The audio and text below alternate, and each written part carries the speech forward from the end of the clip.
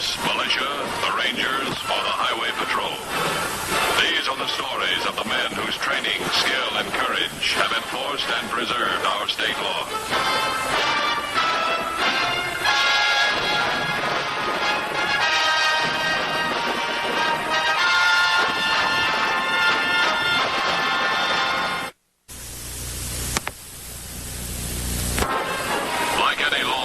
Agency, the Highway Patrol encounters many unforeseen obstacles in apprehending the criminal who is at large and dangerous to a community and its citizens.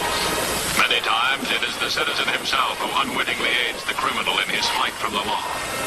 Such was the case when on October 7th, Irv Desmond, having been unsuccessful in his attempt at robbing a drugstore, killed a pharmacist. For 4 days, Desmond had eluded the patrol. Time and again he had been tracked down. Time and again he was able to avoid capture due to the unintentional help of a citizen.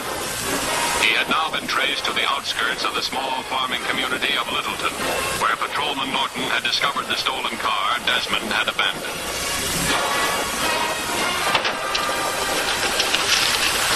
Doesn't seem to be anything wrong with the car. Must have figured it was too unknown. It's still more. It's hard to figure this guy. Only thing we know is he doesn't like to travel alone. How big is the next town up ahead? It only exists to service the farmers in this area. We can check it out in no time. There's a lot of open country around here. Get on the radio. Have them send 2 units out as soon as possible if they can spare them. That'll give us more men to flush Desmond out. We're going into town. When we get there, I'll take the left side, you take the right. Okay. Norton, you get to the other side of the town and work in. Notify everybody and see what's going on. Give them a description of Desmond. Right.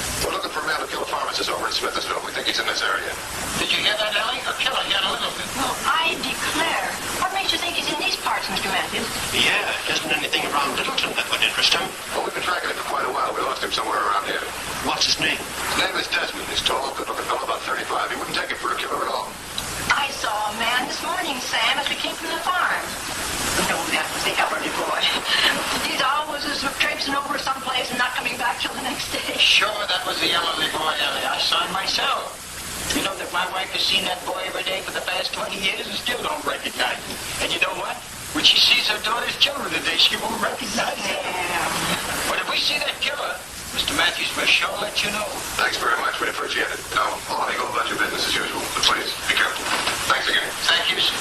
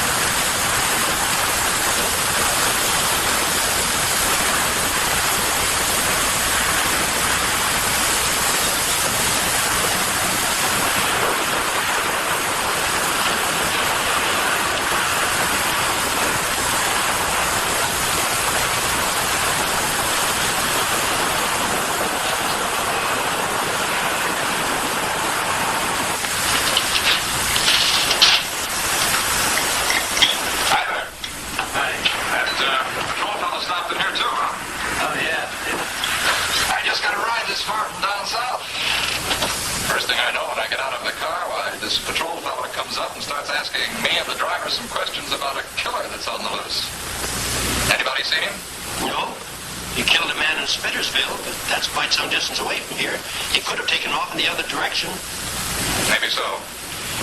I guess it's a pretty tough job tracking down these criminals. Now, you take that young fellow Matthews in here a while ago. Not the least bit excited, just as calm as anything. And the way he acted, they're not worried at all. They know they're going to get him. Well, I hope so. Where are you from, young man? Southern part of the state, ma'am. On my way up to the city to get a job. You folks live around here? Yeah. Over 30 years.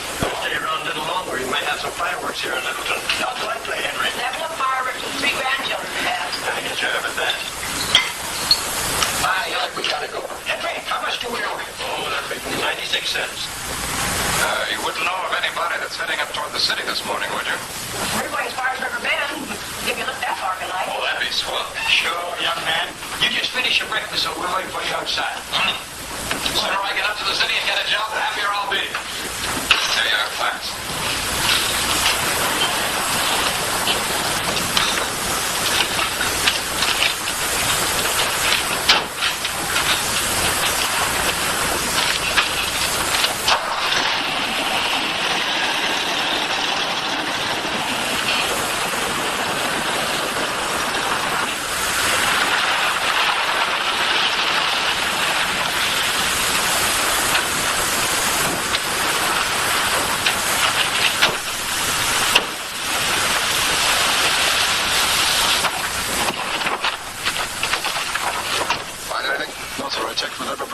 You're up for the cutoff, not a sign of McWilliams or Fleming uncover anything? No, not a thing. We take a lot of territory to cover. Get in your car, patrol the whole area, keep in contact with us. He and I will help out McWilliams and Fleming. This hour of the day, the farmers ought to be out in the field and busy. So give Desmond a chance to hold up one of their houses, and I don't want that to happen. Go on, take off.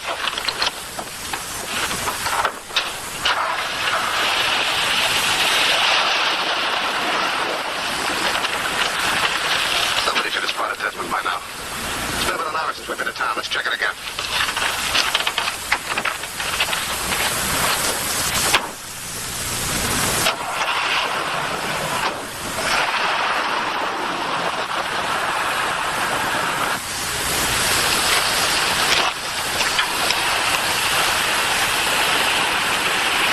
It's something nice to know that it's just between you and the soil. Oh, even in the hard times, we've had our ups and downs. But the good Lord has been mighty good to us. Wouldn't you say, Ellie? Yes, Sam, but Mr. Williams might not be cut out to do farming. Isn't that the road to Medford intersecting up ahead there? Yes, it is. Hold up. Well, maybe I'll take your advice, Mr. Brown. You see, the only farmer in our family is my uncle, and he lives up here in Medford. Now, while I'm in the area, I think I'll go in and talk to him. You people seem very happy. You make a farm and a good woman sound mighty fine. Well, you won't be sorry, my good fella. Yes, sir. And don't you worry, if you decide to farm, that good woman will come along soon enough. Well, it certainly has been wonderful meeting both of you. I can't begin to tell you how much I appreciate it. Oh, think nothing of it, son. And good luck to you. And if you're through London sometime, you just look us up. You bet I will. Thanks, Mr. Brown. Thank you. Mrs. Brown?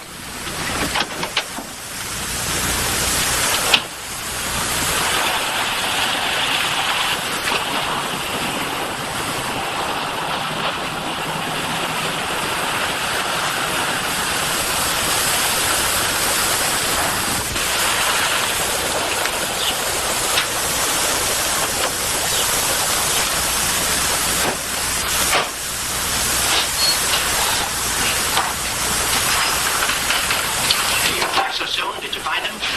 No, not yet. Sure there were no strangers around here this morning? No, only the Browns that were here and that young fellow that you talked to outside. What young fellow? The young fellow that you talked to in the car, he said... Where is he now? Why, he went with the Browns to ride to River Bend.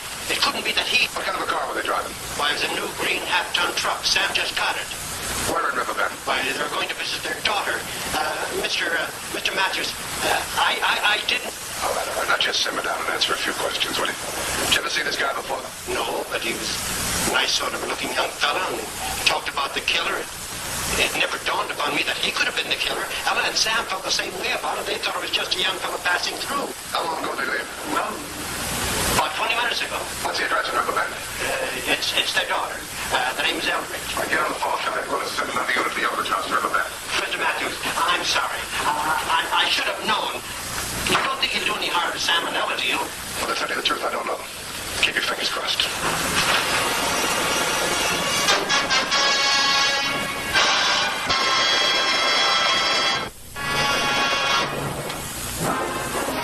Desmond had again slipped through a tight net the patrol had set for him. But knowing he would eventually be traced to the Browns, he smartly and smoothly discarded them.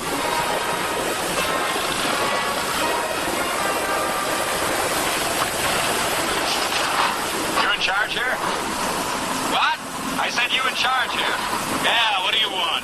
Well, I saw a sign back there that said you need day labor. You don't look much like a day laborer. I'll change your clothes and I will. Oh, I'm big. My hands are strong. All right, I need a pair of hands to help move some concrete bricks. You get $12 a day and you'll work. You understand? Good enough. Come on.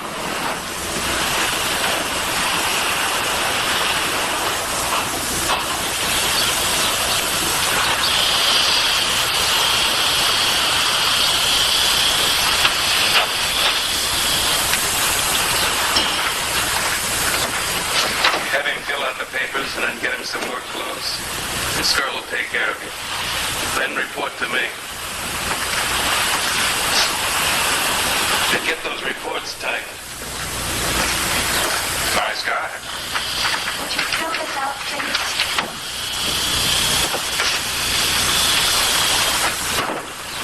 I think he can use you for 3 days, but one day with him and you'll be ready to leave. Oh, I don't know. You've been kind enough to warn me. That'll make things a lot easier. You don't seem at all like the ordinary day laborer type. Well, there are those days when you've got to eat. No, you're right, though. See, I put everything I had into a little business down south. Lost all of it. Now I'm working my way back to the city. Then I'll get a fresh start. I know what you mean. I took this job so that I could save some money. And I ended up working for a man like Grundy. He's so miserable. John Williams. All right, John. You'll find some work clothes in a locker and bag. Here's the key. Thanks. Well, at least with you around, there'll be some pleasantness.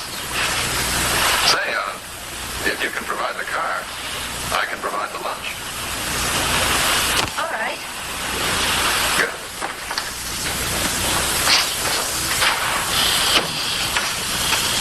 But I don't understand, Mr. Matthews. He seemed like such a nice, fine young fella, and he did us no harm. Ain't that right, Ellen? Are you sure you got the right fella? Yeah, he's the right man. Do you know why he got off at Medford Junction? He had said he had an uncle up in Medford who farmed. He said he was going to go up there and talk to him. He said we made farming sound pretty good. That's what he said, Mr. Matthews. Guess we're lucky. I mean that he didn't do us any harm. They sure are. Hope the people we're with now are just as lucky. Thanks very much. Let's go.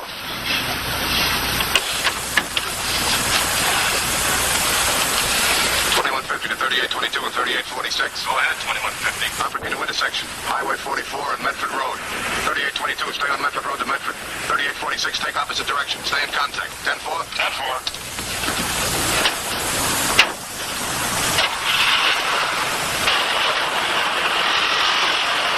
Okay, Williams, 1 hour for lunch.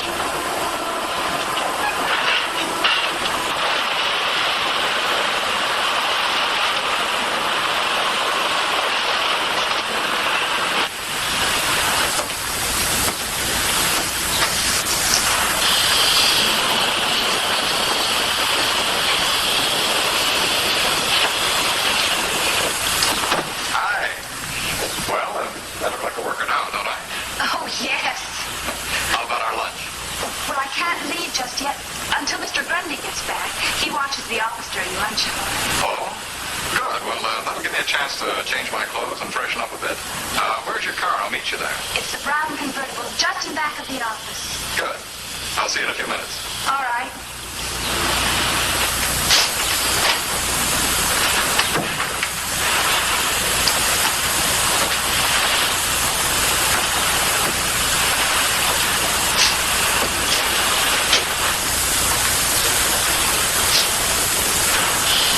Did you get those reports typed up yet? No, sir. We'll get them typed up as soon as you get back from lunch. Yes, Mr. Grundy. I will.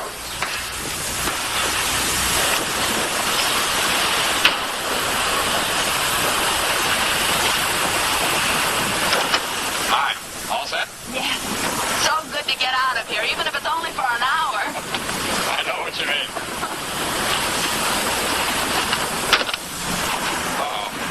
I left my wallet back in the locker room. Look, why don't you drive the car around? I'll be back in a minute, all right? All right. Good.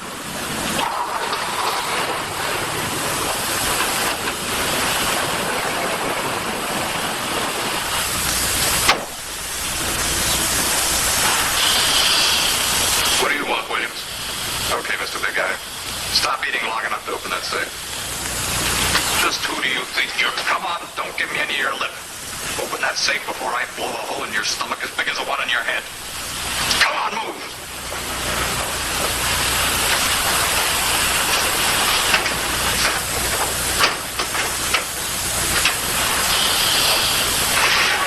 Hurry up.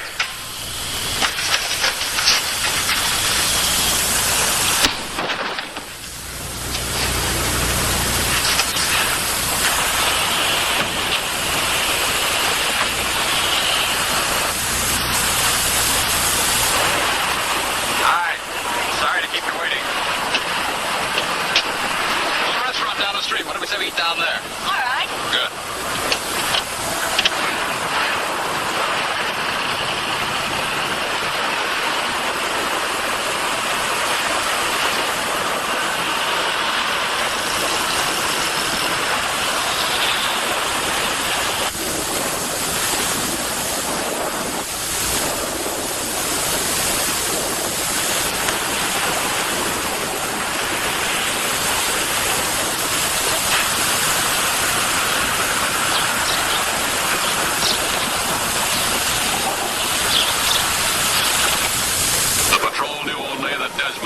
Seen at the Medford Road Highway 44 intersection. Matthews and Sergeant Corey began a systematic search of the vicinity for any sign of Desmond. General stores, gas stations, all buildings and people in the area were checked out. Nothing. It was a smart move on Desmond's part to listen to Brown's so they got to the destination. But why this area? There's got to be a half a dozen crossroads between here and Middle. What do we know about Desmond? He doesn't do anything without a reason. Well, we know he'll want a car and money. Seeing as his Desmond don't want a companion. He killed the pharmacist for money, didn't get any. As far as we know up to now, he hasn't even picked up a thin dime. What do you say we take a look down the highway? Maybe something caught his eye. Might catch on.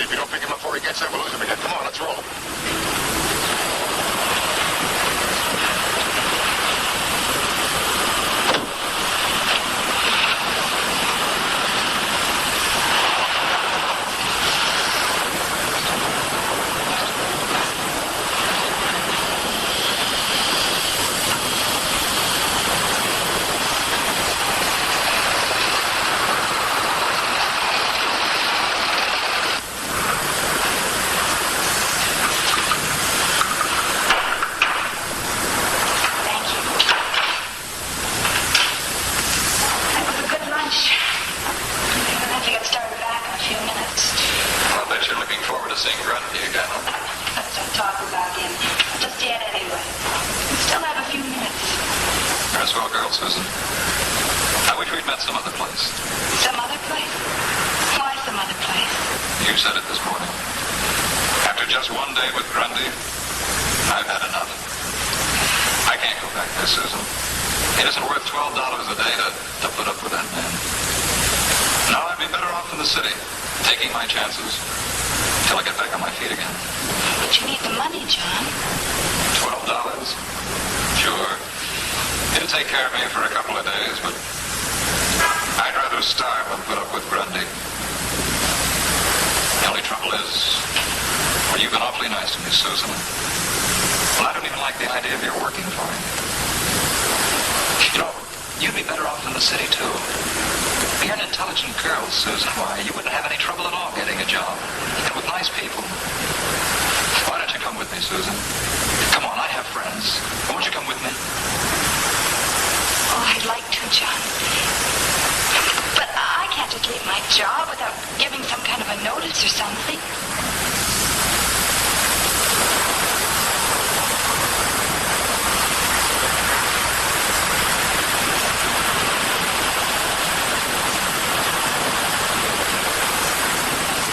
That might be it. Hey, you, mister. Get over here, come on. Fast. Take out your girl. Come on, move, I said.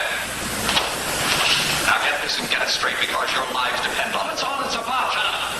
Now listen, in just a few minutes, there's going to be a cop coming in here. He's going to ask you some questions. And when he does, you better give him the right answers. Now, her name is Susan Keith, and she works for a concrete brick company. So do you, mister. You're on day labor, and the two of you are just come out for lunch. Now, if he asks you anything about a John Williams, all you know is that he works at the company with you, but you haven't seen him since lunch. Now, sit down and shut up. This gun's going to be on you all the time, and I hope you two are good actors.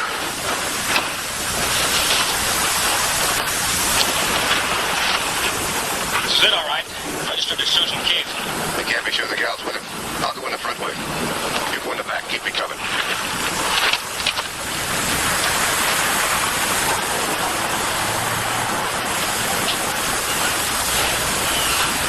Are you on the move? You Susan Keith?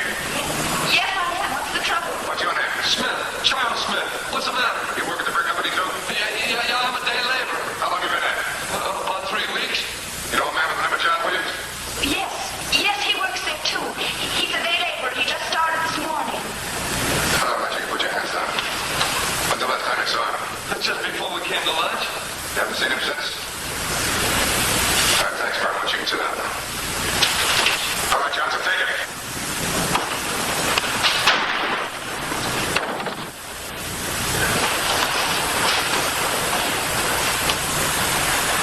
Send for the ambulance. How'd you know which one? Well, they were too nervous. He said he was a laborer. Look at his face. He's as pale as a ghost. I don't understand. Well, he was wanted for murder. Murder? Oh, but he was... Yeah, sure, I know. He seemed like such a nice guy.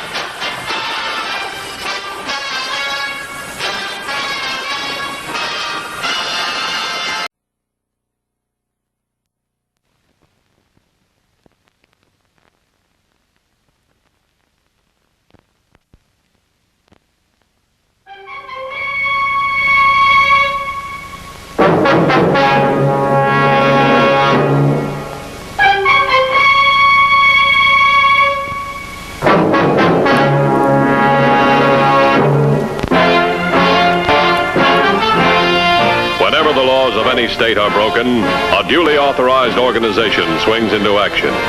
It may be called the state police, state troopers, militia, the rangers, or the highway patrol.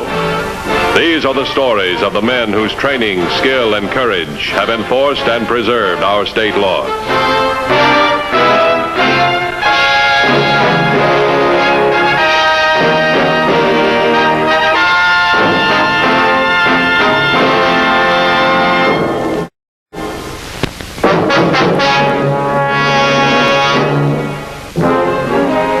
bitter experience, the Highway Patrol has learned that the kidnapper is one of the most vicious of all modern criminals. His crime is a carefully premeditated act, planned and performed in utter violation of law and human decency.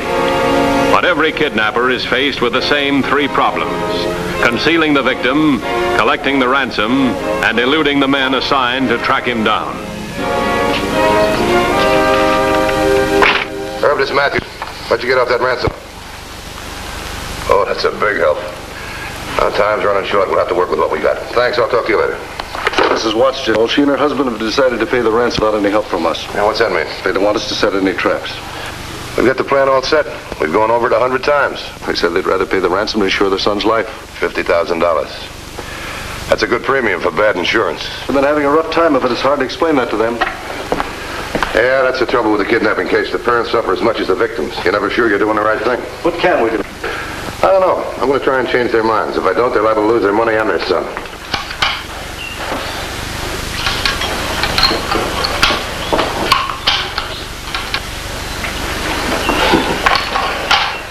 Relax, Jerry.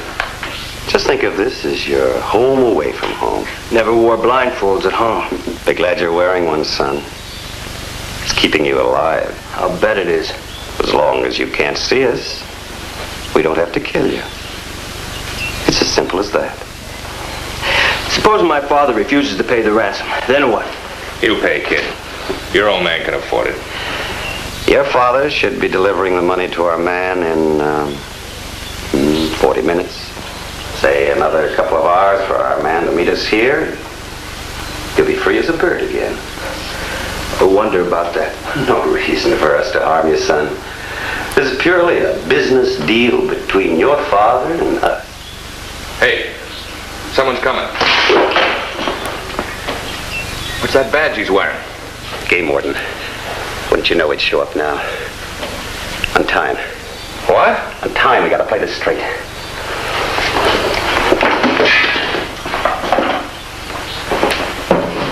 Now listen to me, Jerry. Listen straight. One word out of you. One little word, and we'll have to use these rifles on you and the game warden. Do you understand? Be smart, kid. Don't make killers out of us.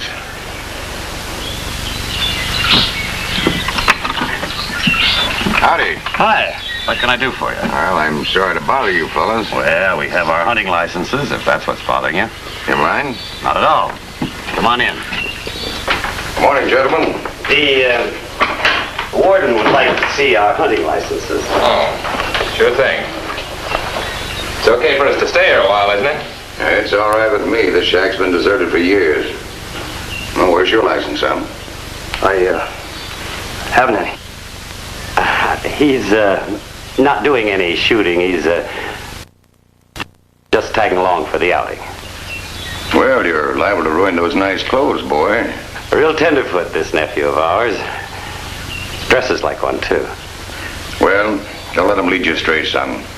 Nice shooting, gentlemen.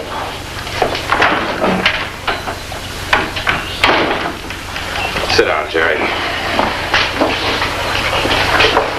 Something tells me we better get out of here. We can't. We're meeting our colleague here with the ransom money, remember? If that old guy gets suspicious... He's not that smart. Besides, it's too late to change our routine now. Guess we don't need a blindfold anymore.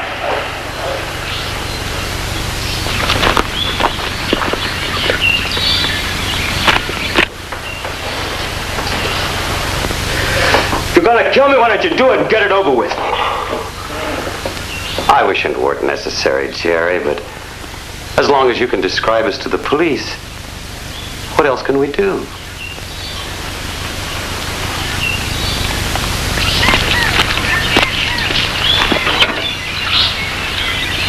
Operator, get me the highway patrol. I wish you'd settle down. You're making our guest nervous. Well, I'm not enjoying this any more than he is. Why don't we get the job done? Not yet. Why not? Suppose somebody else wanders by like that game warden. How do we explain a dead body? Well, nobody's going to be wandering And another by. thing. Before we commit any murders, let's be sure we got the ransom money. Your father's no fool, is he, Jerry? He's not going to pay up until he has proof you're still alive. So we are going to have to keep you alive. For a little while, anyway.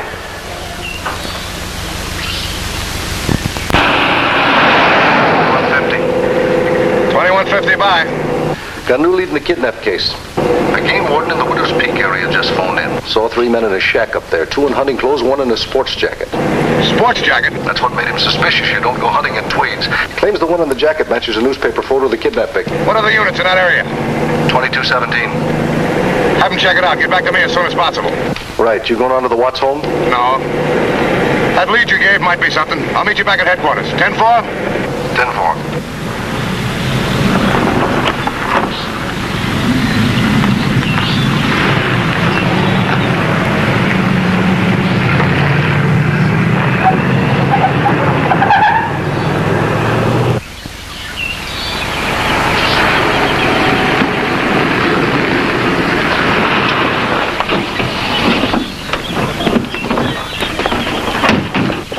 I didn't bring you fellas out on a false alarm. Well, we'll know soon enough. Where's that shack you were telling us about? About a quarter of a mile through the woods there. Might be a good idea if one of us stayed by the radio. I'll take care of that if you like. Well, we'd appreciate it. Good luck.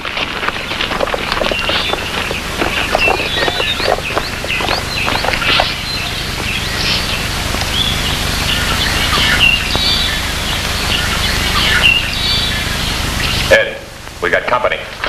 The wrong kind of company.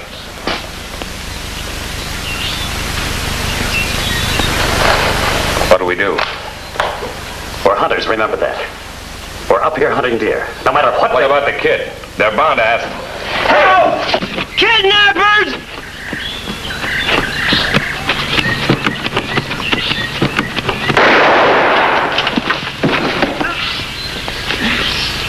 Cover me, I'll try to get to one.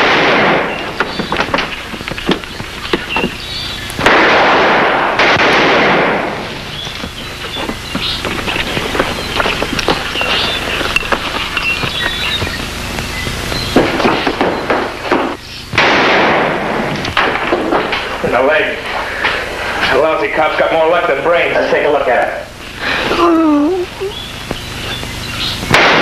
Get one blast at him. Just one good blast. This will stop the bleeding. Oh! It's okay, I said. Look, you've only got 2 legs. And the way things are, you're going to need both of them in good condition. Well, it's a good thing that cop was a lousy shot. Could have been worse. Don't kid yourself. It may get worse. The leg? Everything.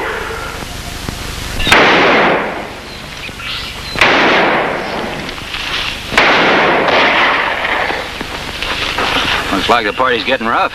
You know, they try to move out. I got one of them, though. How's the Watts boy? Bad. We'll have to get him to a hospital fast. A little while, it won't matter anymore. Well, do you think one of us can carry him out? Nah, I think his back's broken. Well, I'll never get him out while those killers can take shots at us. You keep him company. I'll go get help.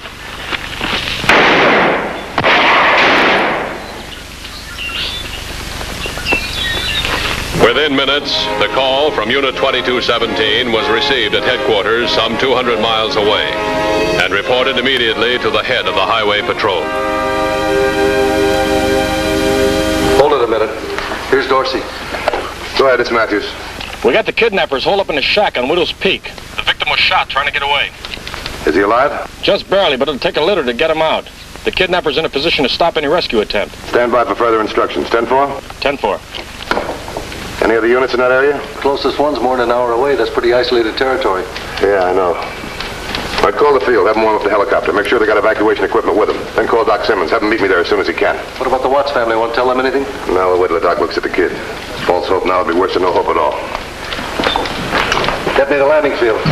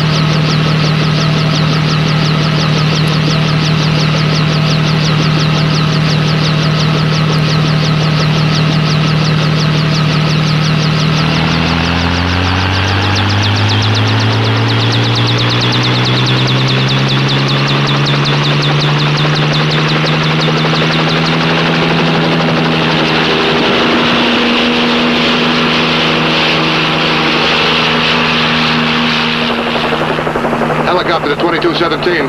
Helicopter to 2217. 2217, bye. We're on our way to Widow's Peak with the doctor and evacuation equipment. Give us your exact 1020. We're about 2 miles beyond the north end of the Sunrise Turnpike. You ought to be able to see the car from the air. We'll be there in about 10 minutes. Any place to land this chopper? Plenty of room off the side of the road by the car. Can we get close to the Watts kid? Negative. The copter would be an easy target for the kidnappers. 10-4. 10-4. I think we've got everything we'll need, Dan. I hope you're right, Doc.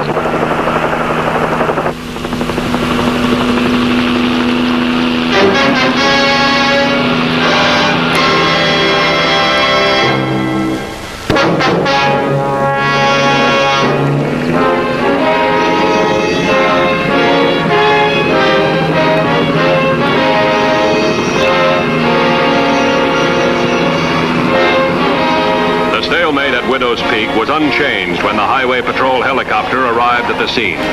It was obvious that the copter offered the fastest means of rescuing Jerry Watts, but it also presented a perfect target for the kidnappers. It would take time, too much time, to force the kidnappers out of that shack, and the boy was closer to death with every passing second. His condition had to be determined before any rescue plans could be made. Where are they? Down there about a quarter of a mile behind the trees of the woods. How's the kid? Is he all right? It's pretty bad. All right, let's go. I'll pick up the litter.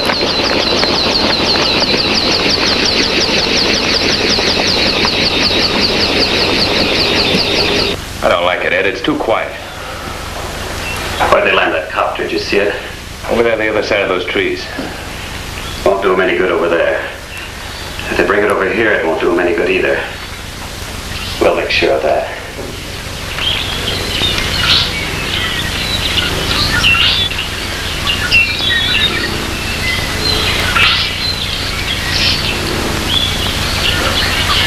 Is he still with us, Doc? Not for long. We've got to get him out of here, Dan, and fast. Fastest way is to get him out in the helicopter. One slip, and we may kill this boy. His spine, although not directly hit, was almost severed. If we're not careful, we may finish the job. Yeah, I guess you're right. Maybe you could tell them what we're going to do. Ask for a truce and save Jerry's life. Doc, will you please use your head? They kidnapped the boy, hold him a $50,000 ransom, put a bullet in him. You can't make deals with men like that. Well, what use is he to them now? What are they to gain from killing him? They're not going to be shooting at young Watts. They're going to be shooting at the helicopter, and that's not a hard target to miss. Well, we can't let him die here. It's worth their trying, isn't it? All right, the least they can say is no. All right, you men get him on the litter.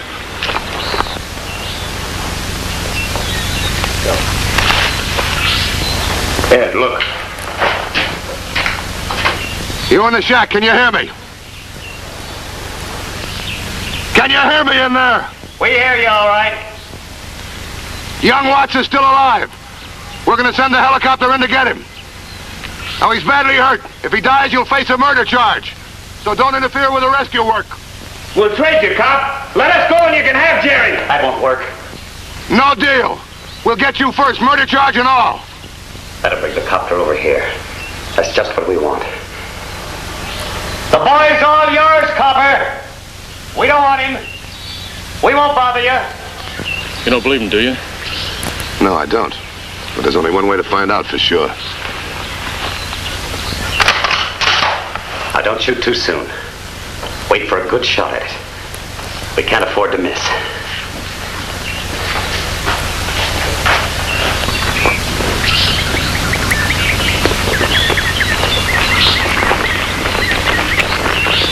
Let's see if we can get the kid out in the chopper. Come on, let's go. You stay here.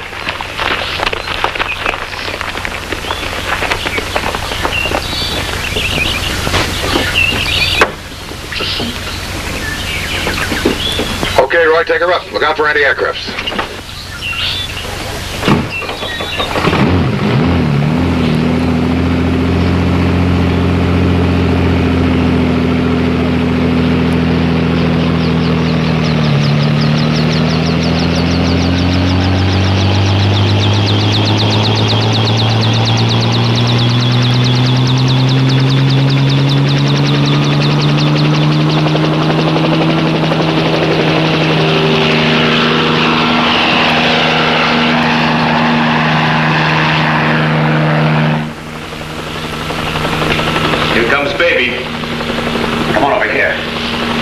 Shot at the door.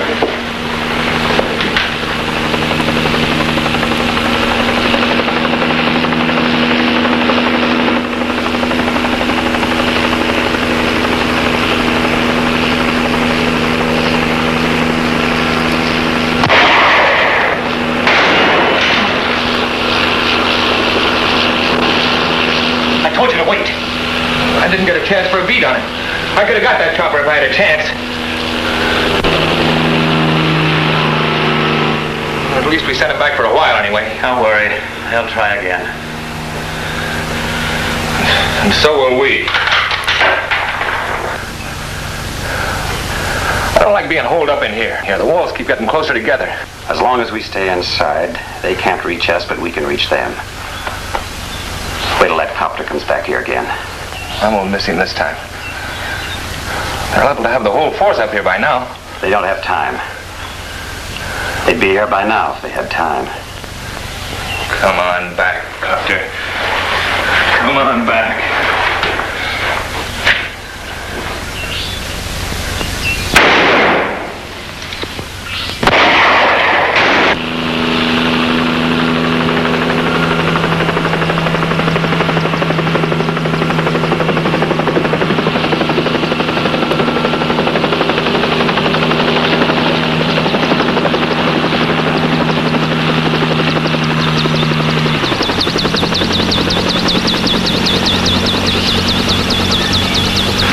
We're not going to get that kid out there unless we get the kidnappers first. I've ordered tear gas. I don't know how soon it'll get here. You think we ought to smoke them out, set fire to the shack? At this time of the year, I wouldn't advise that. Well, the warden's right. We burn out the whole area. Get on the horn. Call headquarters. Have them get in touch with the Watts family. Tell them to go through the ransom plan exactly as we outlined it. Tell them we got the boy. He's very badly hurt, but he's still alive, and the plan won't affect his safety a bit. Have you got that? Right. Vic, go on. Warden. Yes, sir. Did you get a look at that shack? I sure did. How's it built? Well, it's just a wooden shack. Nobody's bothered with it for years. Is it sturdy? No, I don't think so. It's in pretty bad shape. The roof leaks, the beams are rotten. About all it's good for is hobos and kidnappers. If we got on the roof, could they take a shot at us? I hardly think so. The roof's a blind spot. But can you get there from here? I don't know. We could try. Do you want to help? Sure do, but I don't know whether I'm qualified for roof climbing. We got something it is. Come on.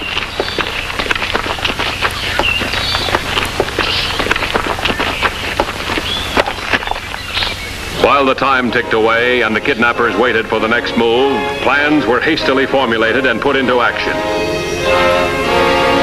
The game warden was assigned to help Dr. Simmons with the injured Jerry Watts.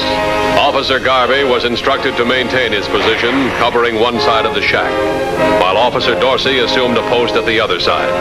Their job was to keep the kidnappers occupied with a concentrated volley of crossfire. If the crossfire were heavy enough, if the kidnappers were kept busy enough, the copter might be able to fulfill its mission.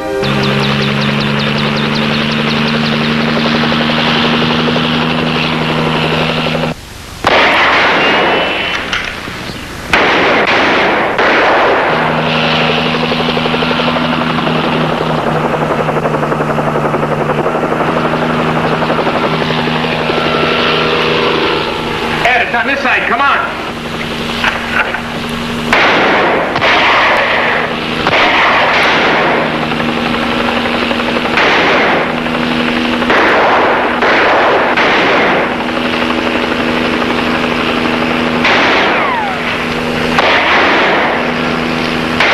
Now that's great. We're getting up from both sides now.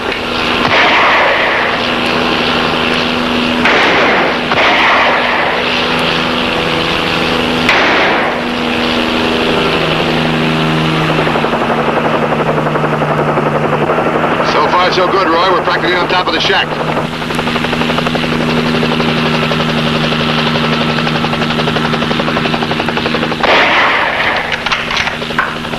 What's the matter with you? Can't you hit that chopper? It's right over the roof. I can't see it from here.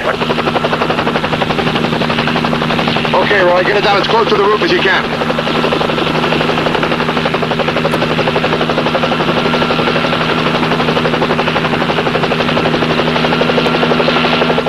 From your side? No, it's right on top of us. All right, let's shake him out of there.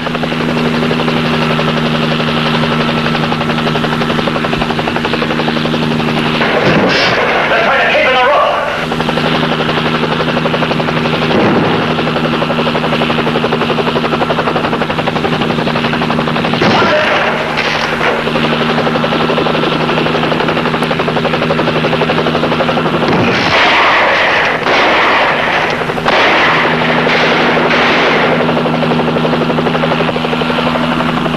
Starting to work, Roy. It's cracking up.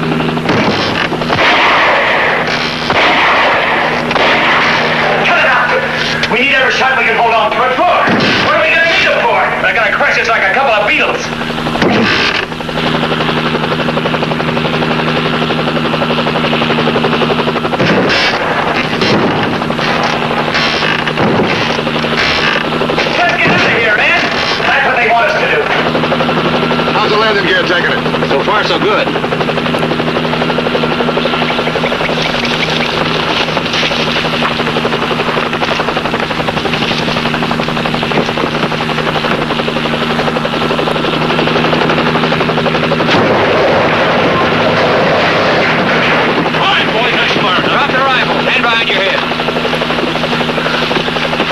That did it, Roy.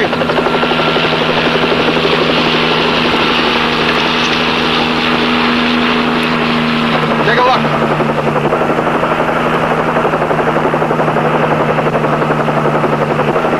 Helicopter to headquarters. Come in, Copter. The kidnappers are in custody. How'd the ransom plan work out? We picked up their contact man about 5 minutes ago. Good. We'll have Watts back to the landing strip in about 15 minutes. Have an ambulance waiting for him. 10-4? 10-4. Let's pick up the Watts kid, Roy.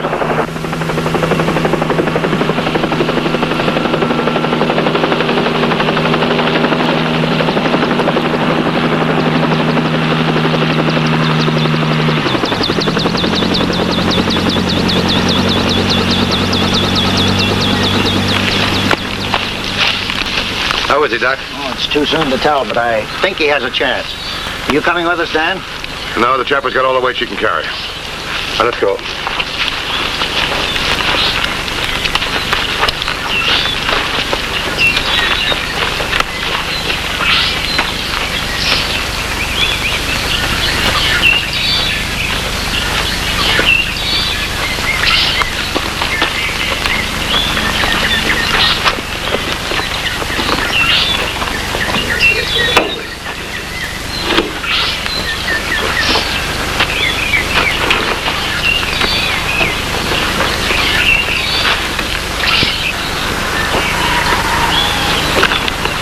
Yeah, Doc. Thanks very much. Bye, Dan. Bye. It's all yours, Roy.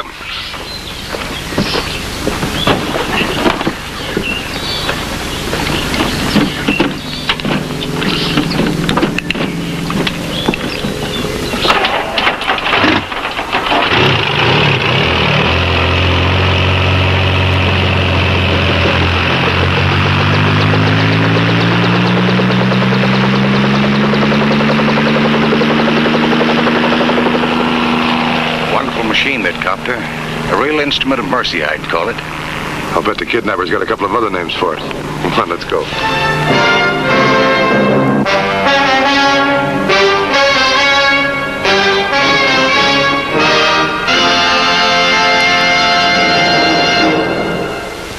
See the Highway Patrol in action next week.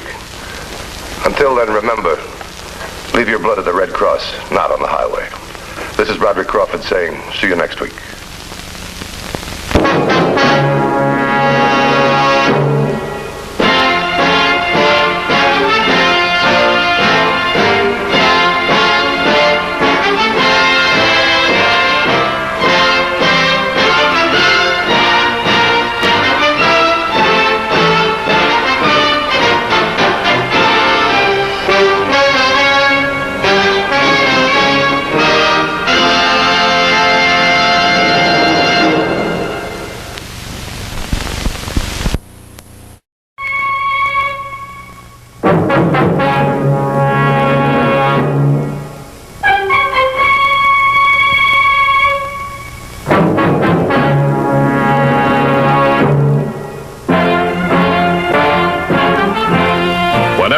Of any state are broken, a duly authorized organization swings into action. It may be called the state police, state troopers, militia, the rangers, or the highway patrol. These are the stories of the men whose training, skill, and courage have enforced and preserved our state laws.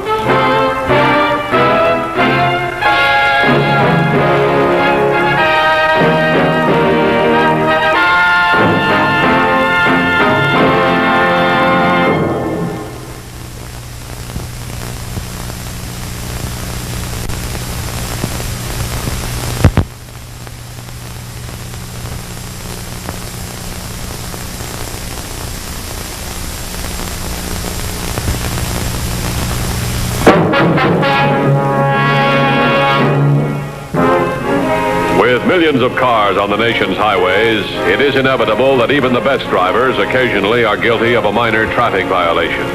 In most cases, a citation has the desired effect.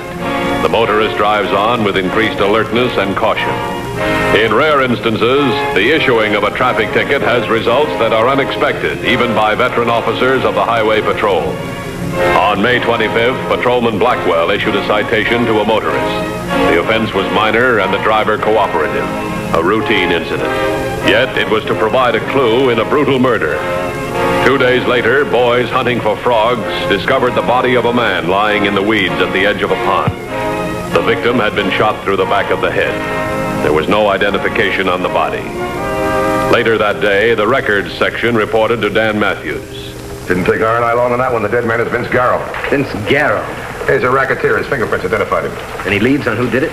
Not yet. The coroner says he's been dead about 2 days. Looked like a gang killing? I don't know. Run a check on Garrow. Find out who his friends are, if any. Get that, will you? Sergeant Walter speaking. Yes, Blackwell. No, he just stepped down. The Garrow killing? Yeah, go ahead. When was this? May 25th, 1:30 p.m. This man with the Garrow, what did he look like? I see. Blue sedan heading north. All right, Blackwell, I'll tell him.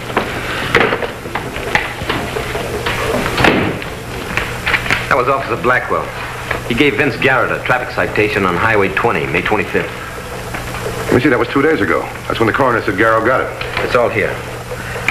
Blackwell said Garrow had a passenger with him, male Caucasian, about 50. Blackwell didn't pay too much attention to him. There was no trouble, just a routine citation.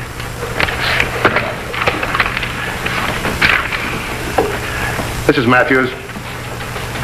Look up a traffic citation written by Blackwell. May 25th on Vince Garrow. Get it into me right away. Also a DMV check on the same vehicle. We've got to find that car Garrow was driving. Whoever's got it now might know how he ended up in that pond. Just do as I say, Joyce. Vince Garrow was found murdered. But why should the police suspect you? I don't know whether that officer will remember or not. If they question you, you don't know where I am. But Dad, maybe you can help them. I can't take time out now for police hearings. I can help them a whole lot more if I finish this article. And you can help me if you'll keep them away from me. Well, Dad, you know best. Right. Now, don't worry. And I'll keep in touch with you. Take good care of yourself. Yeah, bye.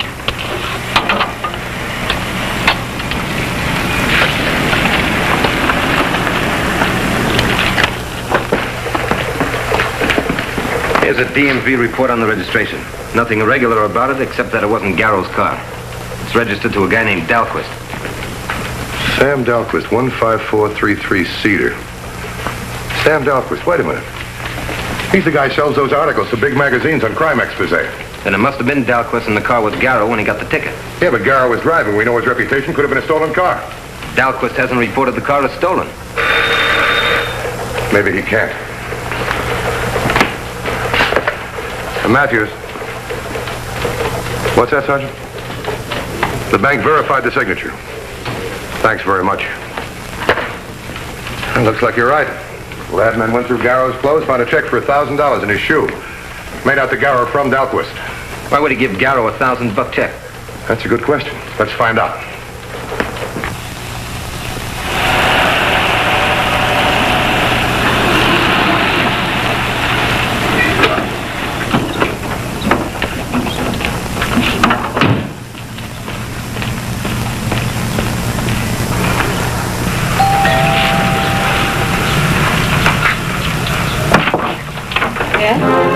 At the Dahlquist home, Joyce Dahlquist informed Matthews that her father was not home and that she had no idea when he would return. Her nervous, uncommunicative manner caused Matthews to press for further details. Oh, please sit down. Thank you.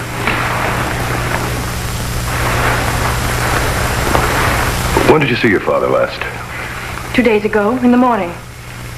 You haven't heard from him since? No, but that isn't unusual. Why, sometimes when he's out of town working on an article, I don't hear from him for days. Could he be out of town now? He might be. I don't know. He never discusses his work with me. I suppose it's because he doesn't want me to worry about him. Does the name Vince Garrow mean anything to you? No, not a thing. Who is Vince Garrow? He's a petty racketeer. He was found murdered. It was in the papers. We thought your father might have a line on some of Garrow's enemies. Sometimes a good reporter gets information that we don't. If my father knew anything about this Garrow, he would have told you. Probably, but as you say, he's out of town. Maybe he hasn't heard about the murder. Would you do us a favor? Certainly. Would you let us go through your father's notes? We might be able to find a clue. Father had his notes with him. Besides, they wouldn't help you anyway. No, why not? Father had his own private shorthand code. It was his way of protecting his sources of information. You know, in case the notes fell into the wrong hands. Yeah, I see. You have no idea, Mr. Matthews, how hard it is to get people, or even honest people, to speak out against criminals.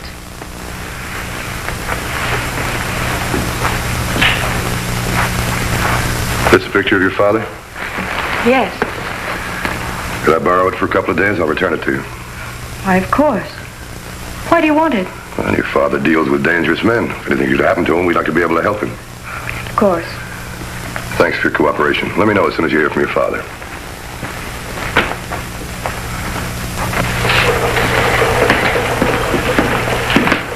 I just talked to Blackwell. He sure is Delquist. While he was writing the ticket, this other guy did nothing but scribble in a notebook. That explains why Garrow was driving. That's all it explains till we find Delquist. I got an APB out on him. What about that $1,000 check? How does that fit in? Maybe he was buying information. Yeah. And later they had an argument. Garrow wants more money. There's a fight. Dalquist kills him, ditches the body, and disappears. He wouldn't leave his signed check on Garrow. Well, maybe he got rattled or couldn't find it. I'd buy that if it was anybody else but Delquist. He's a smart reporter. For years, he's been digging up information on racketeers and crooks. Maybe he did kill him. I don't know. But he's in an awful spot, and not only with us. How do you mean? Every racketeer in town will want to know what Garrow told him. Somebody else might be interested, too. The guy that Garrow used to work for. What's his name again? Malik. I'm going to have a talk with him.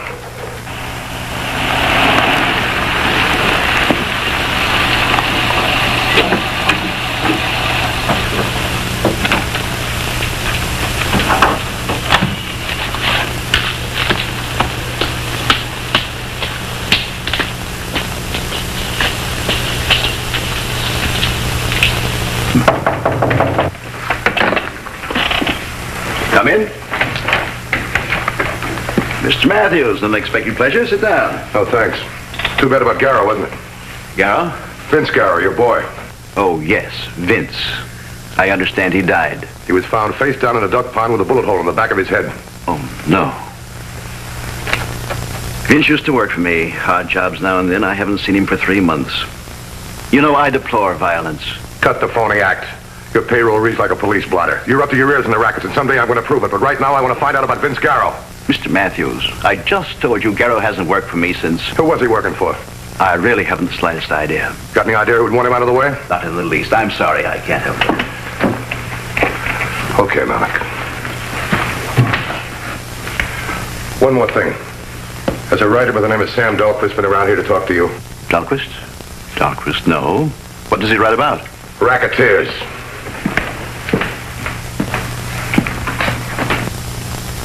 Come in, Yeager, and shut the door. Yes, Mr. Malik. You did a sloppy job of disposing of Garrow's body. Very sloppy. It was a fluke he was found so quick. There'd better not be any fluke on your next assignment. What's that, Mr. Malik?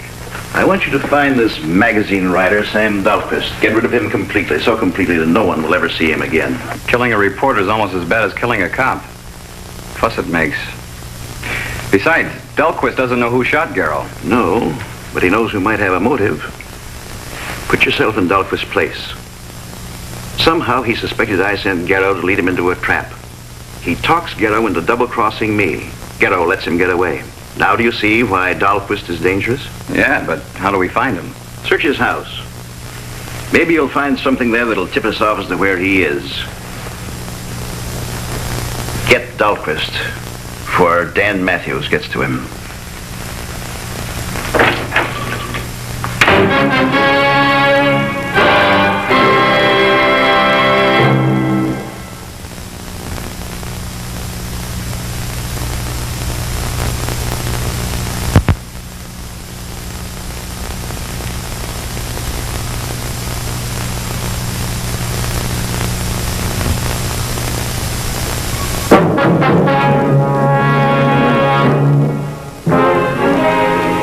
Statewide search proceeded for the missing crime writer Sam Dahlquist, last seen in the company of the murdered gangster Vince Garrow. Suspecting that Garrow was recently connected with Jake Malik, the Highway Patrol carefully searched the rumored racket leader's respectable front, a rural roadhouse. I found 6 cars back in Malik's garage. License number and registrations are all in here. We'll run a check on them. There's 1 car back there without any plates or registration. I got the engine number. Put a tail on those hoodlums of Malik's. Malik acted too disinterested in what happened to Vince Garrow.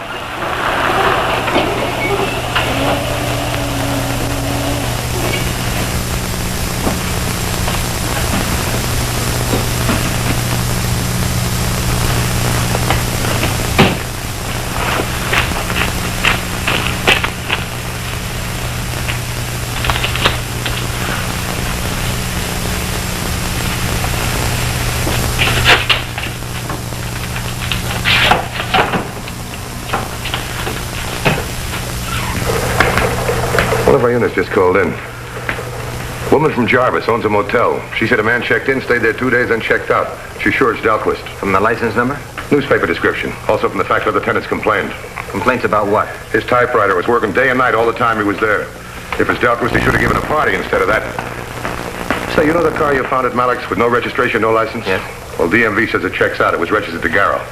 And Malik claimed he hadn't seen Garrow in months. What's his angle? Well, here's one. Maybe he knows who killed Garrow. Now he's going to get rid of the evidence, then get even. That means getting rid of the car. It figures. But who was Malik after? Dahlquist? Could be. We are.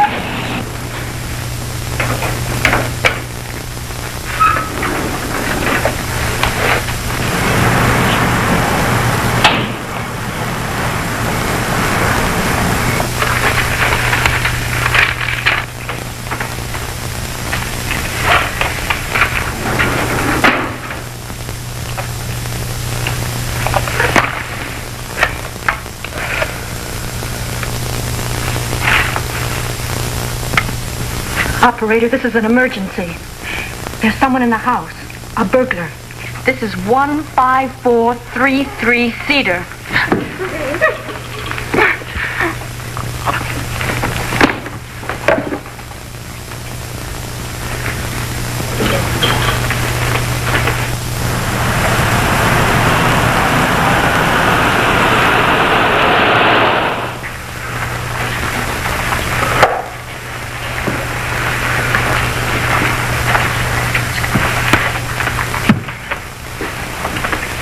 Did you recognize this man? No. The living room was dark. Someone grabbed me from behind and hit me. Can I take you to the doctor and to hospital? I'm all right, thank you. At least he didn't take anything of value. This wasn't plain burglary. They're after something else. I think the note's on your father's racket investigation. Well, then he didn't find anything. As I told you, my father's notes were in code, and he had them with him. Have you heard from your father? No, Mr. Matthews. Well, we won't bother you anymore tonight. I suggest you go to bed. As soon as the lab men are through, I'll see that everything's locked up. All right. Thank you, Mr. Matthews. Good night. Good night.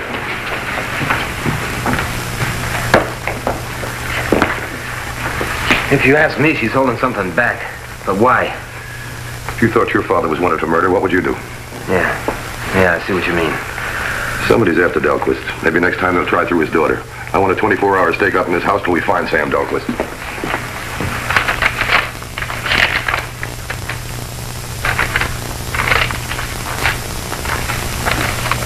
Nothing so far. Just letters from magazine editors and old receipts.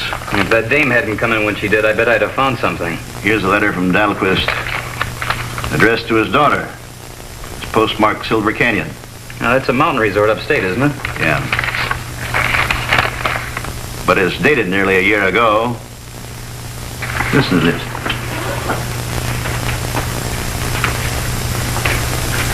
Dear Joyce, I just finished another 2,000 words on my first draft.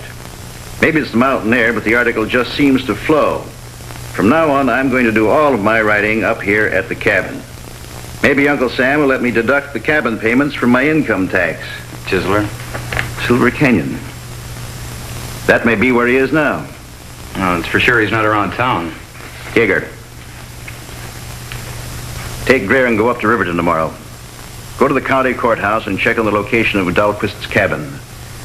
Tell the clerk you're interested in buying property in Silver Canyon. Yes, sir.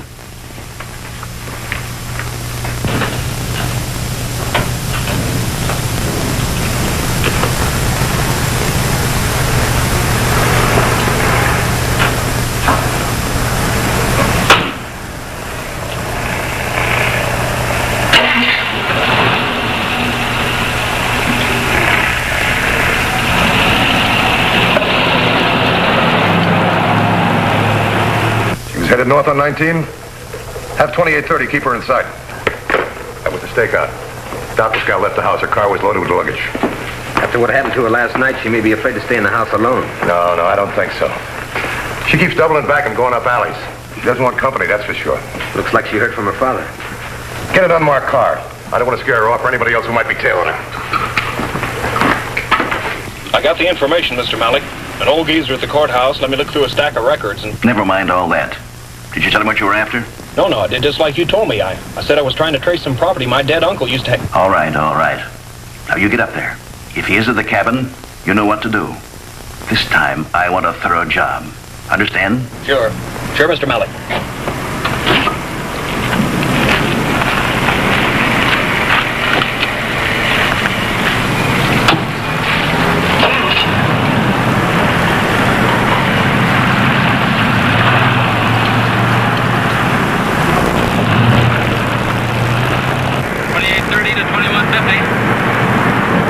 By.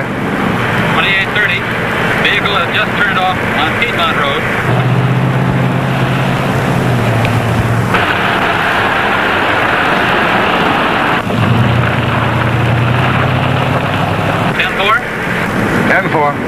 She can't get off of Piedmont until she gets to 17.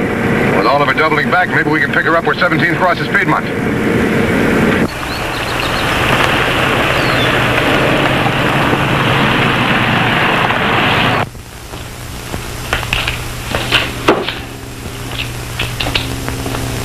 Why is it bugs love windshields? They're thick this season, all right. But did you ever try driving through a swarm of locusts? Here comes a convertible.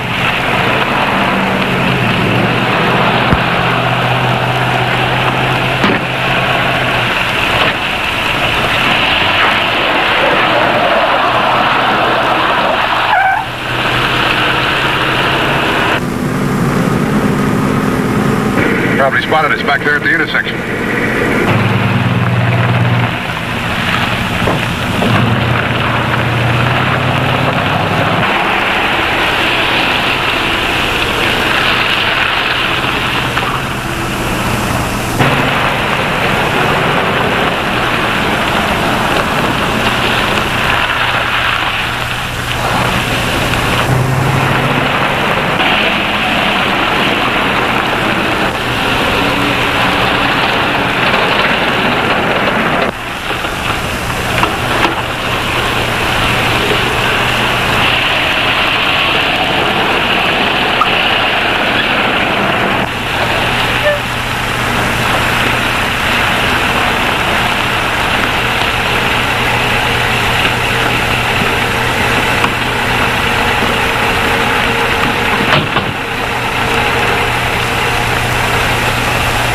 Would you be good enough to explain why I'm being followed, as though I were a criminal? Would you be good enough to tell me where you're going? It's none of your... No place in particular. I'm just out for a ride. It's an awful lot of equipment just for a ride. I don't have to account to you for anything. I've a perfect legal right to... Stop playing games. You're going to meet your father, aren't you? Now, your father's not only a missing person, he's wanted in the questioning of the murder of Vince Garrow. My father didn't kill Vince Garrow. Miss Delquist, we don't think your father's a killer. We know what he does for a living. He digs up facts it's not healthy for a citizen to know. He's in danger, so are you. He can't fight killers with typewriters. He's up at our cabin at Silver Canyon, where he does most of his writing. He asked me not to tell anyone.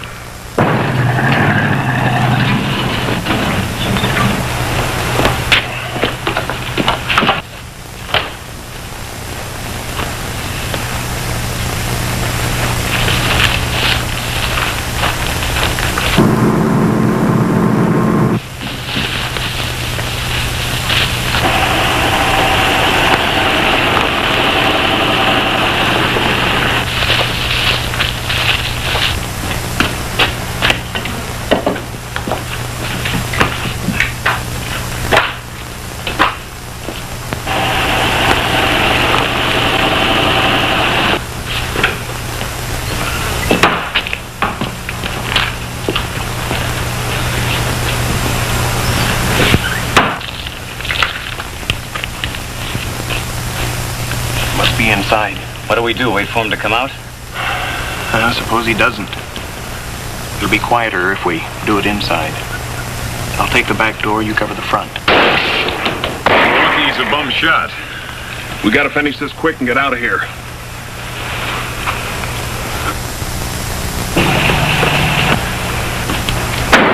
Came from up there. Come on. Fire a couple more. I'll sneak around in back of the shed to the back door. No, he wants us to keep shooting. He figures somebody will hear it. Wait a minute, I got an idea. Dahlquist, you hear me? I hear you. You haven't got a chance. Play it smart and Malik will make you a deal. What kind of deal? Well, it'll pay you 10 times what you get for your magazine article. He'll pay me for not writing it. Is that it? Right. He'll throw in a trip to Europe. Malik doesn't want to kill you, just wants to get you out of the country. Come on out, we'll talk it over. Get ready to blast him when he comes out. You can tell Malik the whole story's in the mail, on its way to a magazine in New York. You're lying. Kill me and you'll just prove every line I wrote. That you or Malik murdered Vince Garrow. He's bluffing. We can't risk any more shooting. We'll burn him out. How? What with? Well, there's firewood stacked by the cabin. No power lines coming in. That means no gas, no electricity for lights. So he's got to have fuel. Liquid fuel. I'll look in the shed. You watch Dahlquist. Make sure he doesn't get away.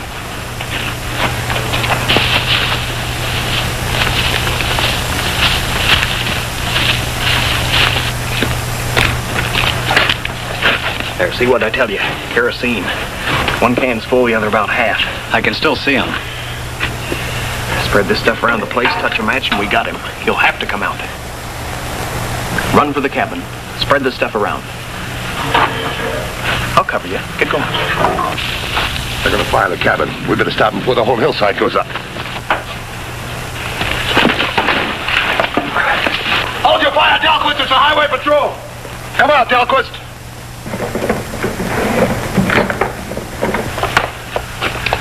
You're Malik's men. Gunning for Dahlquist. Was that your idea or Malik's? We've got you on attempted murder and arson. What are you trying to cover up? A real murder? Maybe Garrow's? If one of these guns fired the shot, the lab is going to tell me. That's Greer's gun in your right hand.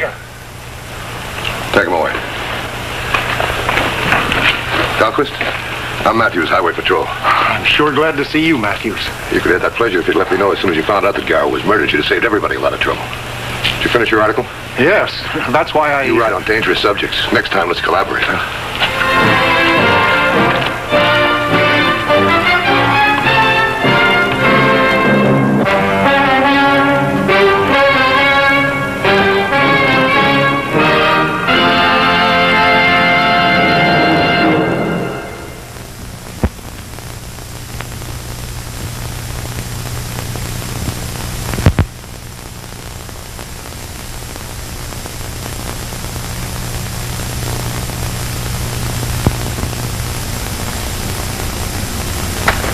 Next week's Highway Patrol story is a very unusual one. I hope you'll be with us. Until then, remember, it isn't the car that kills, it's the driver.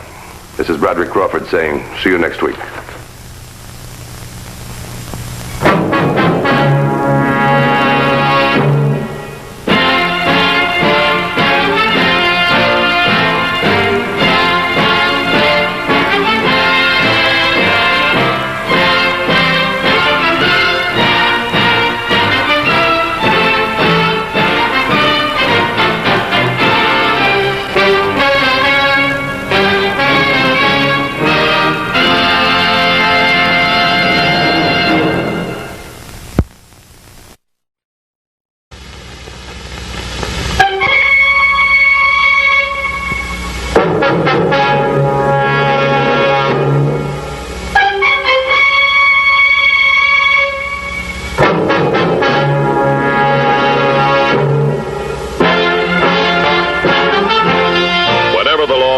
state are broken, a duly authorized organization swings into action.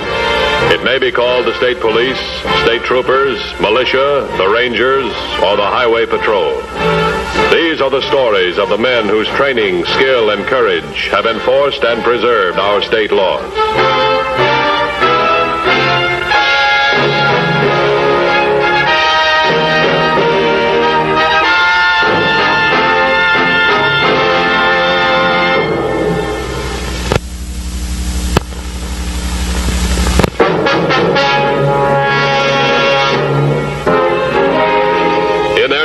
War to escape law enforcement agencies, criminals are constantly devising new weapons.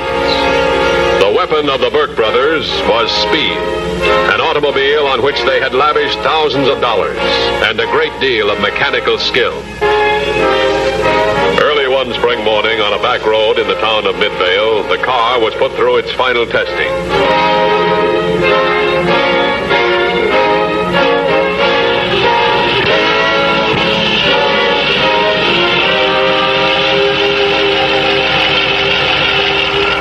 How fast you go? I floorboarded her. I hit 130. Good boy. There's no police patrol car that'll even come near her. How'd she handle? Brake smooth, cornered easy, no drift or slide. I can handle her at any speed. You did better than I figured on, Tommy. When I gave you the dough to build a hot rod, I didn't expect anything like this, baby. While you were in the penitentiary, Harry, I was learning about motors. What you know about stick-ups, I know about superchargers. You're getting a little jumpy, aren't you? Tell you I'm okay. Good. Because there's nothing to worry about. Nothing at all. Then why'd you need a car that would do 130? My younger brother knows about cars. Why shouldn't I make something of it? Just means that if we get chased, we still get away. You understand? Yeah. Okay. Now let's go over it again. We head out Route 10 to the restaurant. You park around the outside. Keep the motor running while I go in. Figure on a big take, because today they cash factory payroll checks. When I come out, we take off. Okay? Now you're not chicken, are you? I'm not chicken about anything. Okay then, let's go.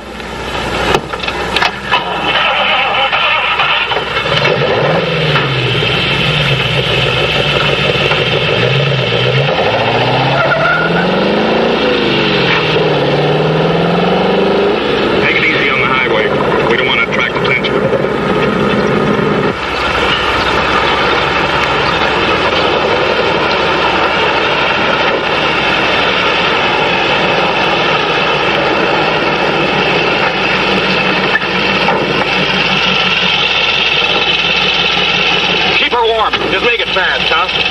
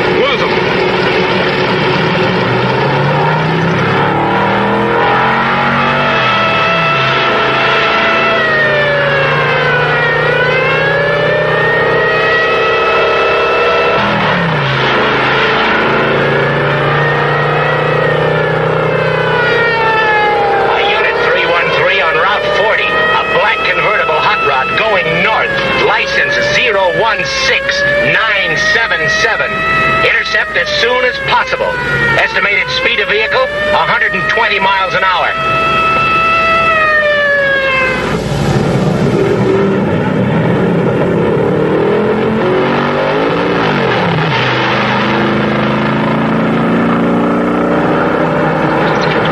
Nice driving.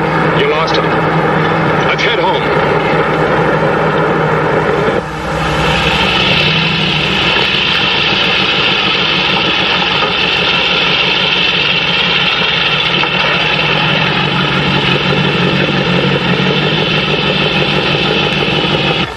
Sure made that police car look like it was standing still. Yep, you can handle her, all right. When that engine opened up, I was on top of the world. Well, a couple of more jobs like this, and you'll have a real racing car in front of you. Give me the screwdriver, and I'll take off those phony plates.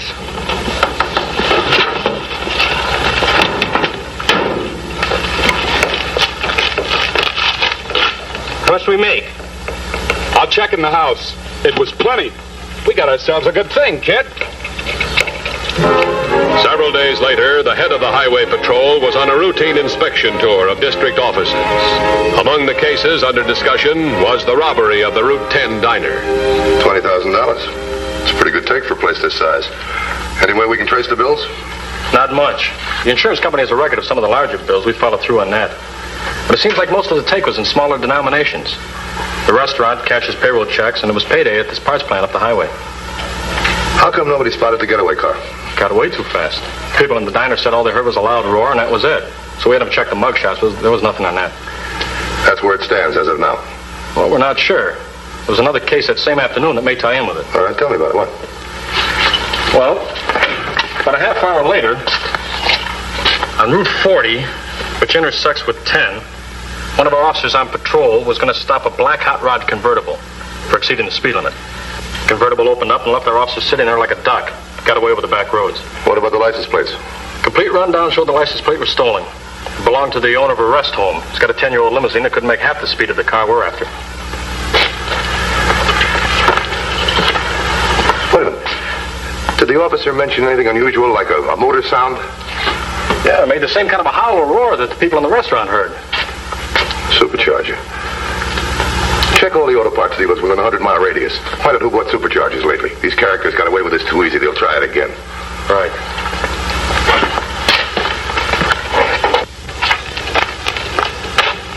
Where'd you steal those plates?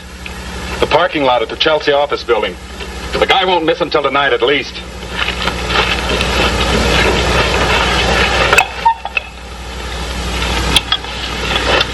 You sure they won't be watching for us? How long do I have to hold your hand? You talked big after the last job. Now you're wobbly again. I liked racing this rod. That's all I like. There's nothing to worry about. The police don't know what they're looking for. And even if they did, with you driving, they couldn't catch it anyway. You're not just whistling. Okay then. Come on, let's get rich.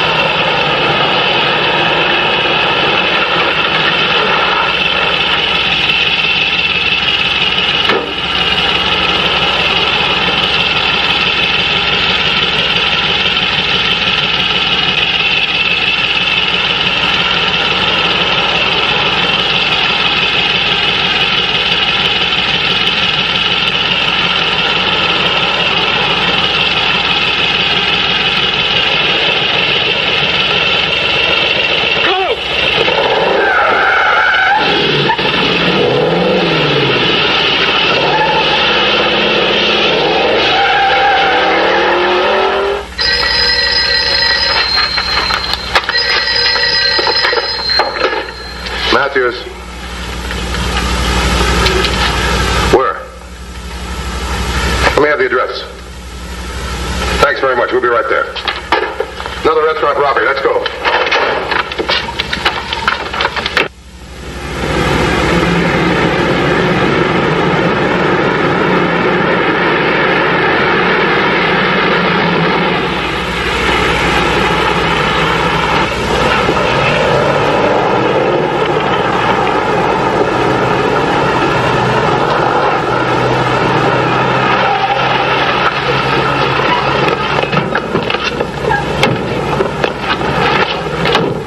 Earl Davis. We're Highway Patrol. Do you own this place? That's right. First time I was ever robbed. What happened? I was alone in there. It was quiet, and I let my waitress go on an errand. Then this guy walks in. He has a handkerchief over his face. He pulls a gun. I've never looked at a gun from that angle before. This fellow with the gun, what was he built like? Medium build. How old do you think he was? I don't know. Not too young, I could tell by his voice. He tells me he wants my money. Naturally, I gave it to him. All of it. I wasn't going to get killed, especially since I have insurance. How much money did you give him? A little over $17,000. Is that a lot of money for a place like this? Today's payday at the Ferguson plant. I cash payroll checks. All the places around here do. It's good for business. What happened after you gave him the money? He told me not to follow him or he'd kill me. Then he ran out. I called you as soon as I could. Did you see a car outside? No. No, I didn't see any car. Did you hear a car? Yeah, come to think of it, I did. Anything unusual? It made a roar, extra powerful, like a racing car. Oh, it sounded like it could really go. Make some time along here.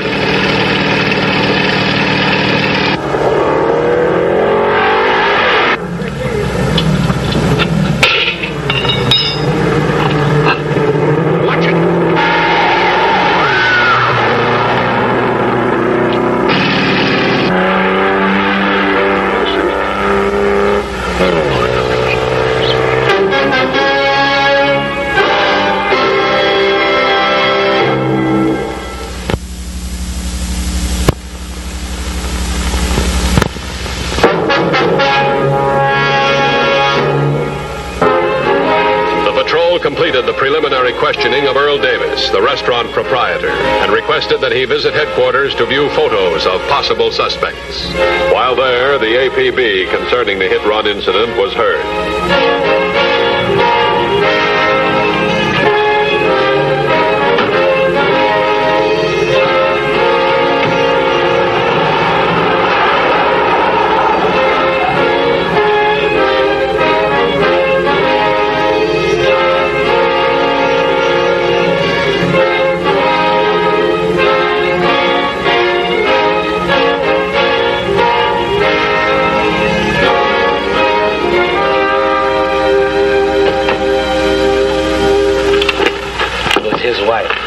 Just took her away. Doctor said death was instantaneous. Did you get a description of the car? No, he hasn't been able to talk yet. All I got's his name, Drake. Okay, thanks. I'll try.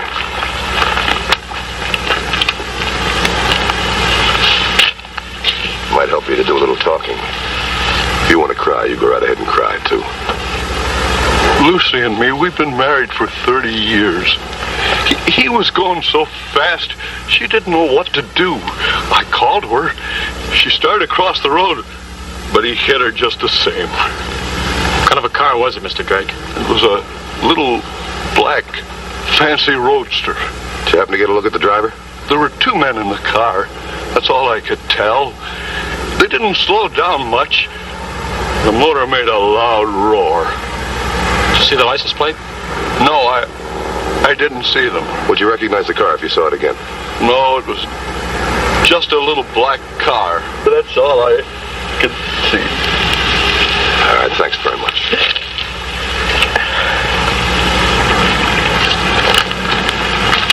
He said it was a black hot rod. That's the same kind of hot rod ran away from me after that last robbery. Let's see what we got. 2 armed robberies. Now a hit and run. Black hot rod involved in every one of them. Put it on the air. All right. An emergency APB was immediately broadcast for any unconventionally powered black convertible.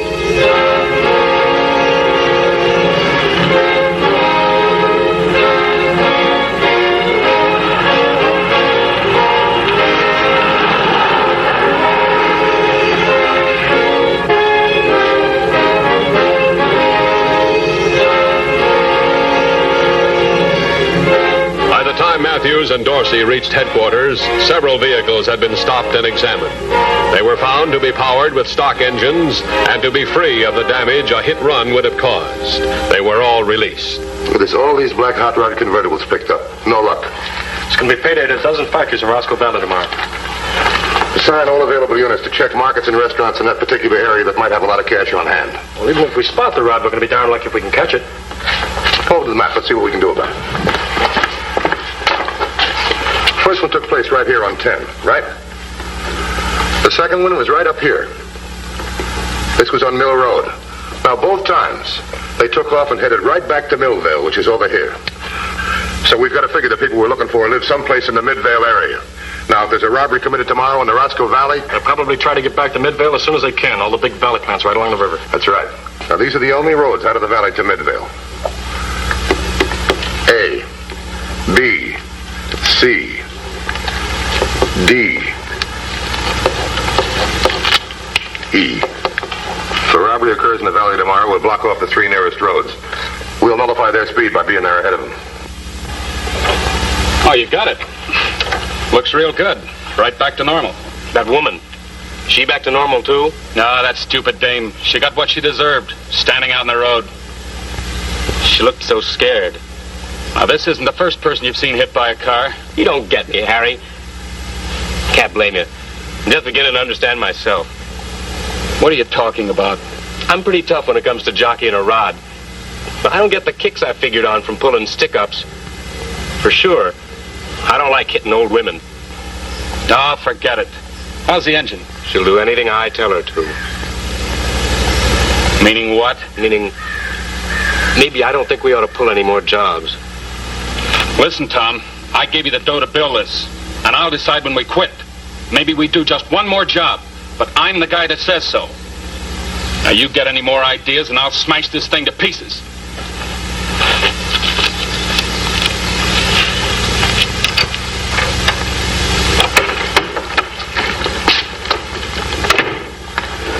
Where's that dope you wanted on anyone who recently bought superchargers?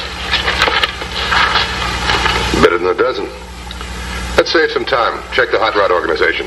Who runs it, do you know? A fellow by the name of Burke Case. Ask him to come in, bring all of his records with him. Thanks.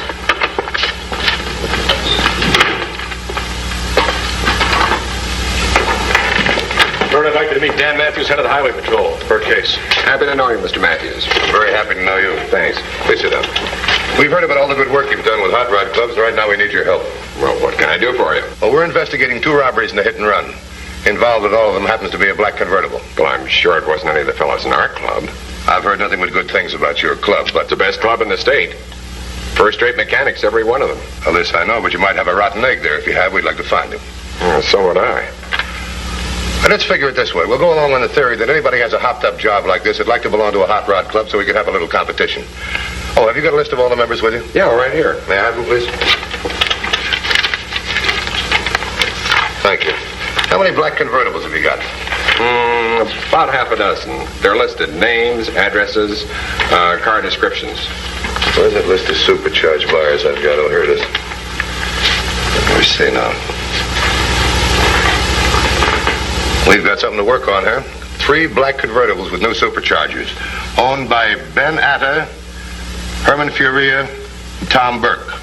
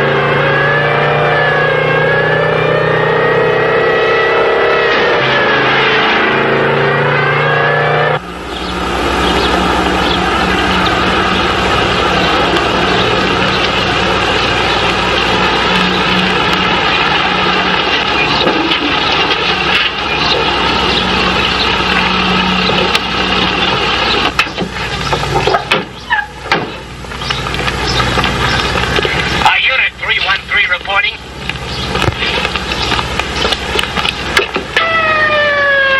Unit 313 reporting in pursuit of black convertible hot rod, heading west on Route 20 toward Midvale. Estimated speed of vehicle, 120 miles an hour. Units in zones 3, 4, and 5. Black convertible on Route 20 heading toward Midvale. Block 12, 18, 5, and 20 as previously instructed. 10-4? 10-4. Let's take a look at Addis' car.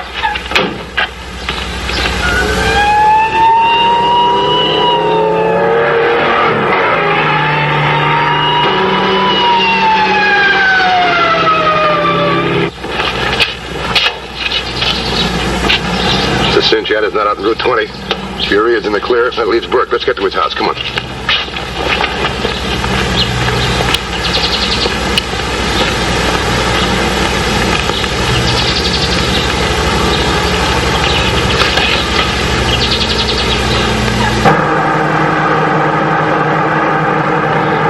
You got rid of him. Turn off the next side road. No good. We passed the last turnoff before Midvale. That highway patrol car called ahead. The road will be blocked. How about turning back? Nah, that only gets us trapped out in the valley. There's only one way to do it. I don't want to shoot it out with anyone, Harry. I'd rather give up. You can't give up. Not with me in the car. And just remember that.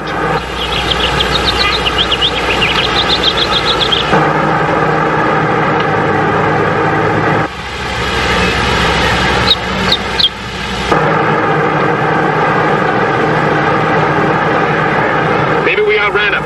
Maybe. How do they form a roadblock? Oh, they're all kinds. Depends how much time they got and what they got available. Usually it's just a couple of cars stretched across the road. Hang on. What for? I haven't been driving in stock races for nothing. I'll try and go round them.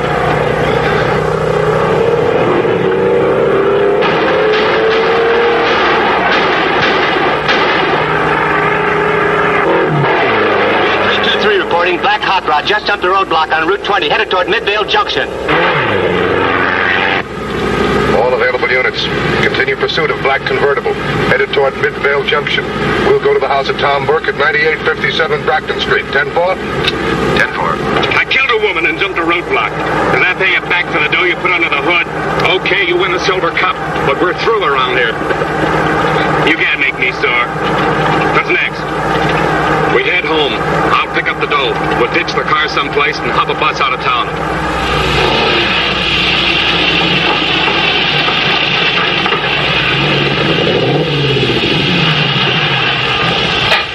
I'm going in and get the dough. You turn the car around.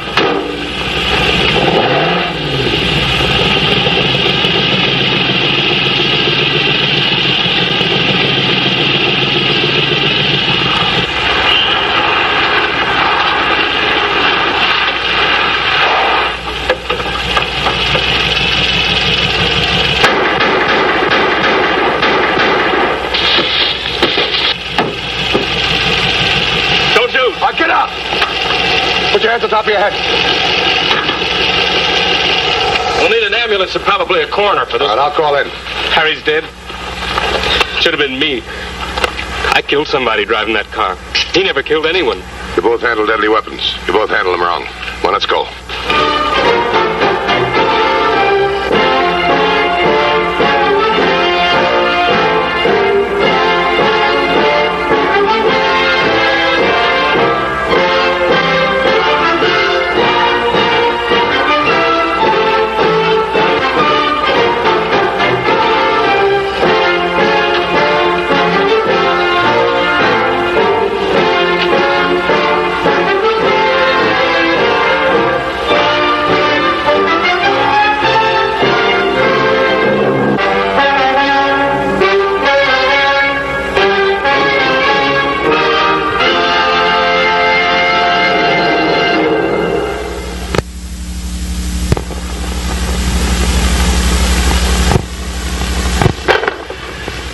See the Highway Patrol in action again next week. Until then, remember, leave your blood at the Red Cross, not on the highway. This is Roderick Crawford saying, see you next week.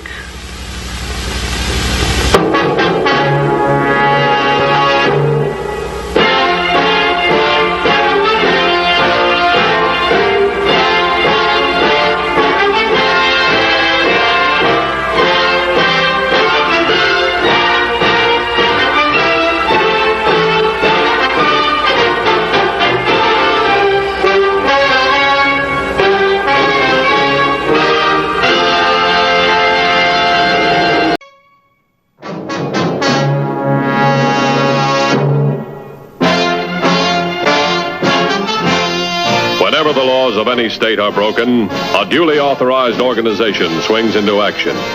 It may be called the state police, state troopers, militia, the rangers, or the highway patrol. These are the stories of the men whose training, skill, and courage have enforced and preserved our state laws.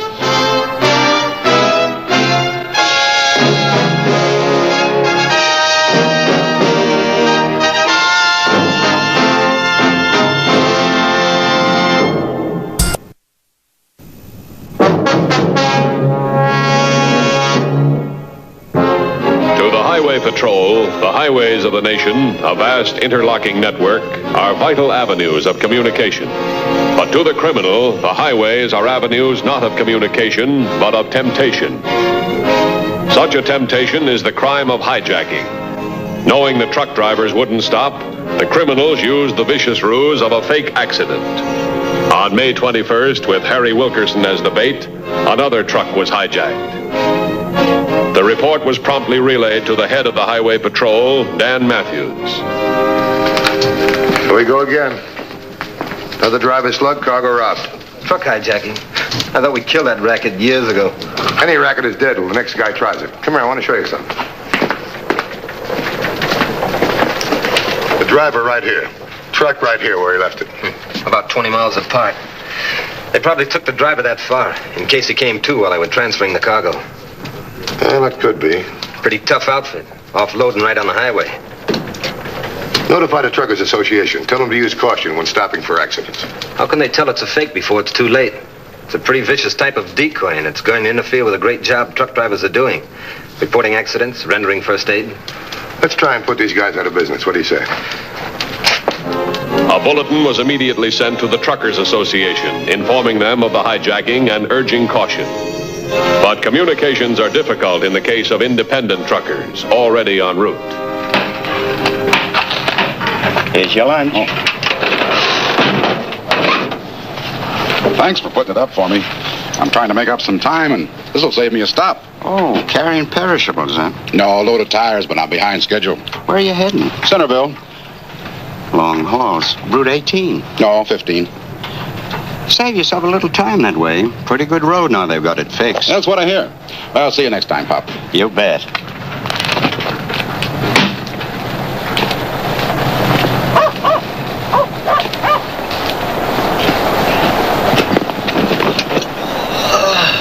Are we there? No, another 4 to 5 hours to Centerville. Thought you might like to have something to eat. Oh, no, thanks. I would like to get some more sleep, though. I've been on the road all night. Gee, I certainly appreciate you giving me this lift. It's okay. Got a job waiting for me there. If I make it in time, it sure is a big help. Forget it, buddy. I've had a few tough times myself. You go on back to sleep now. Thanks.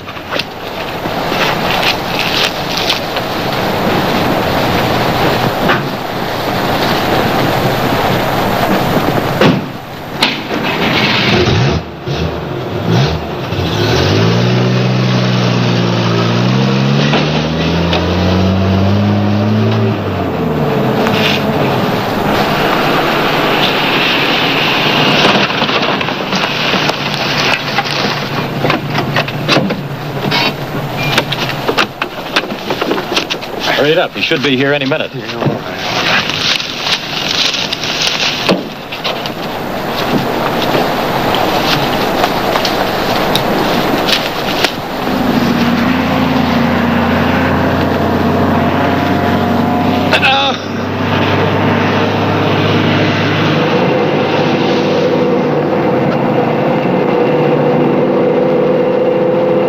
Hey, Mac. Looks like a wreck on the highway ahead. I may need some help. Come on, snap out of it.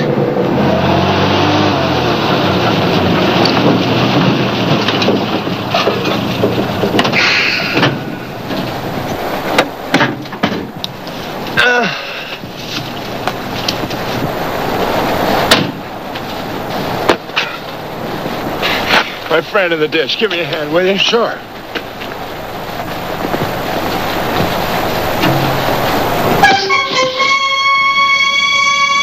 Hey, Bemis, you hit him pretty hard. I wasn't trying to tickle him. Come on, help me get him in the car. We got to get him out of here.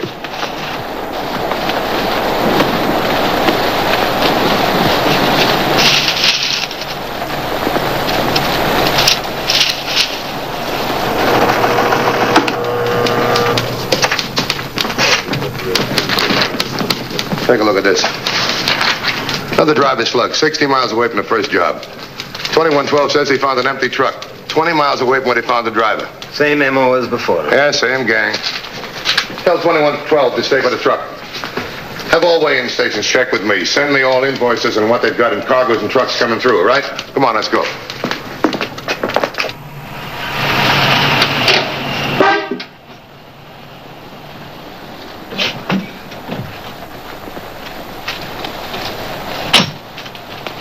Everything go okay, Bemis? Like a charm, Pop. We've got the cargo at the chicken ranch. Yeah. Wilkerson's there with it. Yeah.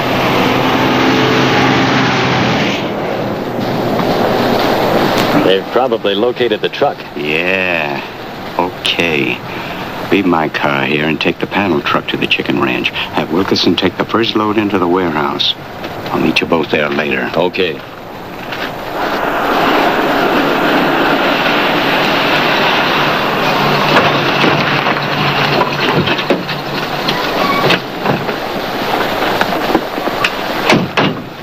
What'd you get? Only this. Found in the back of the truck. The driver's? No, the driver was wearing a jacket when the ambulance picked him up. He said he had a hitchhiker. This could belong to the hitchhiker. This letter was in the pocket, addressed to a Grover Osborne, offering him a job in Centerville. Have a check for fingerprints. Send that to the lab. Get an APB out on Osborne. Right. Have one of our units contact the person who wrote that letter. See if they know Osborne's whereabouts. Looks like the same MO, but the truck driver passed out before he could describe the car. You check down there for tire tracks. I'll look around over here. All right. Repeat. Grover Osborne, Centerville. 10-4. We'll call you back. 10-4. Wallers. Decoy car could have been parked right here. Smoothed out the tracks. Looks like the car was parked at an angle on the shoulder. Nothing here but brush. They must have backed it out. Angle probably could have been, well, about like this.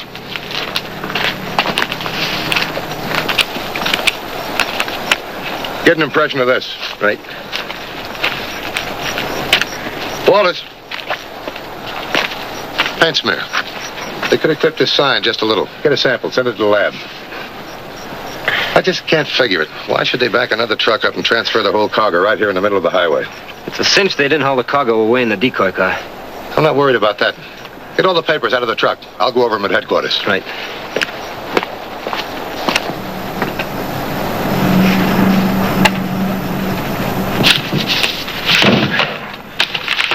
What's the matter, Wilkerson? Getting nervous? No, I'm all right. There won't be any slip-ups. Stop worrying. Pop's idea is a good one. Take the stuff to the warehouse in small loads in the panel truck. They won't be looking for a small truck carrying it. It's foolproof. Well, it better be.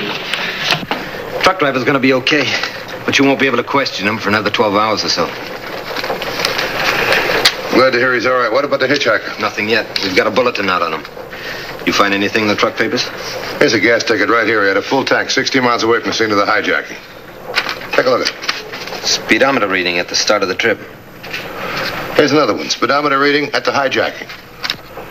This means the truck has traveled 266 miles. But according to the map, it's not over 230 miles from the point of origin at the scene of the hijacking.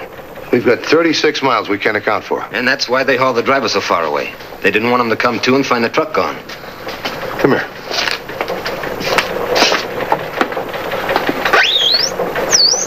That's 36 miles. It's 18 miles from the central point in any direction. A lot of square miles. Must be 20 turnoffs in that circle. Yeah, that's right. Now, someplace within that circle, we're going to find a tire track. We're going to find it if we have to cover every square foot of ground.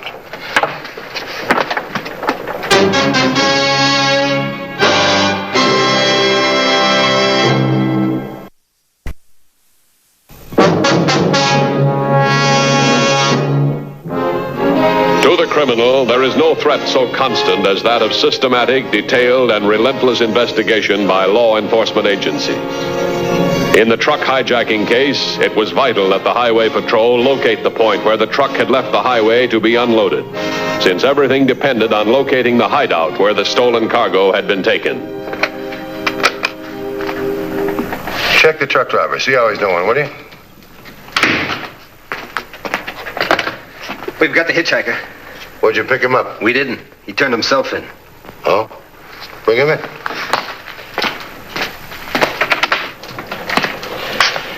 In here, Oswald.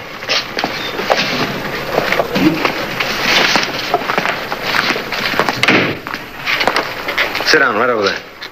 Thanks. Well, tell me, what happened? I'm not sure. I was half asleep. Miller stopped for what he thought was an accident. Next thing I knew, somebody slugged him. What did you do? I got out of there fast. I didn't know what was going on. I figured it out later. Why didn't you report it? Look, I had to get to Centerville or I'd lose out on that job. I figured getting involved would delay me.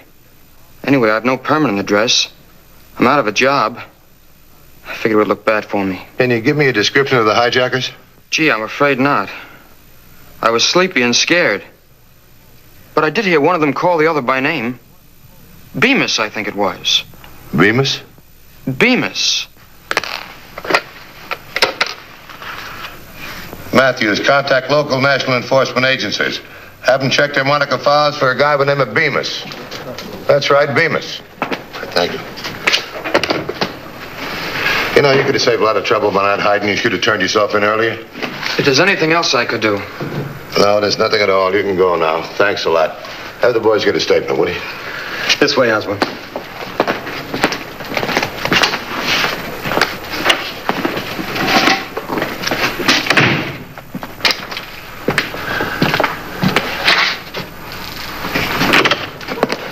Just got a report from Haynes. He talked to a farmer who saw a truck matching the description of the hijacked truck. The farmer noticed it because it was going so fast. A few hours later, it returned. Well, Haynes is going up this road to the fork. Then he's going to take the left fork first. We haven't got time. We can get there in 15 minutes. We'll take the right fork. This is about 8 miles from the outer circle, right? All right, go down the car. I'll talk to you in a minute.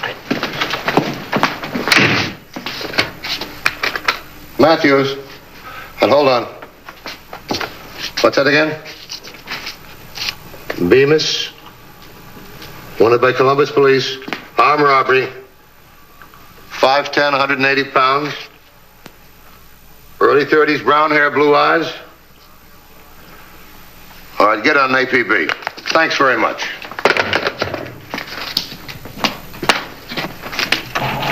Okay, take the back roads into the city. Pop and I'll meet you at your warehouse later. Right.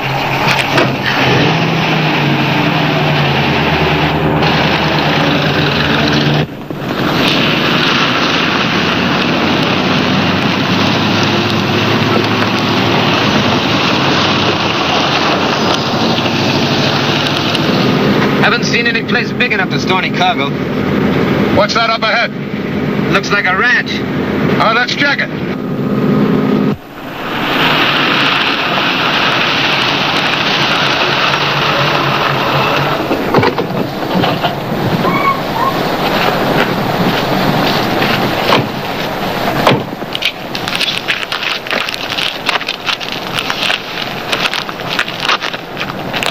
Let me see those pictures.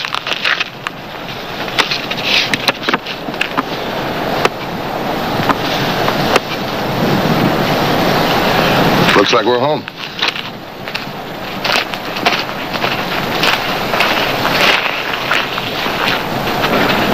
Hi. Hi, I'm Matthews, Highway Patrol. You live here?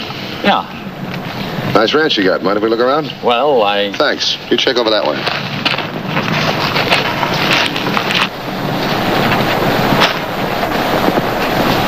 Don't try it, Bemis.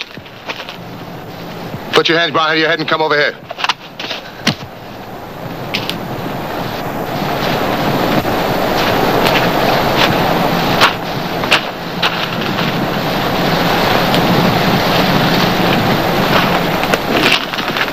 Who's in this hijacking with you? Nobody. Come on, you're no one-man task force. Where's the cargo? Who's in it with you? You find out. We will. Take care of him. I'll radio Haynes to bring him in.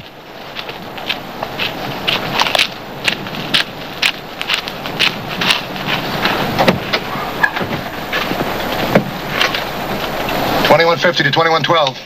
2112, bye. My 1020s, Chicken Ranch. 3 miles east of Grant's Junction. Holding prisoner. Meet me there and take him in. 10-4? 10-4. Have relay message for you. Shoot. Truck driver Miller is recovered and available for questioning. Unit 2210 taking him into headquarters. NG, we gotta move faster than that. 10-4. 2150 to 2210. 2210, bye. Beat me to turnoff, 3 miles west of Grant's Junction. 10-4? 10-4.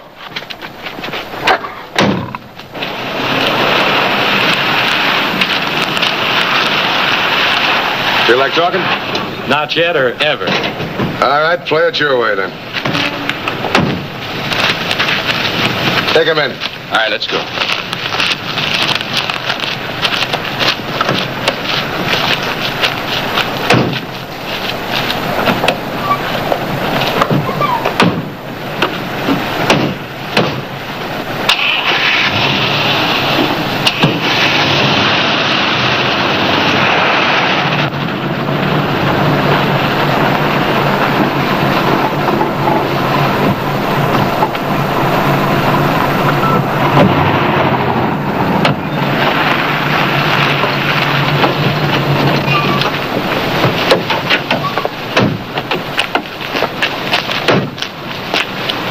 Feel better, Mr. Miller? Lot better, thanks. Good, I'm glad to hear it. You know, those hijackers got to know when a certain truck is coming down a certain road. That means it's got to be an inside job.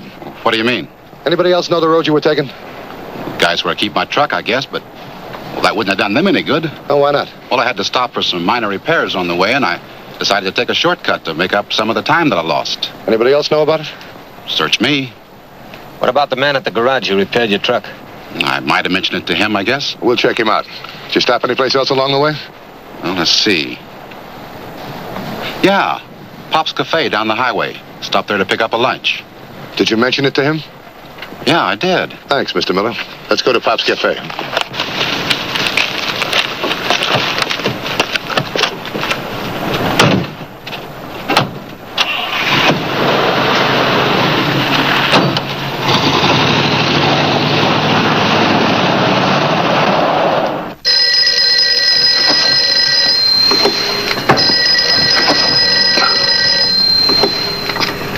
Hello? Oh, Wilkerson, where you at? The warehouse? All unloaded, huh? Good. Sit tight. I'll be in after a while.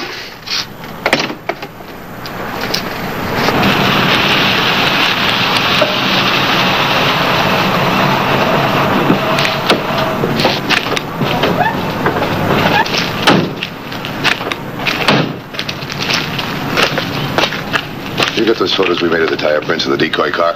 Yeah, I got them right here. Go around the back, see if Pop's got a car. If he has, check the photos against the tires. Right. I'll keep him busy for a couple of minutes.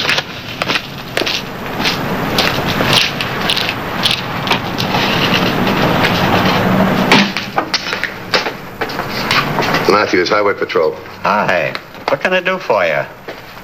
We're looking into a truck hijacking. Driver named Miller. He came by here for lunch yesterday, remember him? A lot of truckers stopping here, Mr. Matthews. He was going to Centerville carrying a load of tires. Oh, yeah, I remember him. Nice guy. Sorry to hear he had some trouble. All we're looking for, actually, is a hitchhiker. When Miller was here the other day, was anybody with him? Let's see. Nope. As I remember, Miller was alone. Thanks a lot, Pop. Sure thing.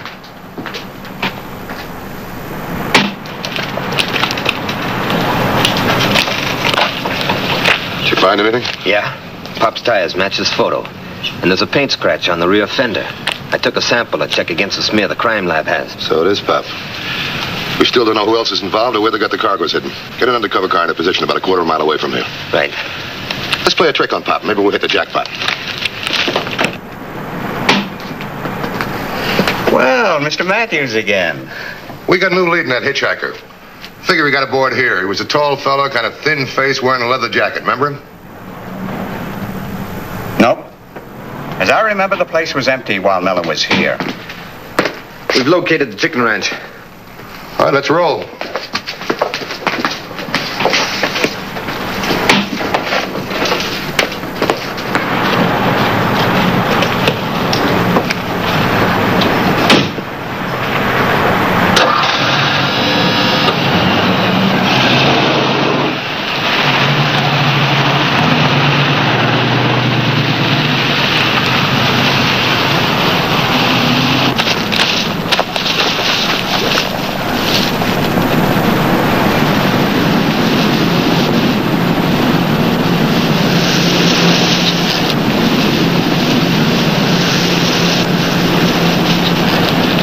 Looks like it's working so far.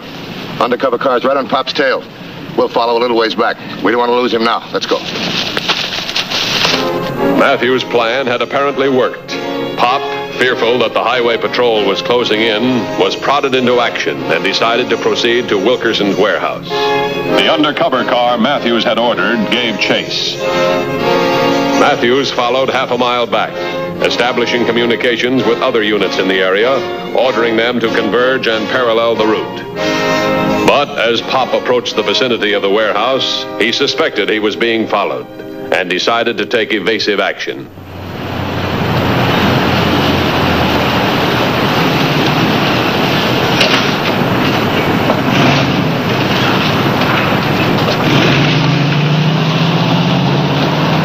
$22.16 to $21.50. $21.50 by. Suspect stopped. I had to keep going. Suspect turned, headed back in your direction. I'm 4 blocks behind you. I'll try and head him off.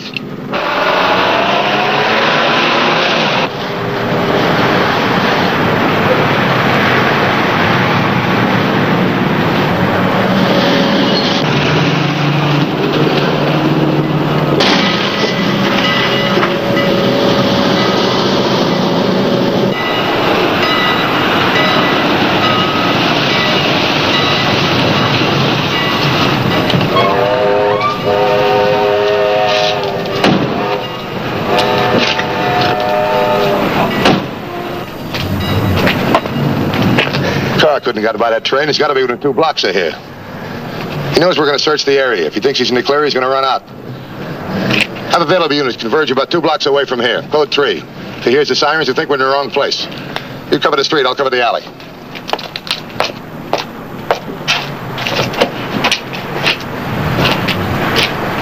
What did you do, lead them here? I didn't know they were following till I got close. Well, you can't stay here. I'm not going to. As soon as the coast is clear, I'm leaving.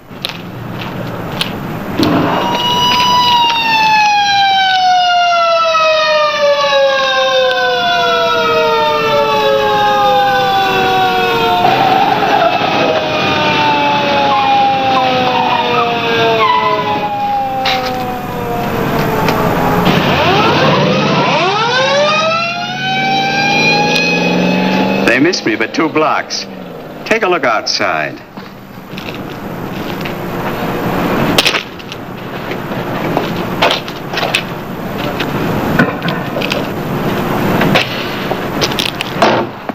Nobody around. Okay, I'll see you later.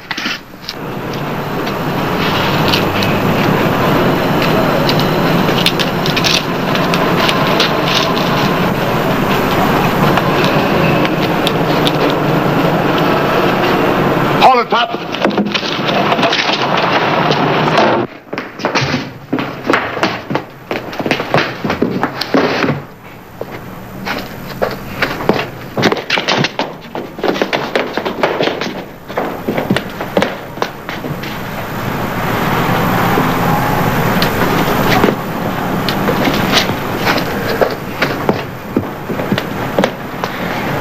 Don't, Pop. They got us. We haven't got a chance. All right, Pop. The place is surrounded. You haven't got a chance. We've got your friend Bemis. Come out with your hands behind your head. Come on now before you get hurt. You hear me? I'm coming out.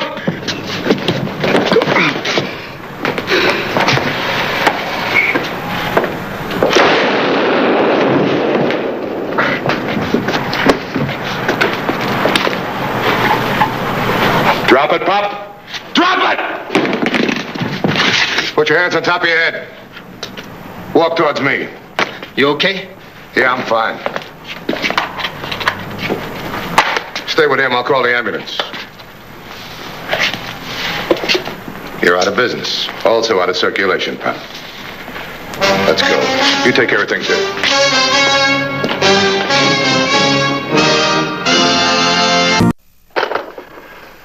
See the Highway Patrol in action again next week. Until then, remember, leave your blood at the Red Cross, not on the highway. This is Roderick Crawford saying, see you next week.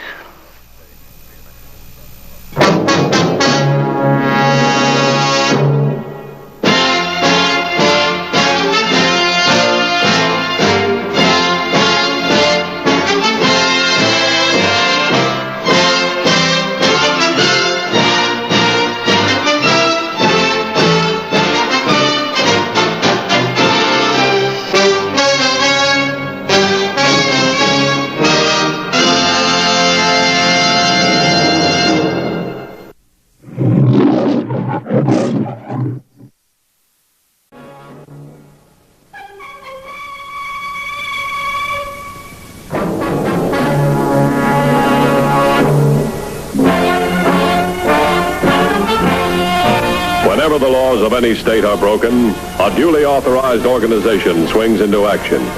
It may be called the state police, state troopers, militia, the rangers, or the highway patrol. These are the stories of the men whose training, skill, and courage have enforced and preserved our state laws.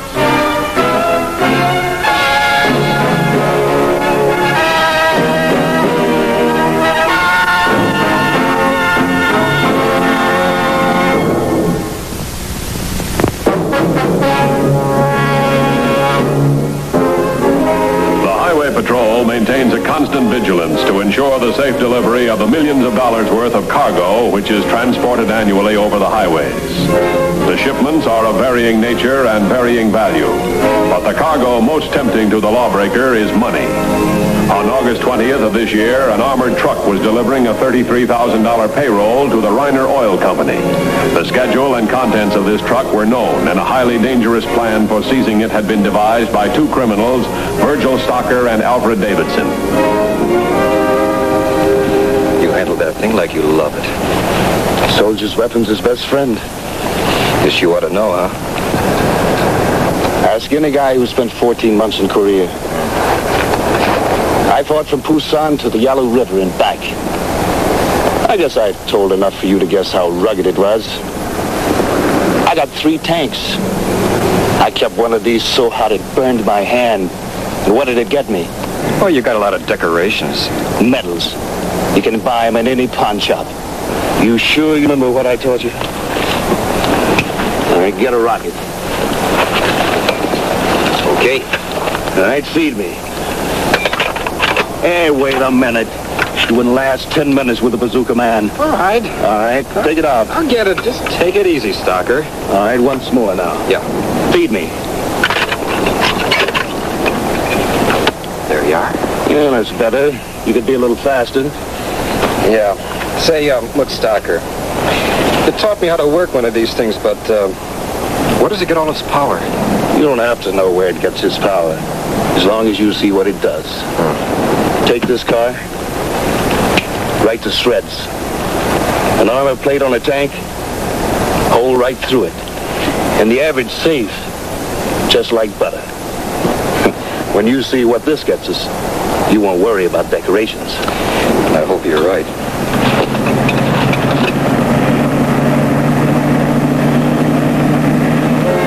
Passing of the armored truck at the expected time confirmed the information which Stocker and Davidson had previously obtained. There's a lot of money there. Yeah, man. Pays to keep your ears and eyes open. You know something, Stocker? I bet even I could hit that going by.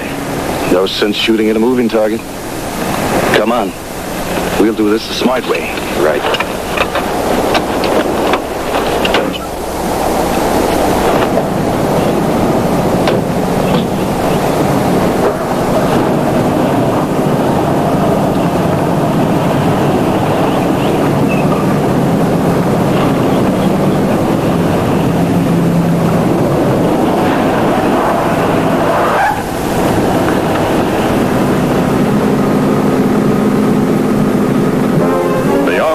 Personnel, conscious that their most dangerous position was at the point of pickup or delivery of the money, maintained their usual caution and continued on to the payroll office.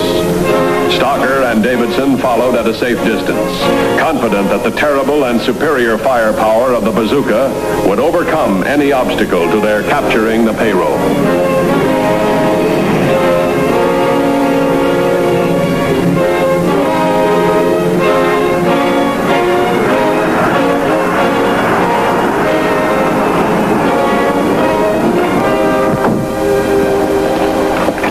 Highway Patrol. Fletcher, Army Criminal Intelligence. How are you? You got a list of what was taken? Bazooka, 19 rocket projectiles, 6 hand grenades, gas, a pair of masks, and assorted small arms. Our suspect posed as a sergeant from a tank destroyer company. The warehouse entry gave us a pretty fair description. Virgil Stocker. Well, that's who we think it is. He's an ex-soldier. Dishonorable discharge. 5'11", 170 pounds. He got brown hair. Well, that checks with one of our suspects. One of them? Yeah, we got Stocker and a John Doe, age about 25. How have we got them spotted? Gas station attendant called in, said he serviced the car, saw a bazooka in the back seat. 3427 to 2150. 2150 by. 3427, traveling east on 14 from Council Flats. You've got a description of the car. Set up a roadblock at Kings Road. 10-4.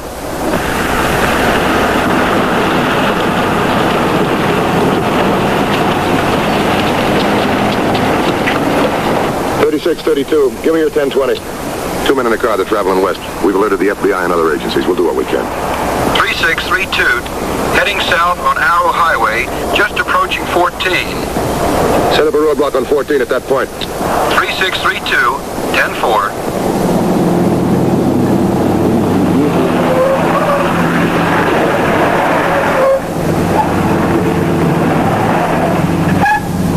We've only got 2 units available. Look, here's where we stand. If our information is correct, the suspect should be right in this area.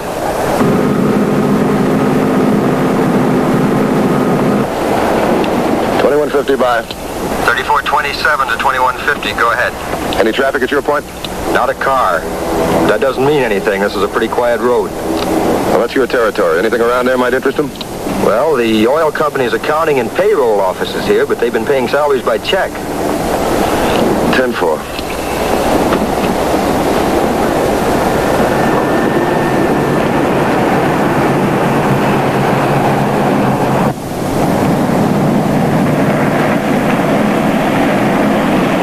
Now we've got 14 blocked off here, here, and here. If they're in there, they can't get out. I can think of one way out. A bazooka hits with the impact of a 75-millimeter howitzer. It can tear a patrol car to shreds. If they decide to fight their way out, what can one man do with a .38 revolver? All right, what do you suggest? Well, we can move in some armor. How long? Oh, say 6 hours. They should be at one of our roadblocks in about 6-7 minutes. They've got us on firepower and range. Well, let's hope they won't fight. Suppose they do. That's one thing we have in common with the Army. We're paid for that, too.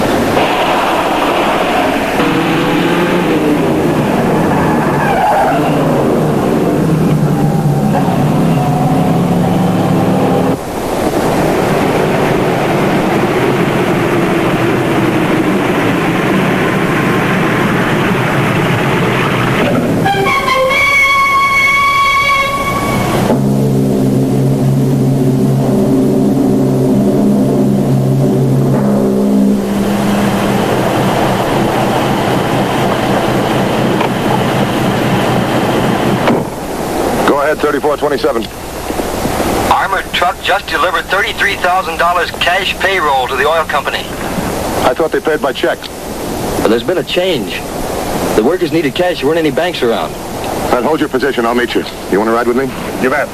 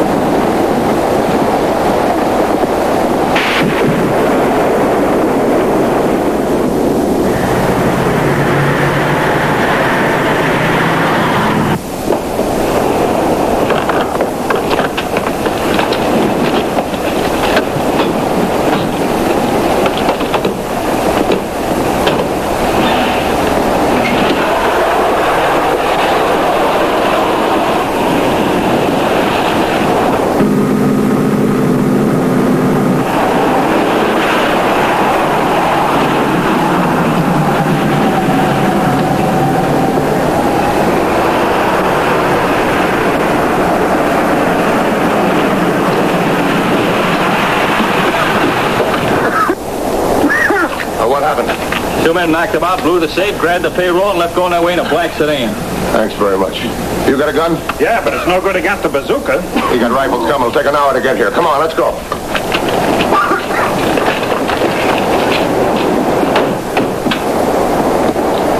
$21.50 to 34.27. 3427, bye. They're headed your way. Do you know what a bazooka can do? I sure do. I was in the Army. 10-4.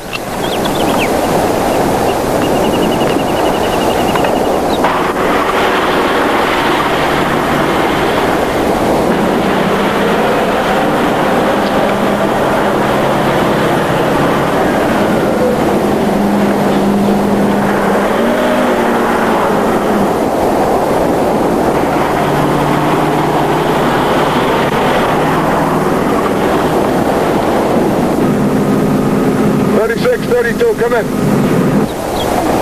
3632, bye. He's coming your way west.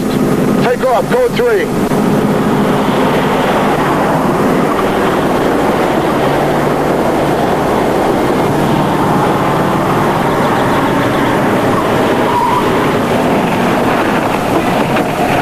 It's a roadblock.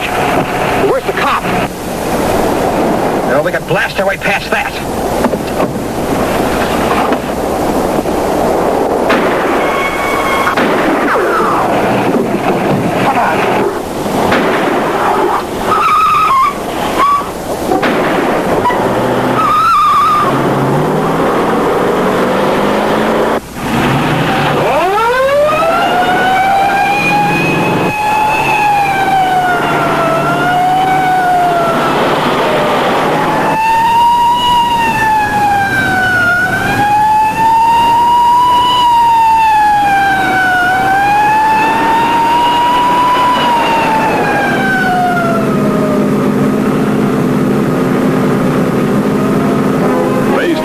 That their sidearms were no match for the bazooka, the patrol continue their efforts to apprehend the criminals.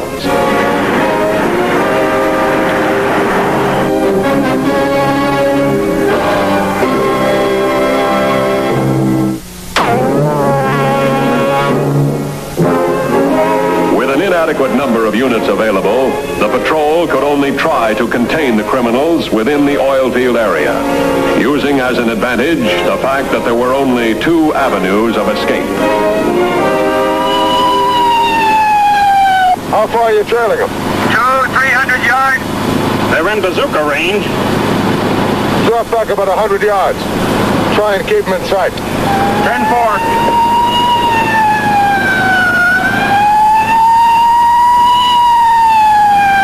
3632 to 2150, passing through Hastings Junction. Hold it right there. Set up a roadblock.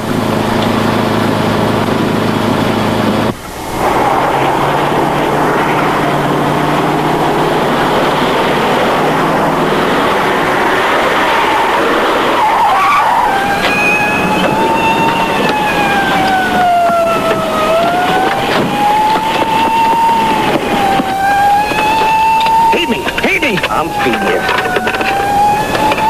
Okay. I'll take him just as he comes around the turn. Right.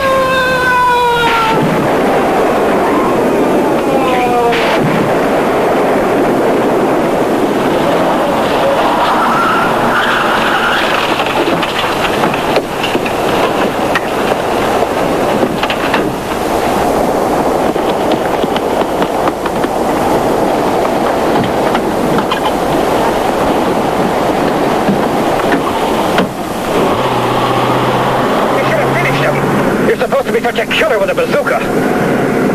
3427 to 2150. 2150, bye. I'm out of service, but they're still headed your way. Are you hurt? Negative. Near miss. They got the tires. I'm off the road. Can you get back on the highway? I think so. Set up a block in case they get by me. 10-4? 10-4. Get off this road! Stymied by the roadblocks in each direction, the criminals were forced to return to the Reiner oil fields. The patrol followed, hoping to apprehend the suspect before they found a back road out of the area.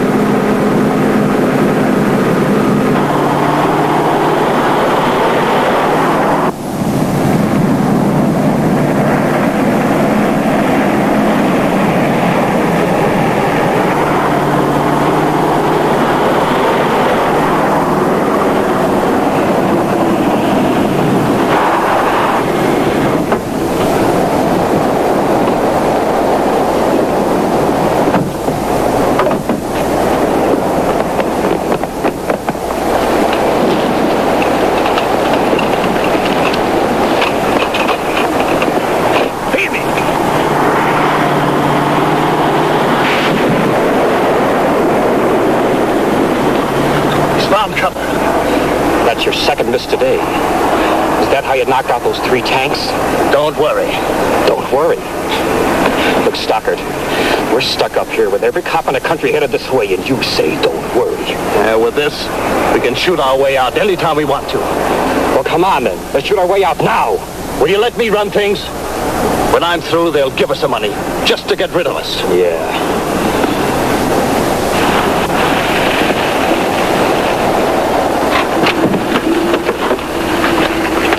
I'm in the Reiner oil field, 10 miles west of Hastings Junction. Notify the FBI. Get your men on the other side of the road. Right. Now, these new oil fields got to be watched. I hope this won't last too long. You know, I can't figure it. With that weapon, they can fight their way out of here anytime they want. Well, maybe they got a safer way. I'm going to find out. Wait a minute. Criminal intelligence is just another way of saying Army detective. I'm a policeman, too. I wish I had somebody from the artillery right now. Oil workers moving across the road. Let them go. All right, both of you. Come on with your hands up. You haven't got a chance. The cop. I hope he shows himself. Feed me. Okay. You haven't got a chance. Come on with your hands up. What's the matter, Stockard? He ain't even in good pistol range. I know that. Look around you, cop. Oil wells. Storage tanks. How much damage you think I can do from here? You ever see an oil field on fire? How many million you think this field's worth? I can wreck it from here. A near miss will set this whole place in flames. Give him whatever he wants. He can keep the payroll. I'm sorry. Sorry? Maybe you don't know what this oil field's worth. Hold your fire! You hold it. Hold it yourself. That payroll's our money. If you want to give it to him, we can. We won't press the charges. There's nothing I can do about it now. Never mind the charges. They've committed a crime. Well, maybe you got an answer for this. How many crimes is an oil field worth? We haven't begun to tap this basin yet. All right. You've had time to talk it over. What's your price? Clear your roadblocks. Then pull your car to where we can disable it. And hostages. And some people to keep us company. I'll have to get an okay from headquarters. Okay, cop. You got just 3 minutes to get it. 3 minutes, give him what he wants. You stall him. I'll see if I can get within pistol range. I'll go along with you. You may need help. Thanks.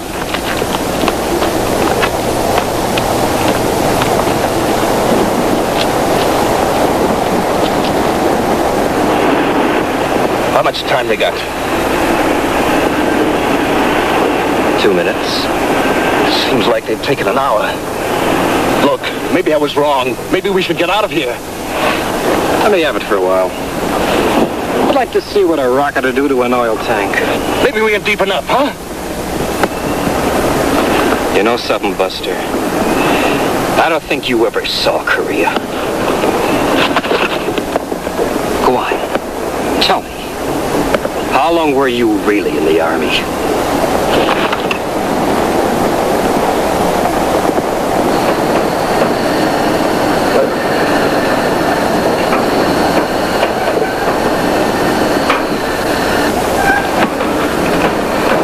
Didn't they use these against snipers in the Pacific? They sure did. That's as good as light tank armor.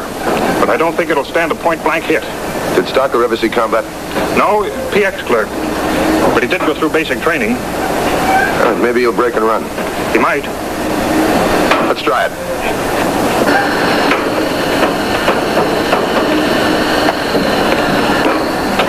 Wait a minute. Have you ever run one of these things? Well, I can try. I used to be an old tank man. All right, let's go.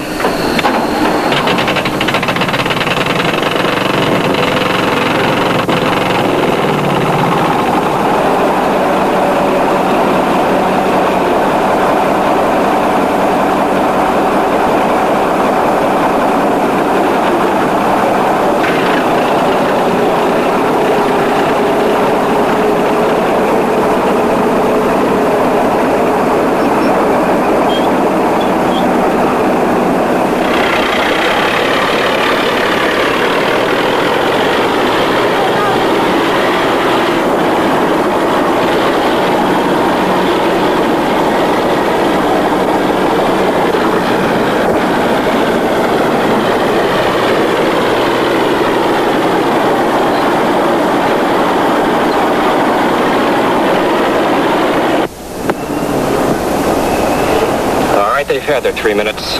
Let's give up. We'll give them back their money. Maybe that way they'll... Stalker. I'm going to give them something to remember me by. Then I'm going to blast my way out of here. Now I need somebody to feed this thing. It's to help me, you chicken. Not out. Oil well, Mother, maybe. I'll get those storage tanks first.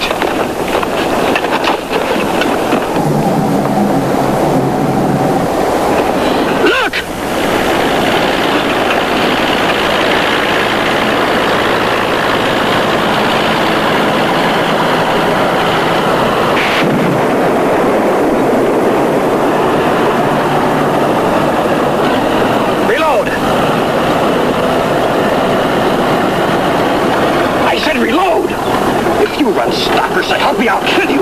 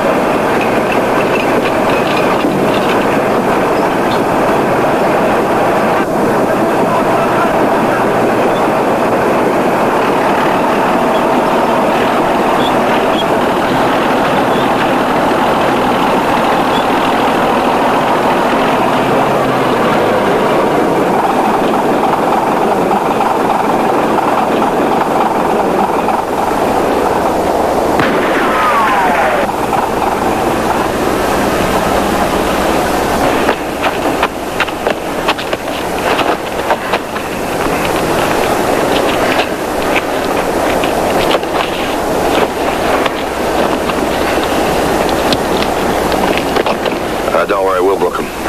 Thanks. We'll work out prosecution with the FBI. One more day like this, and I'm going to put in for a combat infantryman's badge. Maybe we can find one for you, too. Thanks very much. This badge causes us enough trouble.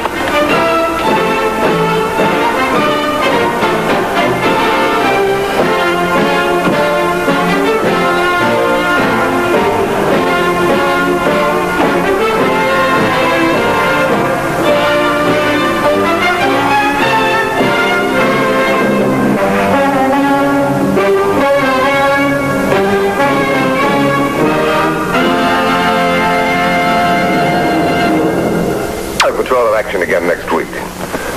Until then, remember, leave your blood at the Red Cross, not on the highway. This is Roderick Crawford saying, see you next week.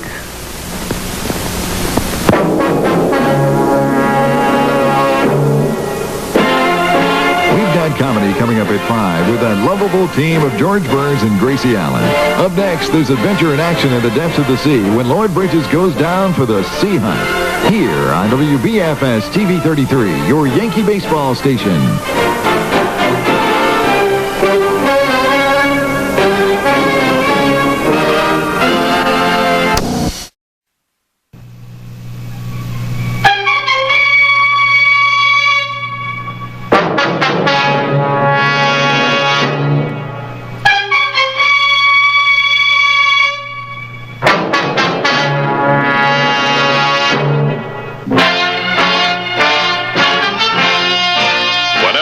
Of any state are broken, a duly authorized organization swings into action. It may be called the state police, state troopers, militia, the rangers, or the highway patrol. These are the stories of the men whose training, skill, and courage have enforced and preserved our state laws.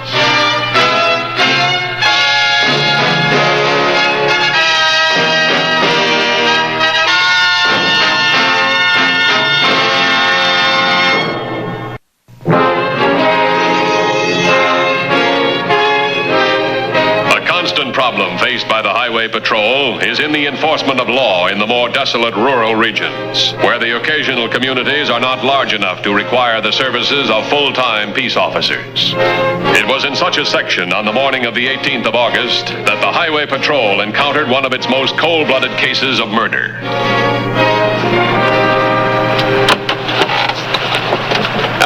Evelyn, how are you? How you doing, Al? Now, is that any way to welcome old friends? We haven't seen you since you got out. Oh, say, by the way, Al, this is my wife, Dell. Honey, this here is Al Baldwin. Glad to meet you, Al. What do you want? What do you mean, what do we want? We was just passing through and thought we'd stop and say hello to our old cellmate, that's all. Quit wasting time and tell them what we're here for.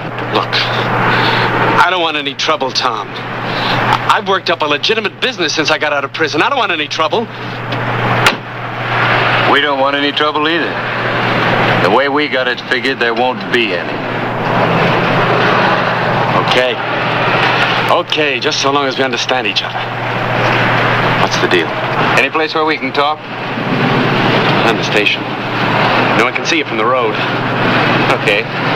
Frank, you stay with the car. Come on, Dale.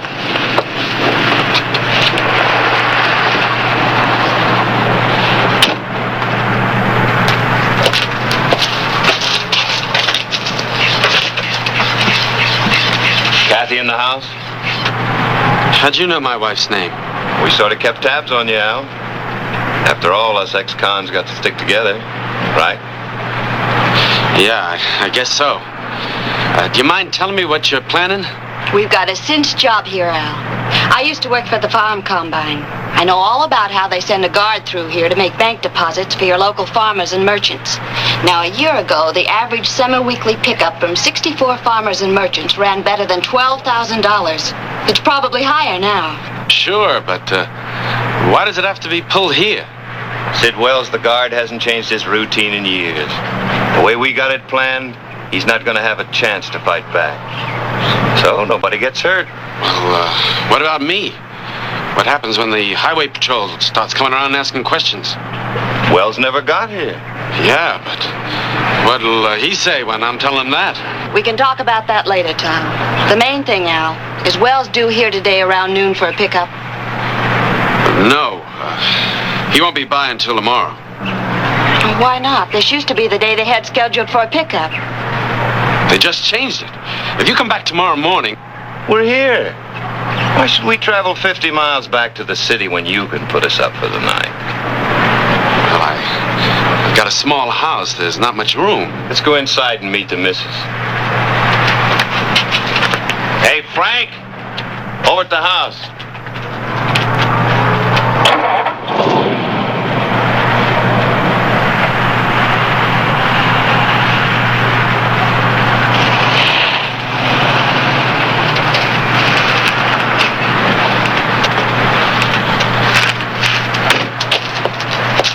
Honey, this is Del Wright. How do you do? Hello, Mrs. Baldwin. And her husband, Tom. And Frank Jennings. How do you do? How are you, Mrs. Baldwin? We're old friends of Al. Tom and Frank and I were in state prison together. Oh? They're going to spend the night. I told them it'd be a little crowded. Well, we'll do the best we can. All right.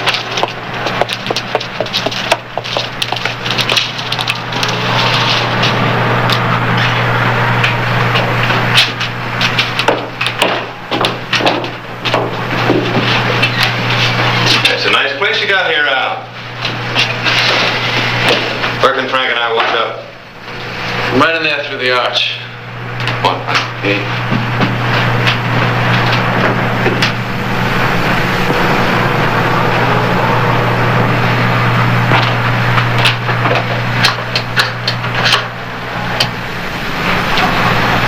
Don't worry about it, Frank. Can't help but worry. Say, look, Al. You better tell your wife what we got in mind, just in case we need her. You know, she's got to have the right answers when the patrol comes around and starts asking questions. Yeah, sure.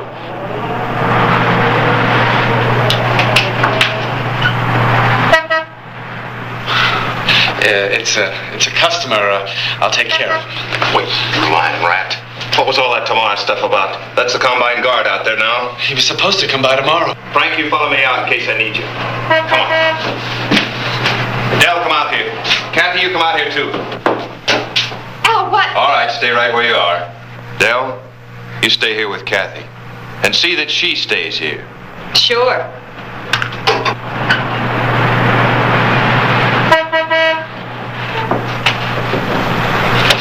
All right, now let's get out there.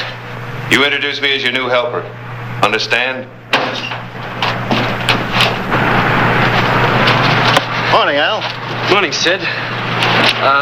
This is my new helper. Oh, glad to know you. Hi, Sid. Well, what do you got for me, Al? It's inside. I'll get it for you. Well, that's it! All right, stay where you are. Frank! There's trouble out there. Get out. All right, let's go. You think you can take care of both of them, Dell? Oh, don't worry about that. Inside, you two. Go on.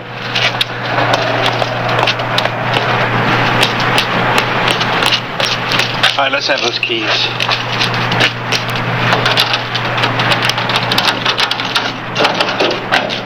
You're gonna ride inside. Get in.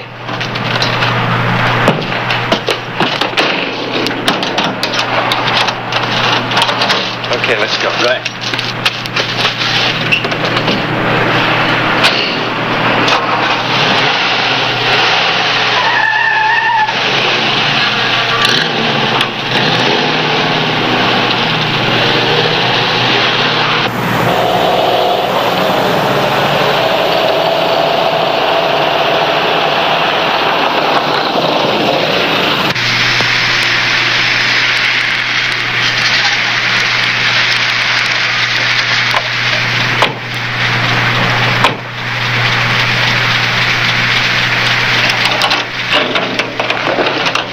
Out.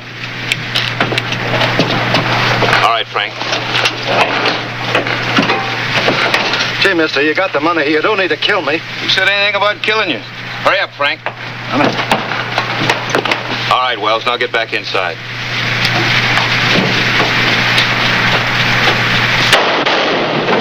That ought to do it. Lock it up.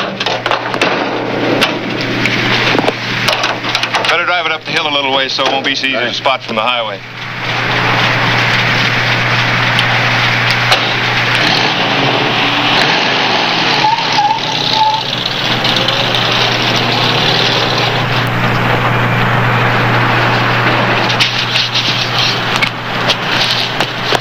That ought to do it. Let's go. Okay.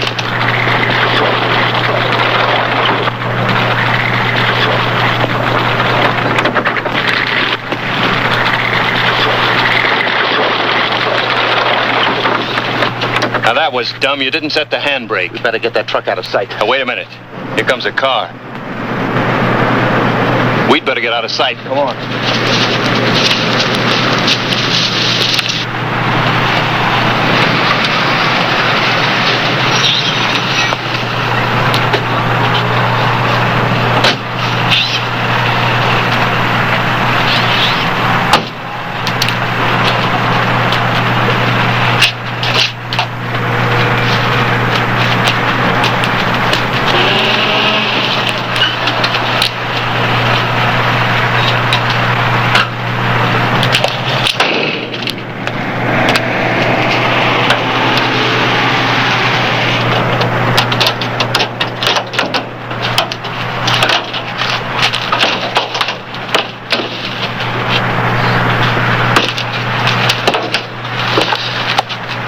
Well, it looks like it coasted down this hill.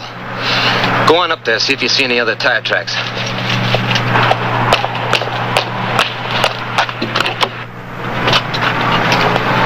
.3016 at 2150. Are you on the air? 2150 by. What do you got?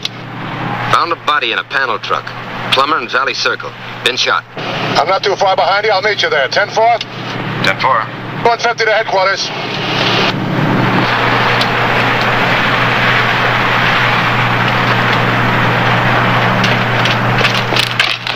What are you doing? It's safer in here.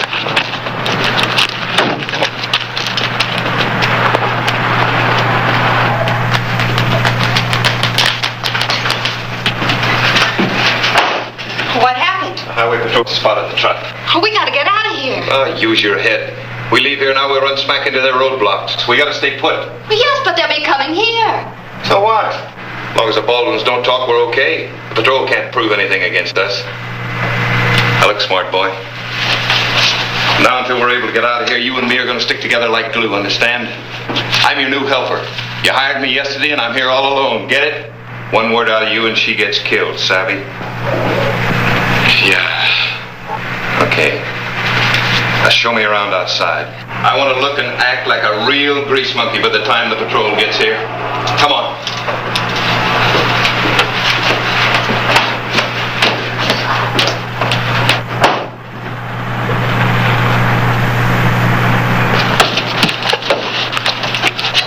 What'd you find in the hills? Any tire tracks or anything? No, not a thing.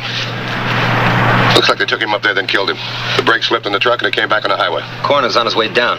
He'll be able to give us an idea how long Sid's been dead. We haven't got time for the coroner. No tire tracks. That means no car. Unless they took to the hills, they gotta be in this area someplace. Wait a minute. Maybe they figured on a roadblock and they are holed up around here. Let's check on the guard. You know where he stops in this area? Oh, let me see. North about 2 miles is the Daniels farm. All right, check that. What about south? Al Baldwin's gas station. Say, wait a second. What? Baldwin's an ex-con. What do you know about it? Well, he's been down here a couple of years. Cooperative. Never misses a report date. He and his wife seem like real nice people. But he did do time for a stick-up. And there's a lot of ex-cons. That doesn't mean anything. Get on the horn. Have them check the north. Let's go to Baldwin's. Come on.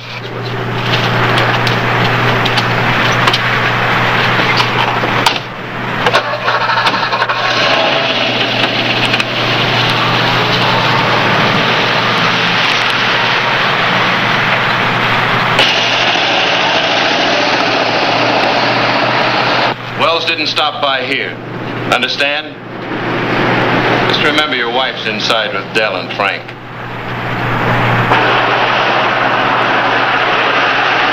Oh, here they come. Now get a grin on your face and act natural.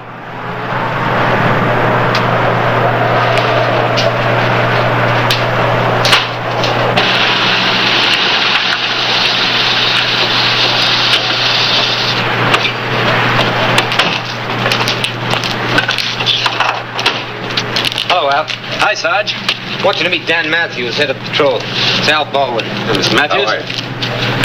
This is my new helper, Tom Wright. Officer Walters, Dan Matthews. How are you? Matthews? Hi, Sarge.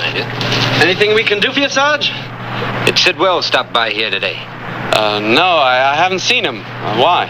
Well, there's been a little trouble. The combine truck was held up and the driver killed. Sid Wells killed? Yeah, a couple of miles from here. Did you see or hear anything? No, nothing at all. How about you? Did you see anybody walk by in the past hour or so? No, sir. I've been busy in the back. How'd you get that bump on your head, Al? Well, I'm afraid that was my fault. I was lifting the hood. Banged Al right in the forehead. Heck of a way to treat the boss, isn't it? That sure is. If you hear anything, let us know, will you? You bet we will, sir. Thanks very much.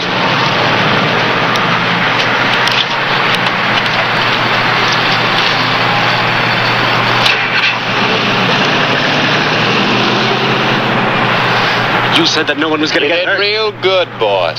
Just keep it up. I'm sure we won't have any trouble getting out of here tomorrow. Come on. I'm hungry. Let's get something to eat. What about this Baldwin? Does he live alone? No, he's got a wife, Kathy. She's a real nice girl. She always comes... She always what? Wait a minute, I just thought of something. Kathy's always around. Whenever a patrol car stops by, she always comes out with a cold drink. And a new helper. Al doesn't do the kind of a business where he needs a helper. Let's go back there. How do you figure something's wrong? I don't know. Ever since Al moved down here, he's been clean as a whistle, but it just doesn't smell right. I got an idea.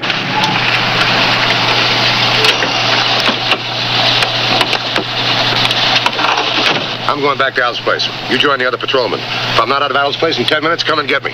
Right. Take off.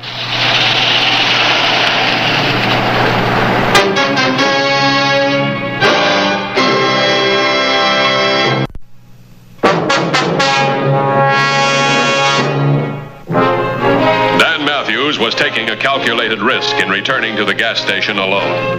If the murderers of the farm combine guard were there, he was hoping that this action might cause them to reveal themselves.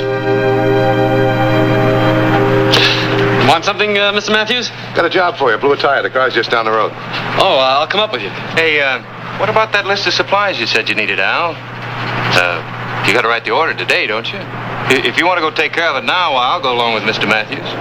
Oh, yeah, that's right. The supplies. You need any tools, Mr. Matthews? Everything's in the car. Well, let's go. All right, let's go. He's taking Tom with him. I don't think so. Not the way they're walking together. Anyway, he wouldn't have come alone for Tom.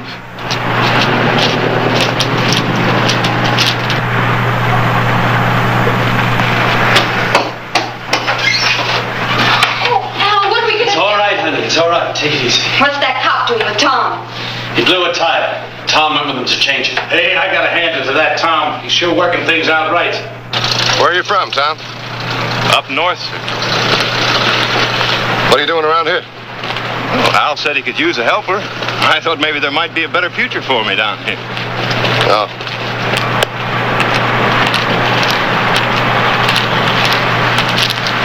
Hold it.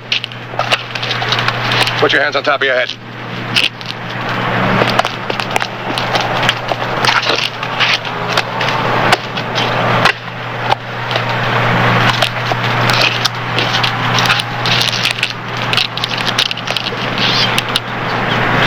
Two shots fired. The lab will tell us whether this is the gun that killed the guard. Who else is in this with you? Al Baldwin. It's his gun. He did the shooting. Who else? Nobody else. Just the two of us. Where's the money? I don't know. Al took it. Where's Al's wife? I don't know. Take him away.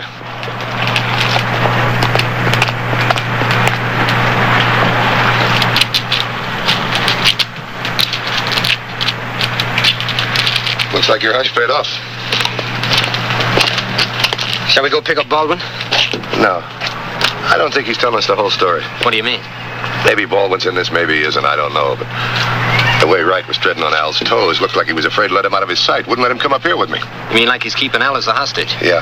Well, if that's true, there's nothing to stop Al from talking now. Unless other members of the gang are holding his wife, she might be in the house with him right now. Well, if we go back there without Wright, they'll know there's trouble. Yeah, we can't take him back there, that's for sure.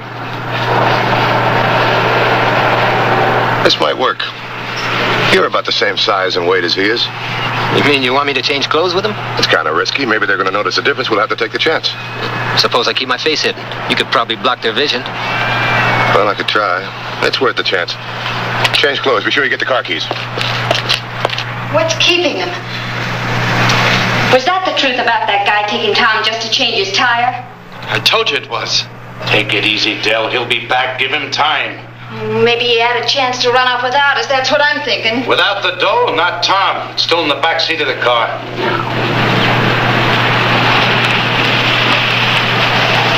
Who is it? A patrol car. Tom in it? I don't know. I can't see.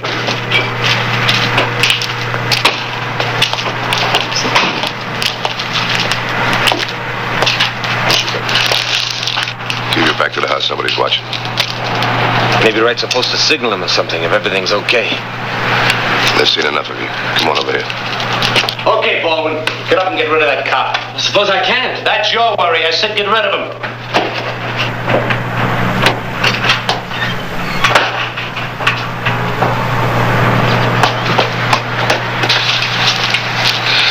Sergeant, where's Tom? We got him. He had a gun on him. Come on, Al. Why don't you tell us what's going on? They've got Kathy inside. They'll kill her if you try anything. Who's got her? Tom's wife and his friend Frank Jennings. I knew the guys in the state prison. They came here today and told me what they were going to do. I tried to warn Sid Wells. That's how I got this knot on my head. But for heaven's sake, don't try anything. They killed Wells. They stand nothing to lose by killing my wife. Relax. Take it easy, will you? Did they see the sergeant? They think it was Tom? Yeah. Suppose you went in the house, told him Tom wanted to see him. Think they'd come out? No, not both of them. Besides, Frank told me to get rid of you. There's got to be a way to trick him out of there. You'll only get Kathy into trouble. No matter what you do, they'll hold on to her. That's why I haven't been able to do anything. Don't you see? You can't touch them. All right, relax. We're going to make sure nothing happens to your wife. Now, as long as they're holding you in check, you know nothing's going to happen to her. They might think something's going wrong. They might get panicky. You gotta give me a break and get out of here before they think I've double-crossed them. Double-cross? That might work. Suppose they thought Tom was trying to get away. Yeah, that might do it. They have the money in the back seat. Tom hid it there. All right, here's what we'll do. I'm going to get in my car and drive away. When I'm out of sight, I'll park it and then come back. Take me 3 or 4 minutes. Now, Al, I want you to go in the house. You tell him Tom's scared. He's going to make a run for it. Tom, you get in the car. And when you do, have trouble starting it. Now, have you got this straight? Still there, huh? Yeah. I don't like this. If everything's going okay, why is that cop still hanging around? How do I know? Maybe he's just standing there chewing the fat. Al, I know how you feel. Now do what you're supposed to do. Don't try and be a hero. We'll get your wife back for you.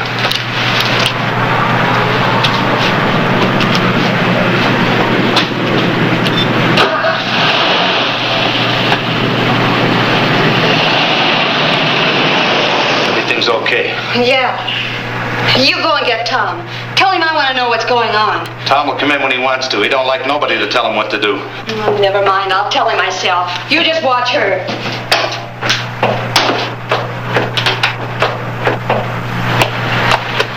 Hey, Tom, come here.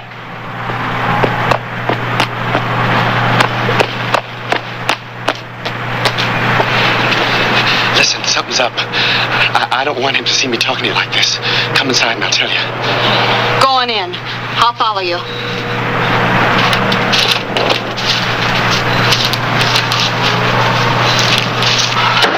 What did he say to the guy on the phone? He said that he'd meet him in town. That he's going to clear out alone with the dough. If he is, I'll get him. Oh, we both will.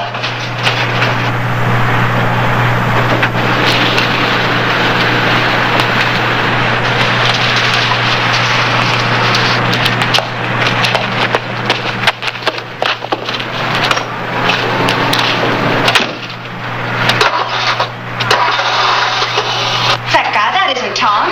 He's just wearing Tom's clothes. He's a cop. I'll get him.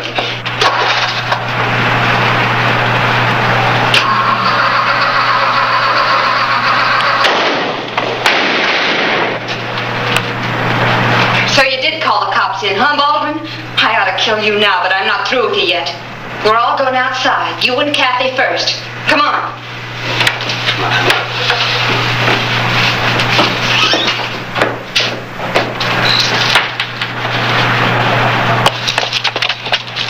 You cop, you in the car. Get out and drop your gun unless you want both of them to get it.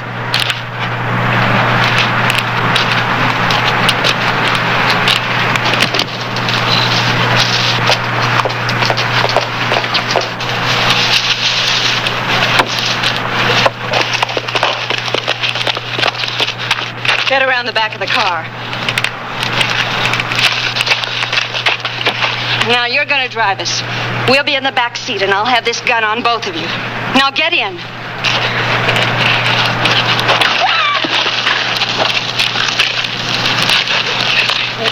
Here. I told you not to be a hero. You could have gotten your head blown off. I couldn't help it. When I saw her shoving that gun at Kathy, I guess I kind of lost my head. Mrs. Baldwin, you got a good guy here. Hang on to him.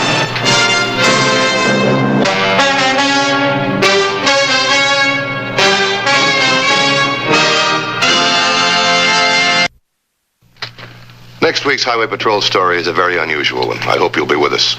Until then, remember, it isn't the car that kills, it's the driver. This is Broderick Crawford saying, see you next week.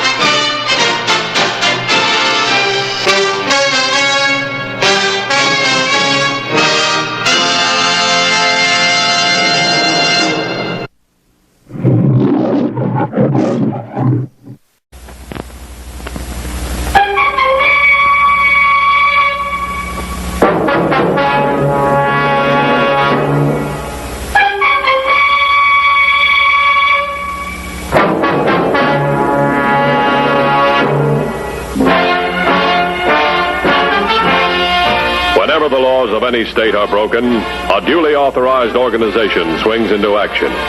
It may be called the state police, state troopers, militia, the rangers, or the highway patrol.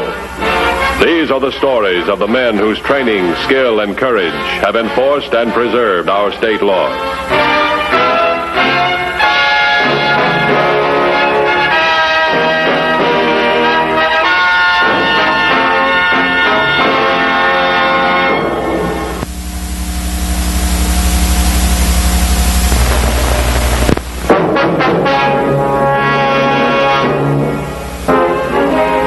Criminals seeking new sources of revenue, the motel, prosperous and often isolated, presents an inviting target.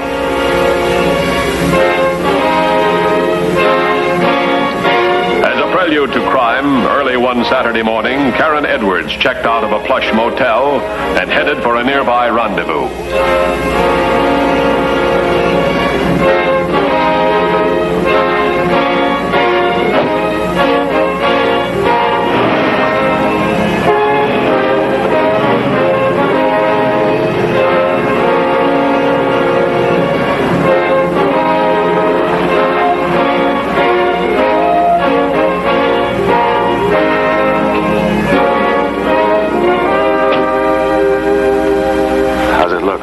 Practically all the 65 cabins are rented. A lot of people are in for the whole weekend with payment in advance. Should be a good take. Who's in charge of the place? There's a manager on duty, a square. He won't give you any trouble. Where do they keep the dough? There's a cash drawer in the main office. I sketched the setup.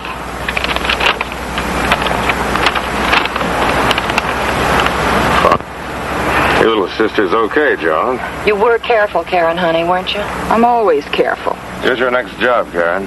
It's for tomorrow. Monticello. The route's marked. 30 miles, across to the next main highway, Route 12, then left 3 miles. Hope it's as plush as the last place. It should be. We'll contact you there. Watch yourself, Karen.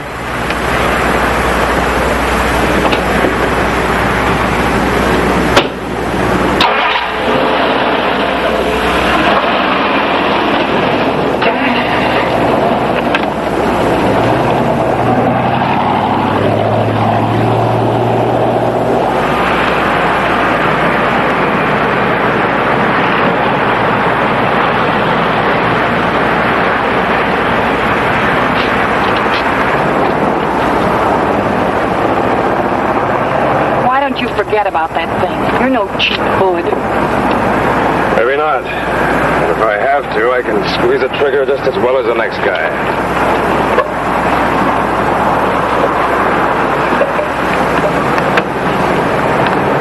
They're having a big weekend, all right?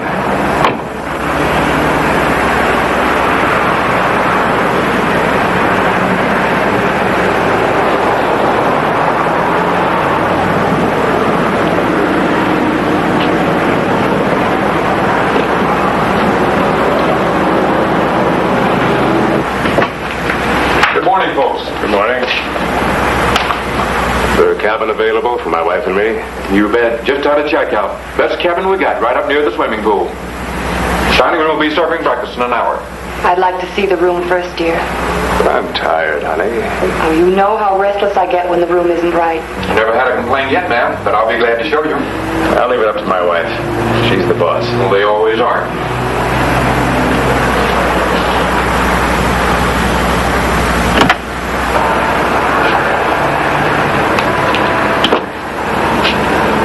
That swimming pool's a big attraction.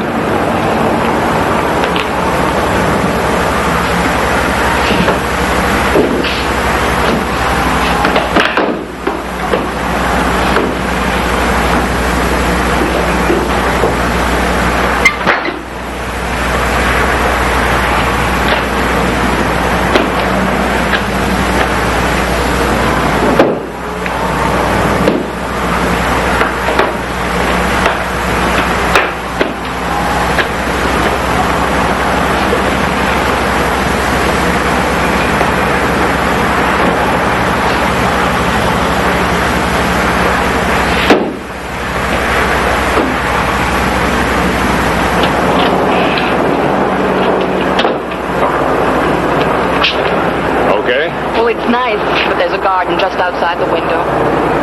My allergies. But just for one night. Oh, you know my sneezes, dear. They're worse than your snores. Wish I had another cabin, but we're full. Don't complain.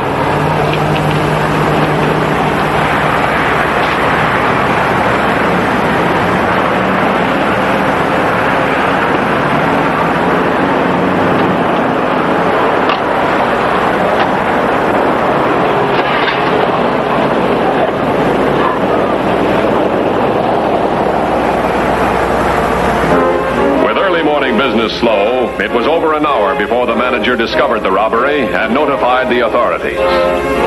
Since this was the latest in a whole series of such crimes, the head of the Highway Patrol was immediately informed. Thanks. Come on, let's go.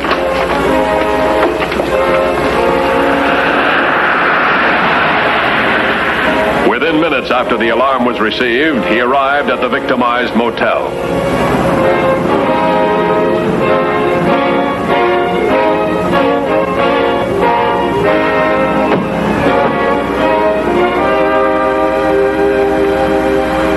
Excuse, dirty sneak thief. They're not sneak thieves. They pulled the same job 15 or 20 times. Their take is figured at around $30,000. 30,000? Yeah, they got 1,700 last week. What'd they take you for? Over 1,800. They hit me just right. Yeah, they always do. I had 65 units rented with plenty of weekend advances. As a matter of fact, there was only one empty cabin when they showed up. What kind of a car were they driving? Didn't see it. Not even when you took his wife to the cabin? It wasn't in the driveway. It was off to the side somewhere. And it didn't bother you? Well, why should it? Everything else was normal. Dear, she kept calling him. I'd like to have you come down to headquarters. Maybe we can find deer in the mug books. I'd sure like to. Why'd they pick me to rob? You were making money and they knew it. No prints ever wiped off. You got the names, license plates? Right. Let's go.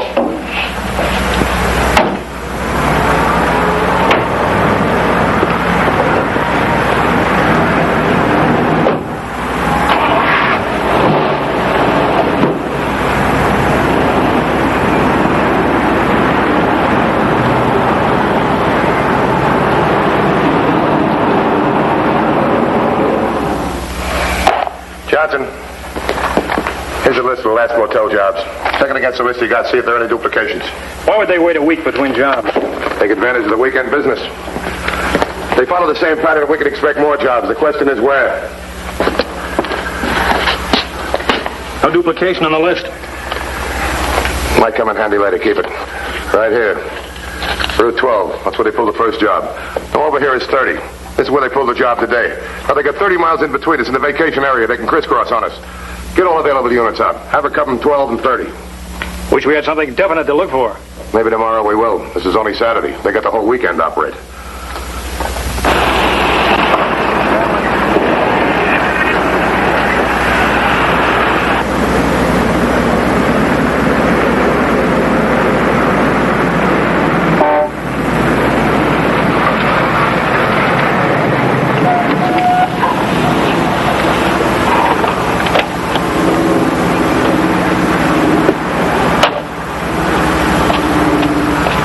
Is everything okay, Karen? Everything, except I hate getting up this early on Sunday morning.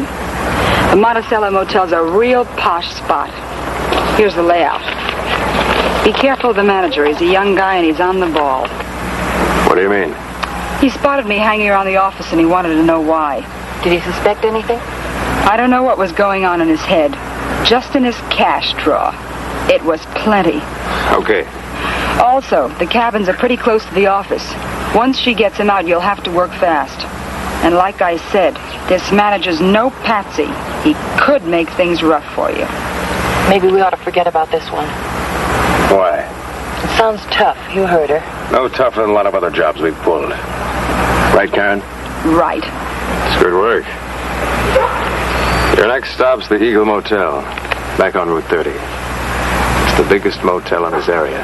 When does this come off? This afternoon. The rendezvous is marked. It'll be our last job in this state, honey. Then we'll take a little rest. Is that right?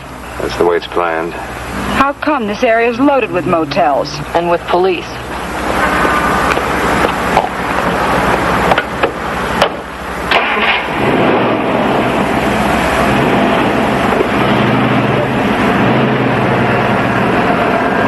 A real sweet, old-fashioned girl. She's still a kid. Sometimes I hate you for dragging her into this. I did her a favor bringing her in with us. If it wasn't for me, she'd be in jail by now. She never did anything wrong before. You're real soft on her. That's your trouble. She's your little sister, so you don't see what kind of a gal she really is. She's as tough as they come. Is that job going to be okay? Your baby sister said so, didn't she?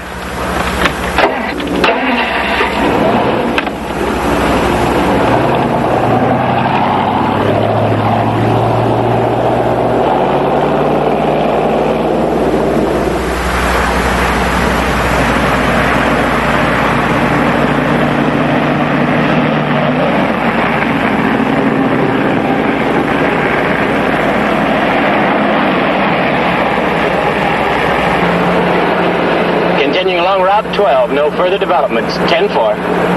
10-4. Here's the list you wanted. All the motels in the Route 12, Route 30 vacation area. There's a lot of them. Have the boys in the other room call these motels. Same ones in that area, the big ones. Give them the M.O. Maybe we can get the jump on these people.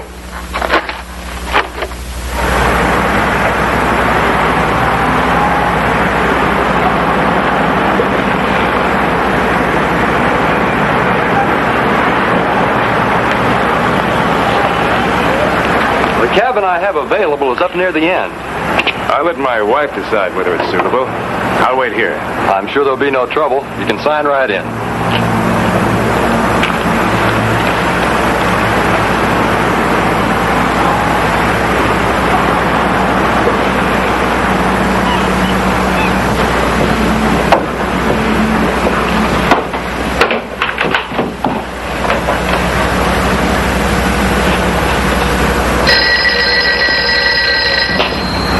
Excuse me, my phone.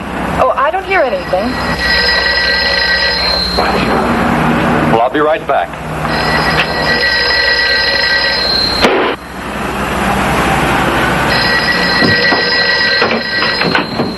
Hey!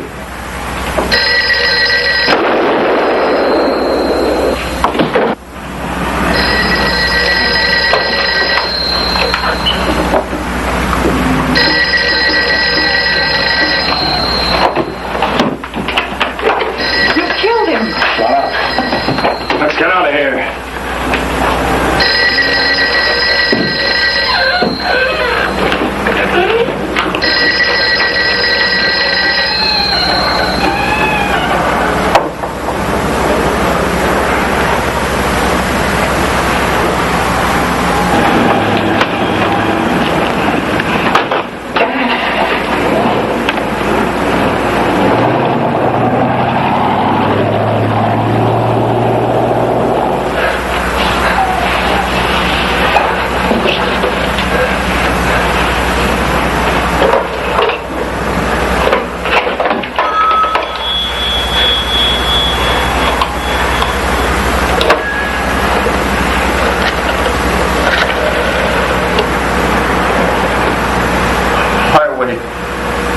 Patrol.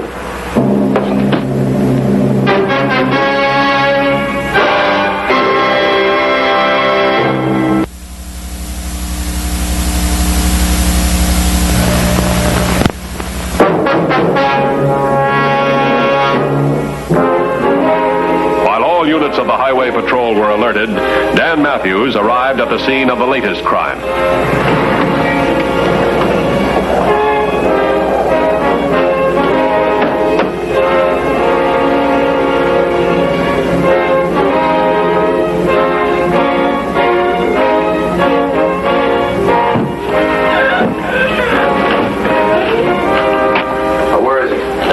He's hurt pretty badly. According to the doctor, he's only got a 50-50 chance. Can we talk to him? Doctor's in there now. He'll let us know when it's all right. Any witnesses to what happened? None. By the time they found the manager, there was no trace of the people that shot him. Got that list with you? Yeah, right here. You know, it's the first time there's been any rough stuff. This might not be the same outfit. Yeah, I think it is. This time they got caught. Wait a minute, here's one. License number HDJ 300. This license was at the Panorama. It's a different name, though. Now known as Jill Jones. First room to your right. Thanks, Doc. Call headquarters. Have him check license HDJ 300.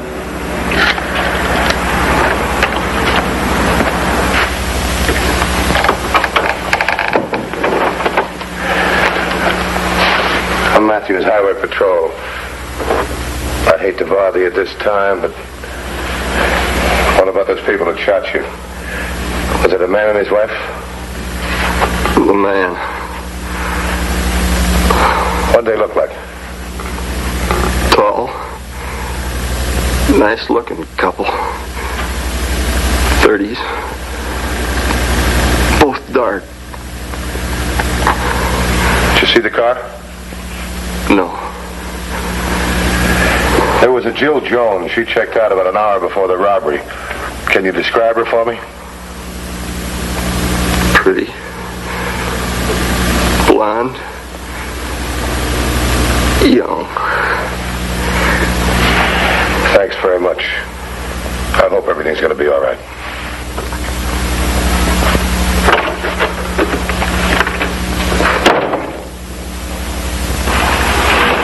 Get this letter from the doc. Send it to ballistics.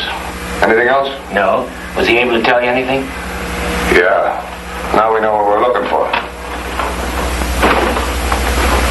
364 to headquarters. Go ahead, 364. Have all units continue patrol, highways 12 and 30. License number of wanted vehicle is Henry David John 300. Henry David John 300. 10-4.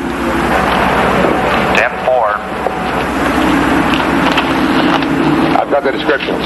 Take over till the lab boys get here. How about you? Well, if the people we're looking for follow the same pattern, they got to end up on Route 30. What's your route? Route 30.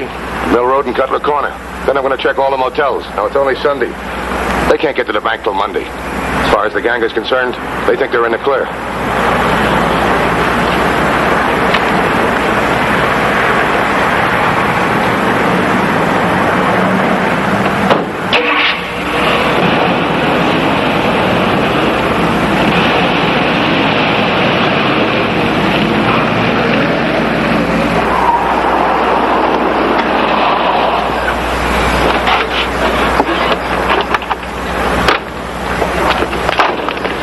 Save your information.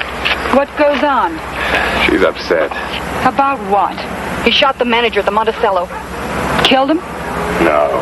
He doesn't know. Look, Karen, get back in What your did car. you find out, Karen? Please, Karen, I don't want him to pull his job. He'll be picked up. This is one you can't pass up. They've got a big dining room and 78 units. Been mobbed all weekend. I wouldn't be surprised if you hit for 3,000 or 4,000. You hear that, Joan? I won't go. Didn't you catch how much dough's at stake? I could make you come with me. It won't work, Bart. Have it your way. I'll meet the both of you in the city. The Colonial Restaurant. You can't work alone. I've got a new partner. Bart, you can't. For $4,000 I can do a lot of things. Please. Come with me.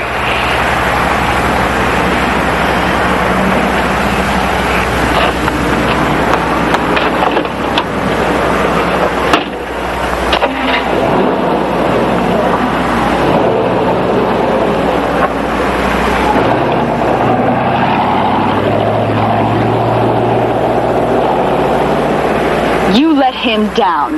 It was for his sake. His sake? You're just scared. All right, so I'm scared. It's not just for me, it's for you, too. And for him. He's likely to kill somebody. That would be tough, wouldn't it? Don't you realize he shot a man? So what? Doesn't that bother you? Nothing bothers me except you. I'm tired of listening to you and Bart argue about pulling jobs. Maybe you are my sister, but he's right and you're always wrong. I didn't realize. What'd you expect? Traveling with you and Bart was no finishing school.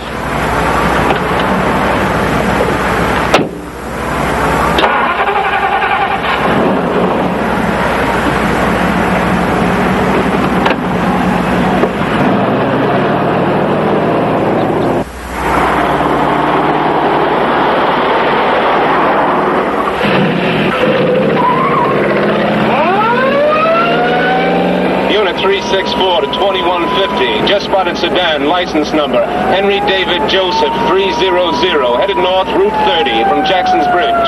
Approach sedan with caution. Call me back right away and give me a description of occupants. I'm heading for Route 30. 10-4.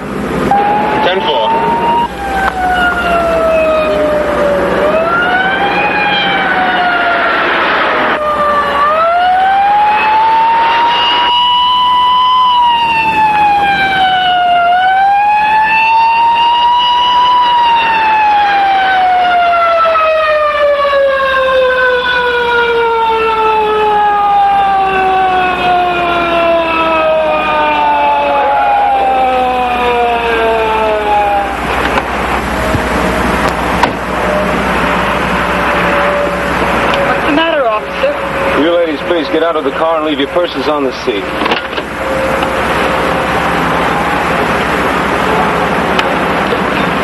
Face the fender.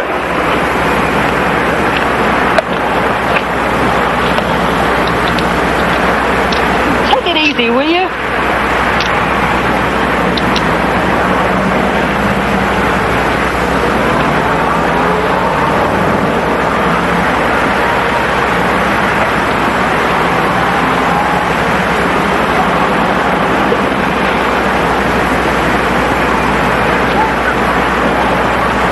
Unit 364 to 2150. Description of occupants of wanted vehicle. 2 women. 1 blonde, early 20s. 1 brunette, tall, about 30. That fits the description we got from the motel manager. See if you can get a line on the man they work with. I'll be hitting Route 30 at Cutler Corner. Keep me posted. 10-4? Turn around. Where's the man you've been working with? Why don't you go write a traffic ticket? What's she to you? My sister. Well, she's not doing herself any good. Neither are you. You're the one who travels around with the man, aren't you? Where is he now? If you're taking us in, take us. Look, if he's out pulling another job, he's going to get himself killed. Every motel owner in the area has been tipped off. We know all about you. You're lying. How do you think I got you? Look, you're both wanted for robbery and assault charges. Now, if your boyfriend's out pulling another job, he's going to have to do some shooting. Next thing you know, it'll be a murder rap. Murder. He will kill somebody. I know he will. He's at the Eagle Motel. He's got a gun. Please stop him. Shut up. What kind of car is he driving? A gray convertible. John. License MVP 788. Let's go.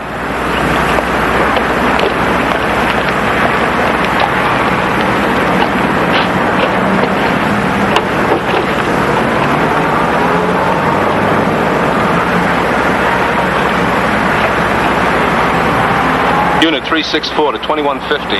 My 1020 is 8 miles south of Eagle Motel. Suspect in motel shooting is headed for Eagle Motel, Route 30, driving gray convertible. License Mary Boston Paul 788. Armed and dangerous. Just turned on to Route 30.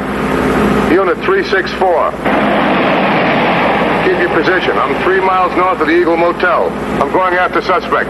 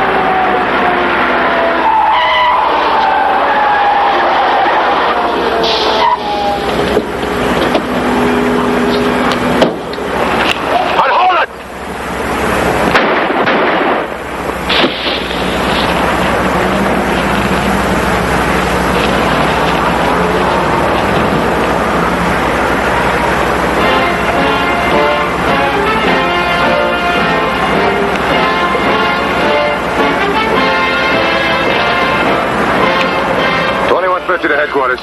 Go ahead, 2150. I'm on Route 30, 4 miles north of the Eagle Motel. Send out an ambulance and the coroner. 10-4?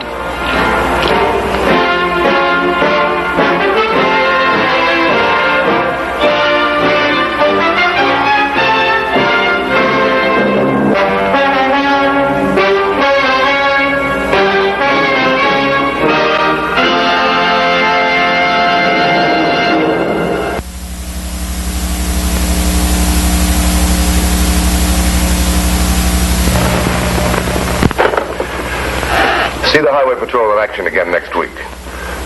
Until then, remember, leave your blood at the Red Cross, not on the highway. This is Roderick Crawford saying, see you next week.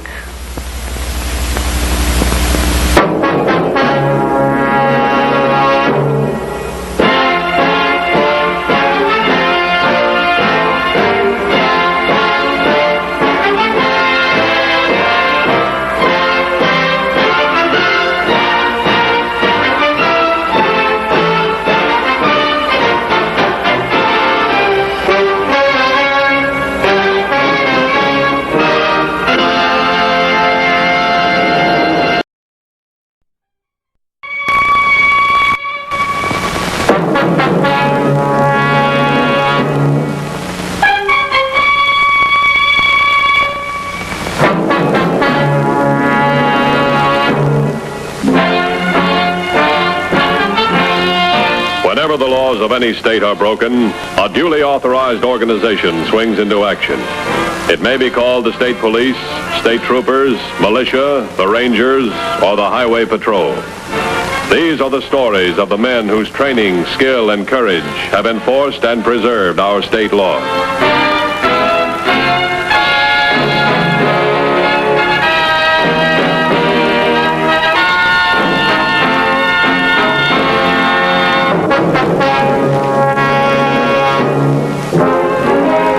The protection of the public in its ownership of automobiles and the apprehension of the car thief are two of the chief duties of the Highway Patrol. At 8:45 on the morning of June 22nd, a luxury red convertible was speeding along State Highway 7. At the same moment, Officer Dorsey, patrolling his beat on regular detail, was approaching the same intersection. The red convertible was exceeding the legal speed limit. Officer Dorsey gave chase. Patrolman Dorsey automatically noted the last three numbers of the fleeing car's license plate. A glance at the list of cars recently reported stolen showed 666 to be a wanted car. 2117 headquarters. Headquarters to 2117. Go ahead. I'm northbound on Highway 7 in pursuit of red convertible. License number on hot sheet FZU666.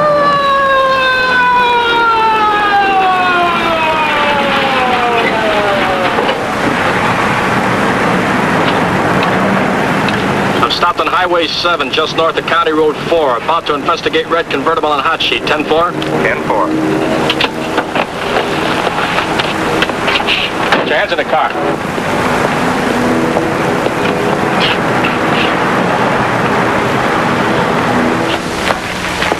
They're bringing in that hot red convertible. I've asked for a rundown on the suspect. Ramo, Joe Ramo. Dorsey's bringing him up now. Well, maybe this is going to be the break in the epidemic. $50,000 worth of stolen cars in 20 days. Take a look at this. They've done a good job. June 1st, June 8th, Danville, suburbs, 4 cars worth $15,000. Helena, 6 cars. Newburgh, 6 cars that you couldn't buy for $20,000. These guys go first cabin, nothing but the best. This way, Ramo. There's a car registration, his driver's license checks. Sit down. The car you're driving is registered to Mrs. William Hillier of Danville. Yesterday morning at 7 o'clock was reported stolen. Do you want to make a statement? Yeah, she's wrong. The registration says it's her car. This owner's certificate says it's my car. See her signature? See mine? She sold me the car. Like I tried to tell him. When'd you buy it? Yesterday. Where? Woodstock, upstate, where I live. What are you doing so far away from home? It's a free country. Why were you speeding? I was trying the car out. How'd you pay for it? By check? Cash. Got a receipt? That's my receipt. Hey, that's... All right, it's yours. I'm going to try it out. Have the lab check this. Get me DMV records. Mrs. Matthews, got a registration here. This is William T. Hillier. Engine number 71, Charles Adam, 407. Has the car been brought in yet? Yes, sir. Check the engine number against the registration. Call me back. Right. Can't you guys get it through your head I bought this car? See that signature? Can I see you for a moment? Yeah. Think it over.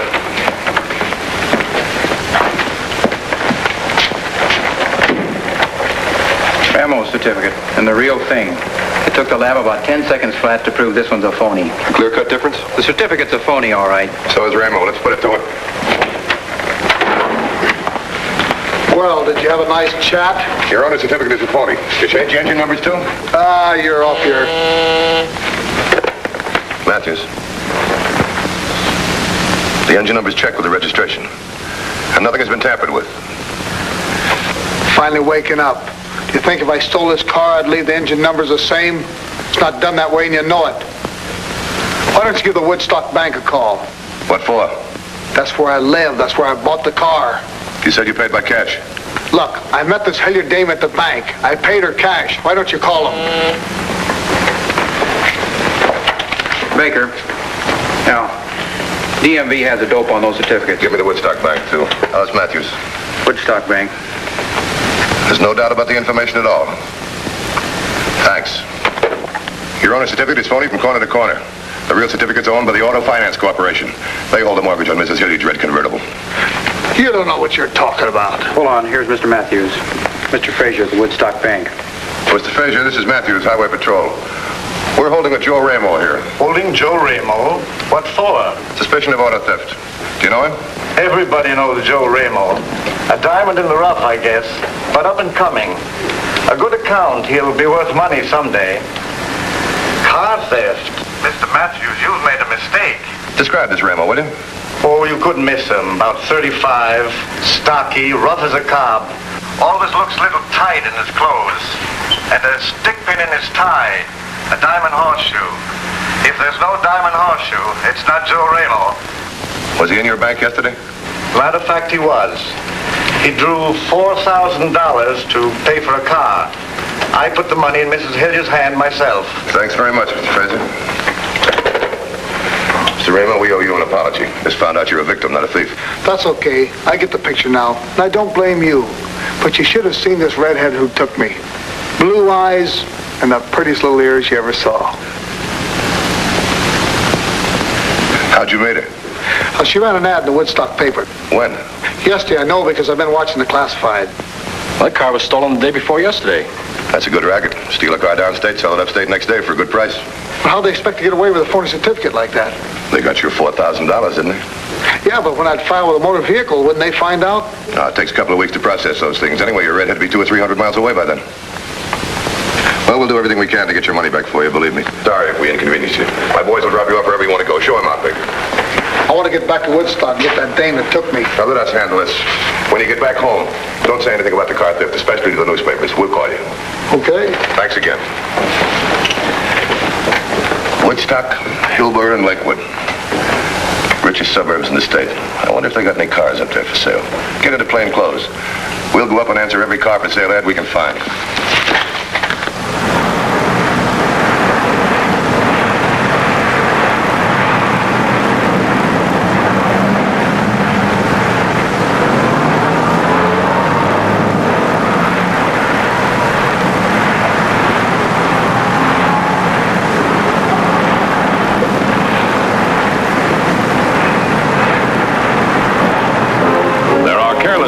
As well as careless drivers.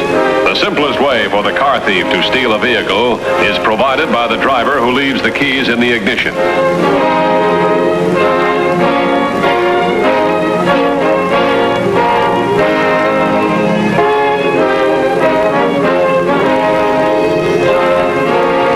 Once the car is in the hands of the thief, the job of the patrol becomes increasingly more difficult.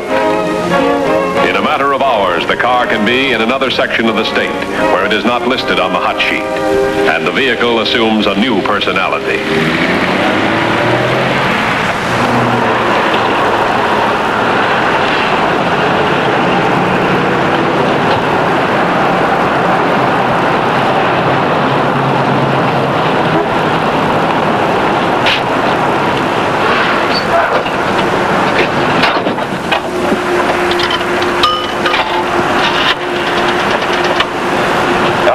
Get me long distance.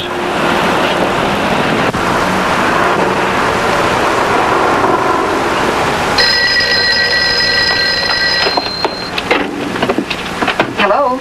Ann, Wally, we're all set. I've got the car. We'll advertise there in Lakewood. Do you have a good motel picked out? Only the best. It couldn't be plushier. Swimming pool and air conditioning. I checked and there's vacancy. It's the Colony Motel on the main highway just outside of Lakewood. Fine, fine. Now listen. We'll put the ad in the Lakewood paper. A 1956 model sedan, almost brand new, price $3,900. Got it? Oh, I've got it, but $3,900. Look, Wally, this is the last one in the state. Why don't you sell it for $35 and let's get out of here faster? We're not changing the operation now. Make it $3,900. If we sell it cheap, it'll look suspicious. Now take this down. Oh, wait just a minute.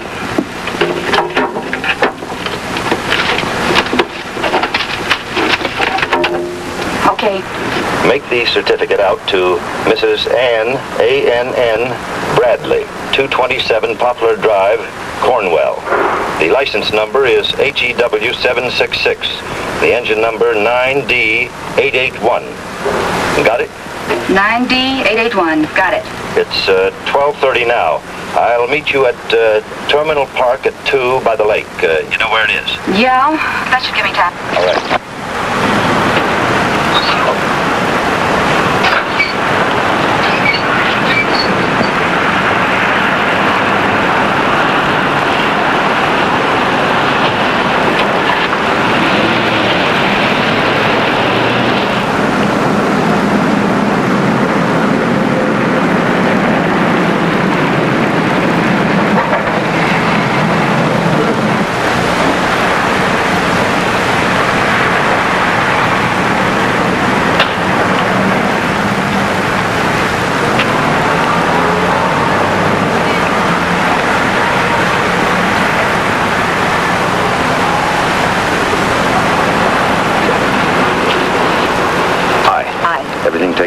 Oh, sure. The ad will be in the afternoon papers. Oh, and here's the owner's certificate. Not a bad job. Not bad at all. You seem to be acquiring more ability. That's possible. I try, Wally. After all, that's all a girl can do is try. Norma get back all right? Oh, yeah, she's at the motel now. She had that Ramo character in the palm of her hand all the way. He couldn't make up his mind whether he wanted the car or Norma. How's things downstate? Smooth. The people that own the old jalopies are always afraid someone's going to steal their car, but if you look long enough, you can always find someone in a shiny new car with the keys in the ignition. And here they are. Drive carefully. And don't contact us unless it's absolutely necessary. Right. And here are my keys. Okay, let's go.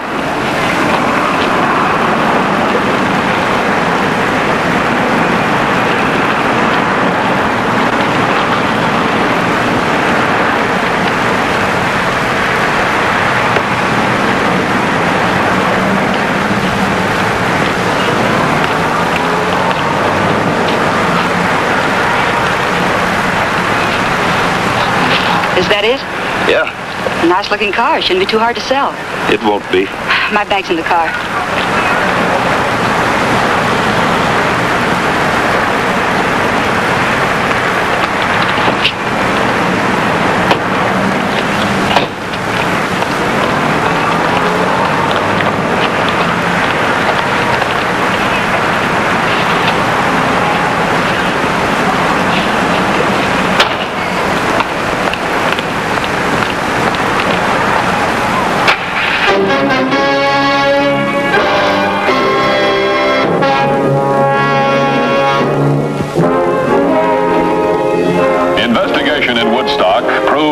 Ramo's story to be true, but the woman who had swindled him had disappeared. By 12 noon of the same day, Dan Matthews and Patrolman Dorsey had arrived at Lakewood, 30 miles farther north, in order to investigate car for sale advertisements in this area.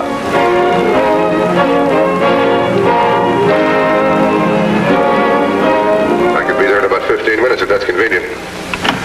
Fine, thanks very much. How'd you get anything? Answer 3 in Hillsborough and 4 in Greenlawn, unfit. I've got one sounds interesting. Mrs. Ann Bradley, Colony Motel, Lakewood, license number HEW766. Well, it's not on her hot sheet. It could have been stolen last night. She's asking $3,900. That makes it a possibility. You know, I hope she's a redhead with the prettiest pink ears that Ramo's ever seen.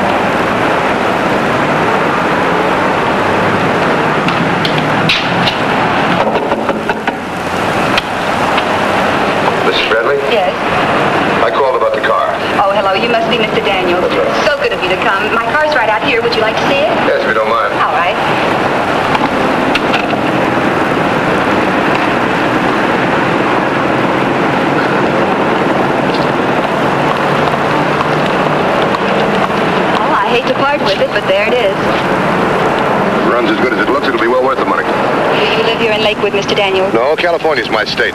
Just passing through. I'm in the copper mining business. See, I wrecked my car outside of town this morning. I'm so sorry. I'm glad you weren't hurt. Where are you staying? The Pine Tree Motel. You would have to understand one thing, Mr. Daniels. I'm from downstate, and your home is a long way from here. I'm afraid the sale, that is, if you're interested, would have to be for cash. I can have the money at the local bank in an hour. I assume the speedometer hasn't been set back. Of course not.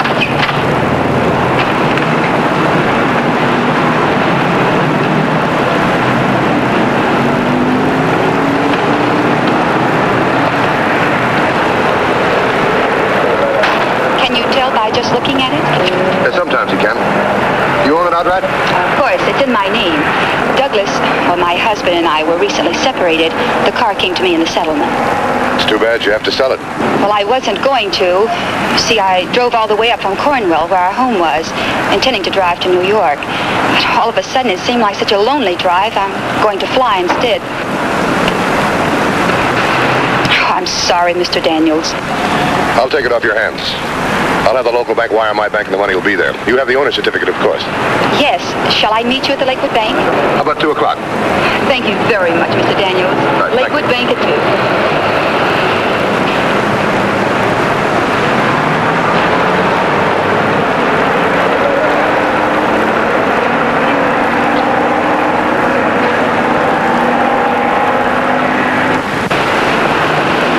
Redhead? She's a blonde and so on. It's looking, it'll make you sick. 2150 to headquarters. Go ahead, 2150. Check registration. Mrs. Ann Bradley, address 227 Poplar Drive, Cornwall. Engine number 9 David 8881. License HEW 766. 10-4? 10-4. She's honest looking. If she's passing phony certificates, that's the kind of a name they'd use. I'm going to make a phone call to Cornwall. See if there's a Douglas Bradley there. He's supposed to be your husband.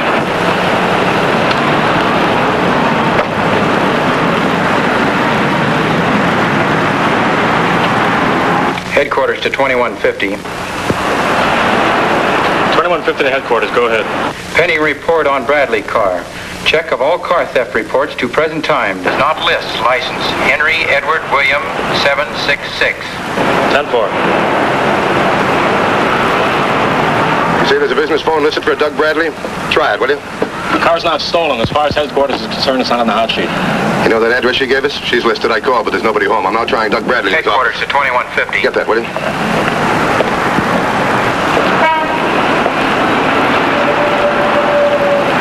To the headquarters. Go ahead.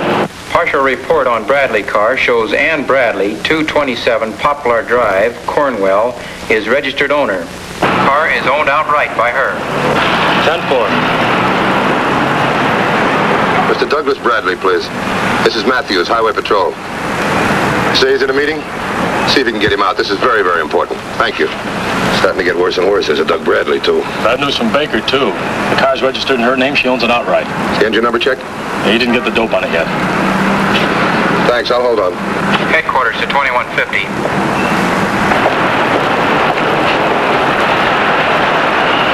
Go ahead, headquarters. Complete report on engine number 9, Denver 8881. Registration is correct in all details. Registration to Mrs. Ann Bradley, correct. 10-4. Yes, that's her car, right? Is she a blonde, about 5'5"? That's right. Were you recently separated? Separated? What are you talking about? You mean you're not legally separated and she's not driving or flying to New York? Listen, my wife's in the Cornwall hospital with a fractured leg. As of about 5 minutes ago, we were separated by a distance of 5 miles and nothing else. Well, Mr. Bradley, the only reason I called is to tell you your wife's car has been stolen. We have a lead on it. We'll call you back. Thanks very much. We hit it. Jackpot. We pick her up? No. She'll lead us to the rest of her playmates. I'm going to meet her at the bank at 2 o'clock. You stake out here, room 25.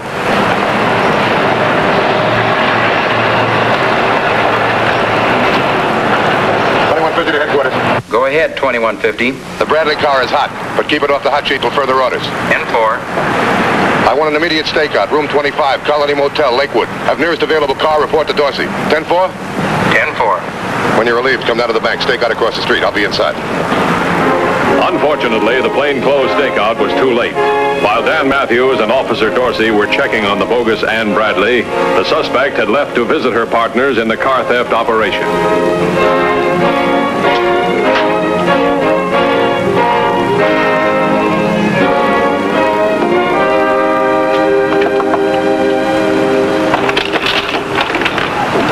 What's up? I told you not to drive around unless you absolutely had to. Hi, Norma. Hi, Ann.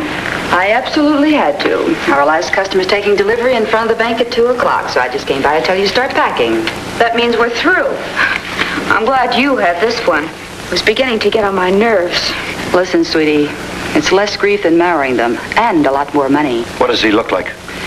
Well, he's, heavy, strong-looking, square face, dark suit, gray hat, between 40 and 50. His name is Daniels. He's in Copper from California. Said he had an accident with his car this morning as he was coming through town. He's staying at the Pine Tree Motel. Check him. Call the Pine Tree Motel. You know where the phone booth is. Perfect operation. Lift the cars downstate, sell them upstate with brand new owner certificates to match. Do it fast before the Motor Vehicle Bureau has a chance to check on the certificates. Move to the next state and repeat. And it's a lot safer printing owner certificates than money. Easier to pass and to fill in. Nobody'd take a $5,000 check without making sure it was good. Why do you suppose they take these certificates without a second thought? They're looking at the car, I guess. Or you and Norma. All right? Daniels is staying there. Spoke to the manager. Everything checks. There was a wreck, and he's in Copper mining. He's clean, I guess. Oh, he's getting a clean car, isn't he? Clean and piping hot. What time's your date with him? 2:00 at the bank. Our car gassed up? Oh, well, we haven't got much time. It won't hurt to keep him waiting a few minutes, make him more anxious. Same procedure at the bank as usual. Matthews and a very nervous bank manager waited. Matthews' hope was that the quarry had not become alarmed and that she would keep their rendezvous.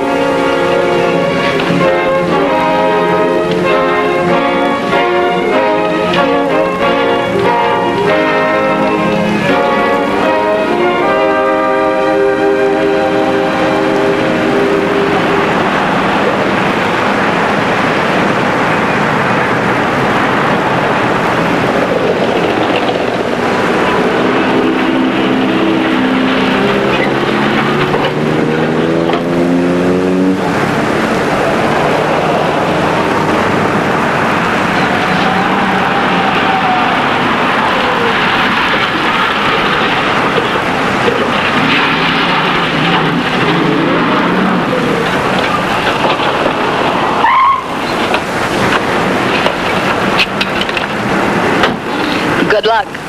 Yeah, to all of us.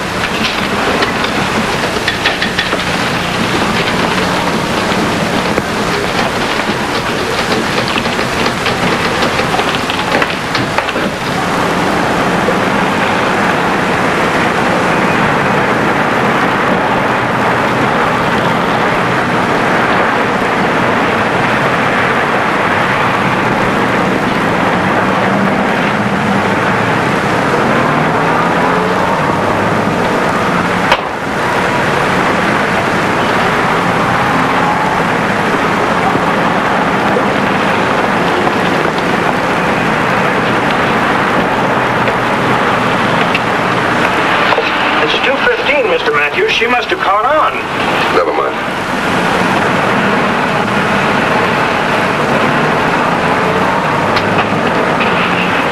Pops.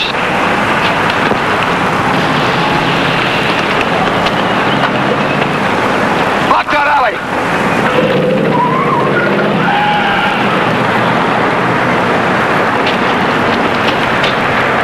Right up.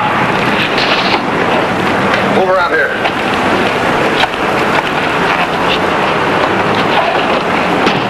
Almost a perfect operation. I never carry a gun. Thanks, Mrs. Bradley, for bringing your friend along. The redhead with the pretty pink ears. All right, move out.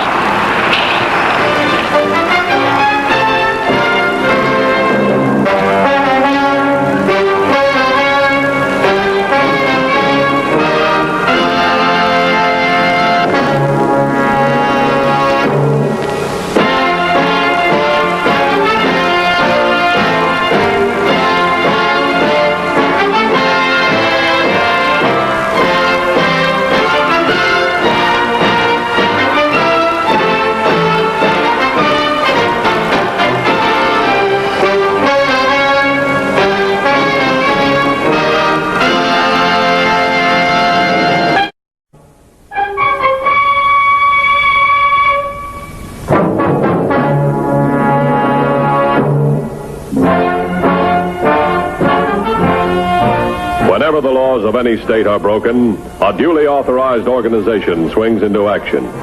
It may be called the state police, state troopers, militia, the rangers, or the highway patrol. These are the stories of the men whose training, skill, and courage have enforced and preserved our state laws.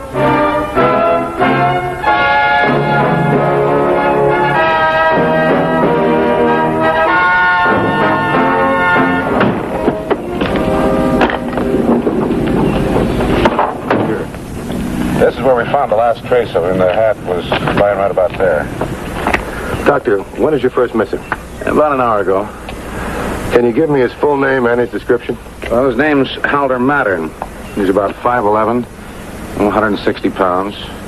He's about 54.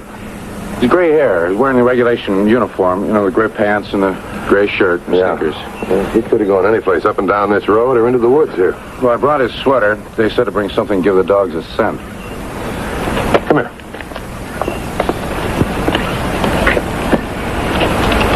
$21.50 to headquarters. Go ahead, 2150. I'm on the north side of the Riverhead Mental Hospital. Here's a description of the escaped patient. Hold on. Go ahead, doctor. 5'11", 160. 5'11", 160 pounds, 854. Gray pants, shirt. No hat and sneakers. No hat and sneakers. You got that? All right, hold on. I'll get back to you. They just brought the dogs in. 10-4? 10-4. Here, let me have these. Take these. The dogs will get the scent from them. Don't the dogs have to smell something that actually touches the ground, like shoes? No, they'll pick the scent out of the air. Now, look, tell me more about this guy. His family, where he's from, who he knows on the outside. Well, he has no family. He was brought to us after an Army medical discharge. We only know that in this confused state of mind, you can't tell what he's liable to do, what quirk his mind will take. But he tends to violence if triggered off. And what's the trigger? Well, the thing that triggers him off is usually his hands or violin playing. We do know that he was a frustrated violinist. We think that's what started his illness. What set him off this time? Same thing as last time. One of the patients at the hospital didn't believe him. You see, Mattern tells everyone that he's given concerts at Carnegie Hall.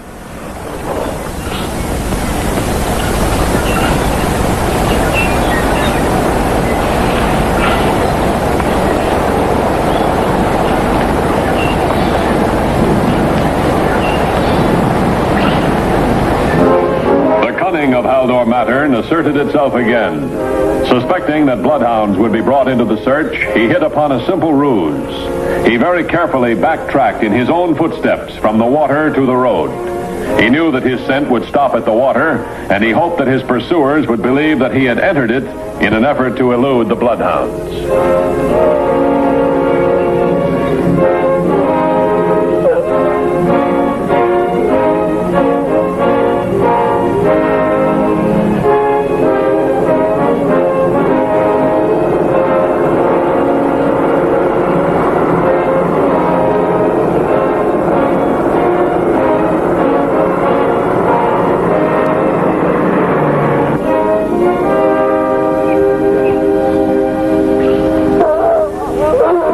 Picked up something. Come on, let's go.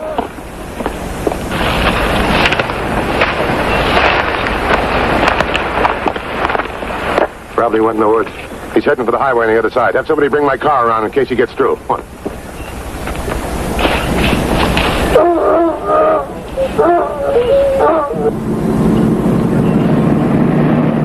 So you live in Stanfield, huh?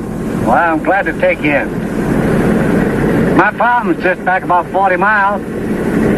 Say, you know Mrs. Eileen Haley in Stanfield, a widow? Imagine me at my age, traipsing off on a 500-mile trip with a widow I'd never seen. Well, mister, your name slipped me. Mattern. Halder Mattern, the violinist. Well, sir, seeing as how 500 miles is a bit more than I care to drive myself, well, I got this letter from this friend of mine I'm going to visit. I got it right here, you see. Asking me if I'd like to share the driving with this friend of his. That's just Mrs. Haley. Well, sir, I just jumped at the chance. Of course, I didn't just come right out and say, why, sure, I'll be glad to take her. No, sir. Mrs. Haley and me, we just kept writing back and forth to each other, finding out about each other. A couple of weeks. You see, I don't want no long-winded woman burning my ears for 500 miles. No, sir. But she sounds nice, real nice.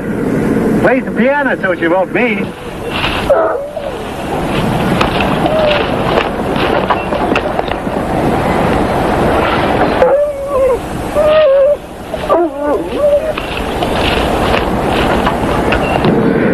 must have been working on your fiddle. Why? Well, that hand of yours. Gosh, you know, I caught my hand in a gear once and jumped like that for more than a year. My hand does not jump. Oh, well, it sure does. My hand does not jump. Well, Mr. I'm not blind. How could I play the violin if my hand jumped? Are you sure you can? Play the fiddle?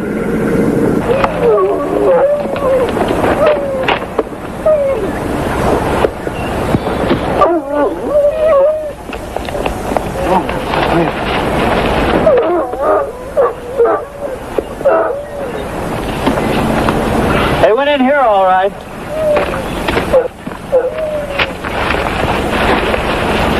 Pretty good swim across that lake. Well, he might have gone upstream or down to throw the dogs off. Let's try it this way. Right. Come on.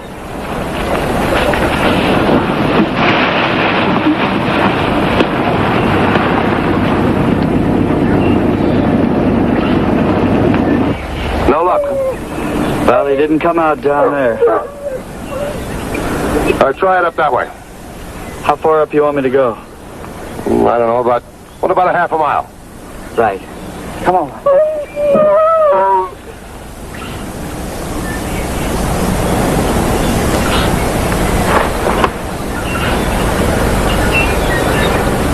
I'm afraid, Mr. Wilson, I won't be able to talk intelligently about your work, farming. My field is music. I teach the piano now, and once upon a time played with the Dallas Symphony Orchestra. I will expect you about noon, Friday, September 8th. I'll be ready. I'm too old to keep gentlemen waiting.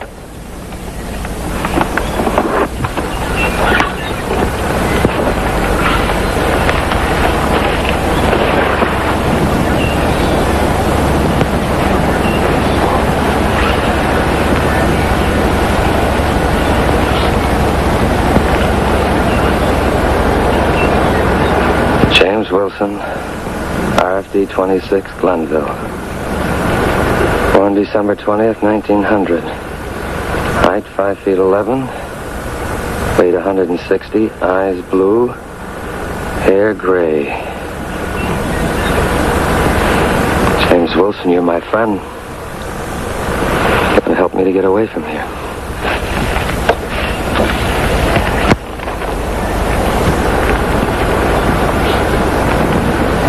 You are too, Mrs. Haley.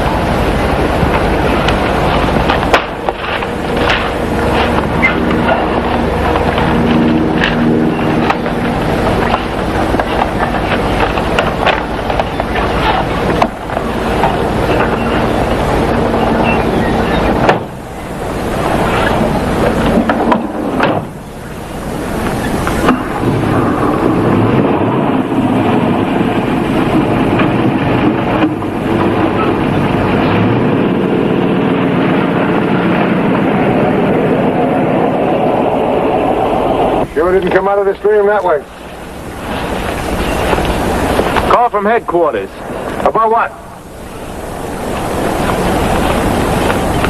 Dead man's been found in the brush about 3 miles up the highway. Farmer named Roback phoned in. He's at the scene now. That could have been Madden or somebody you met. All right, keep looking. I'll go up the highway and take a look at the dead man.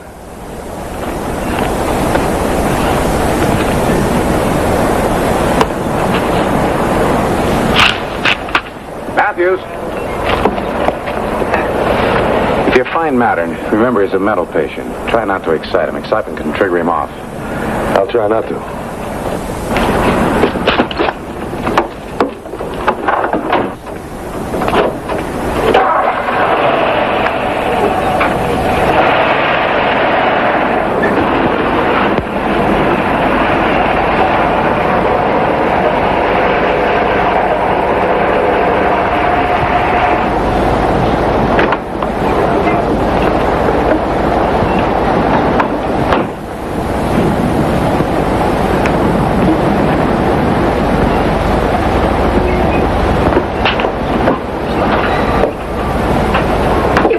leaving on time.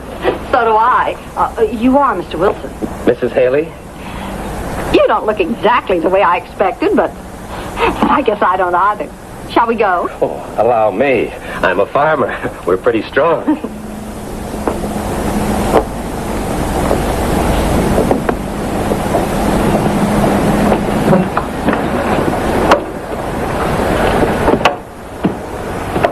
Goodbye, dear.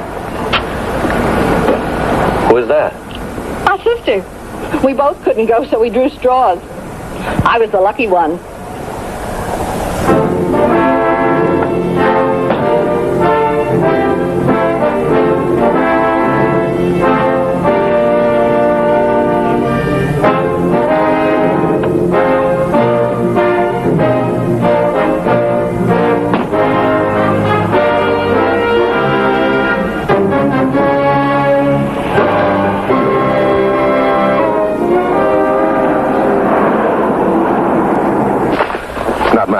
Looks like he's got a broken neck. What can you tell me about this? Well, not much. I was coming down the road, and this black sedan pulled out of the brush, almost hit me, and kept right on going, too, south. I stopped mad in the wet hand, and I figured, kind of funny the way he pulled out like that, so I went over to look, and... Did you get the license number? No, I didn't. Can you describe the car and the driver? Oh, just that it was a medium-sized sedan. That's all I remember, and... Oh, it was a fella driving.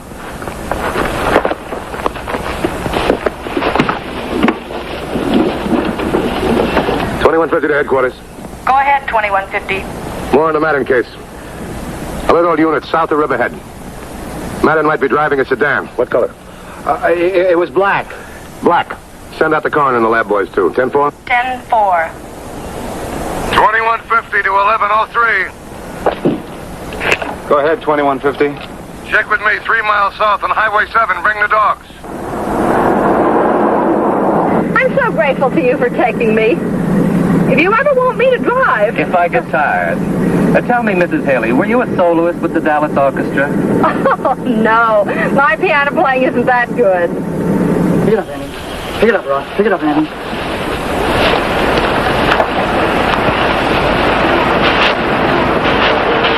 There's no doubt about it, huh? He was here all right.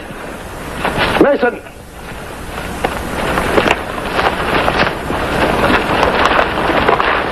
Make sure nothing such till the boys get here.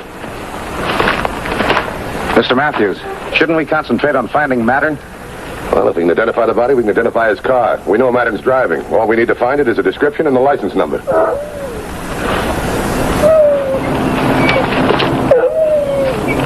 They're on to something. All right, take him away.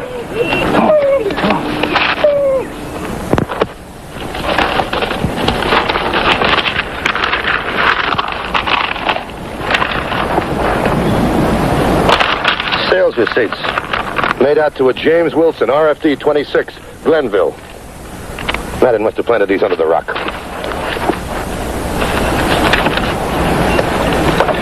2150 to headquarters. Go ahead, 2150. Madden case. What disposition's been made of the unit south of Riverhead? All roads under surveillance south of Riverhead. Have we got a patrol at Glenville? That's north of me. Stand by. 3240 just outside of Glenville. Have him proceed to Glenville and check on a James Wilson, RFD 26. I want a description of him and the car he might have been driving south on Highway 7 in the vicinity of Riverhead at 11 a.m. today. 10-4? 10-4. I'll proceed south on Highway 7. 10-4.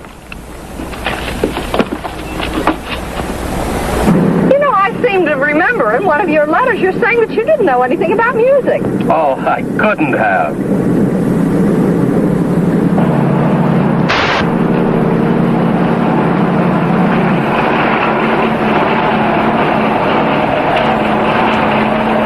May I see your license, please? Of course, officer. Have it right in here. There you are. Do you mind taking it out of there, please? Are you looking for a robber? No, ma'am. We're looking for a mental patient who escaped from the Riverhead Center Hospital this afternoon. Is he dangerous? Well, we aren't sure, ma'am. We sold a vehicle, though. Thank you.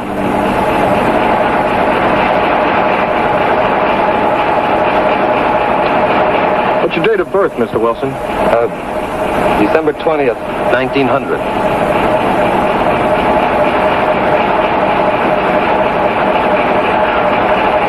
going, ma'am? We're going to Centerville to visit some friends. Well, be careful. Don't pick up any strangers. The fellow we're looking for is rather elderly. We aren't sure how he's dressed. The clothes he has on are stolen. Thank you, officer. We'll be careful.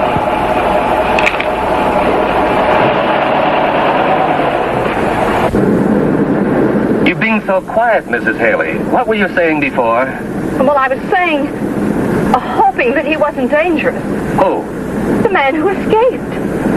Oh, I mean, what were you saying about music before the patrolman stopped us? Oh, well, I was saying that I was sure that you wrote me that you had no ear for music. Nonsense. Oh, I'm sorry, but I seem to remember. I've developed a headache. I have an excellent ear. Perhaps the best in the country, certainly the best for violin, the most difficult of all instruments. Do you play? Don't look at my hands. Sorry, I didn't mean anything, Mr. Wilson. I can play with the best of them. Paganini to Menuhin, any of them. From the foreman of a farm in Glenville, a highway patrol officer secured information identifying the dead man as the owner of the farm, James Wilson. The officer also learned of Wilson's appointment with Eileen Haley. He immediately reported this and a description of the stolen car to Dan Matthews, who had been checking roadside gas stations and diners in the area. On learning that James Wilson was to have picked up Eileen Haley at her address in Stanfield, Matthews started for her house.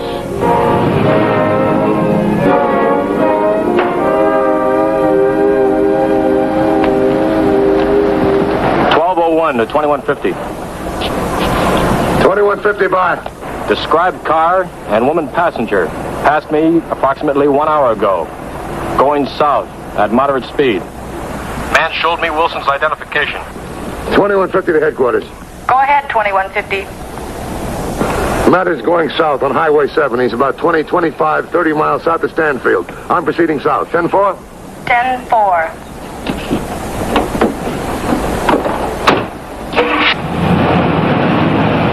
Why are we stopping again, Mr. Wilson? It's just easier to talk when I'm not driving. Well, then would you like me to drive? No. And another thing, stop looking at my hands. And at my shoes. I'm not. My clothes. I'm not.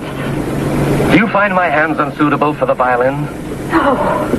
Then stop looking at them. I'm sick and tired of having everyone look at my hands. Shall we drive, Mr. Wilson? I won't have it. I won't allow it. I won't tolerate it.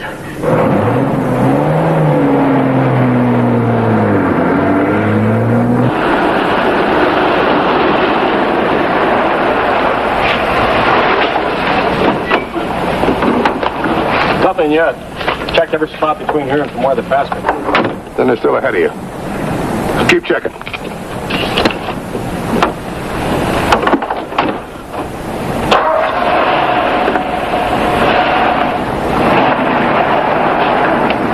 You mean you've never heard of James Wilson, the violin virtuoso? At my last concert, I played the Paganini. There's nothing more difficult. Encore after encore. And you've never heard of me? I have, Mr. Wilson.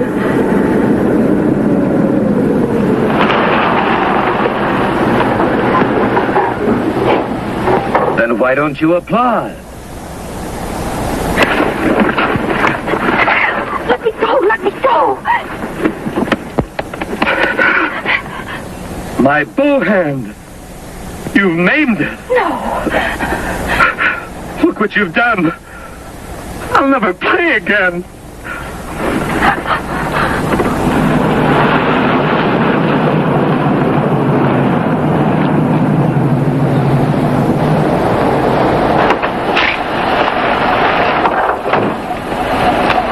They haven't got by us.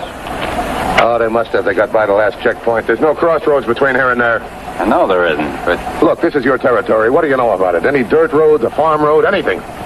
A dirt track alongside the underpass. All right, you stay here. Let's you and I take a look. Come on.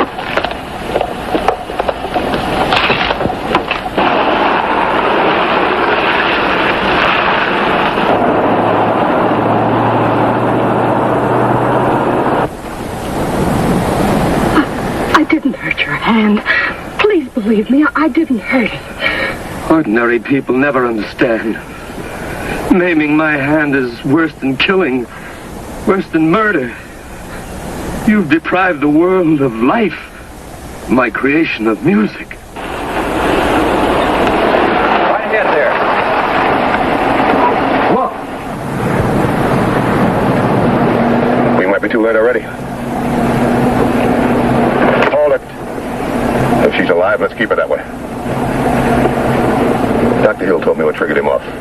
Now, Wilson's got a broken neck. We gotta get right on top of this guy before he can use his hands. He probably heard the car when we drove up. He figures we're gonna pass him. We'll pass him. Or you drive. Slow.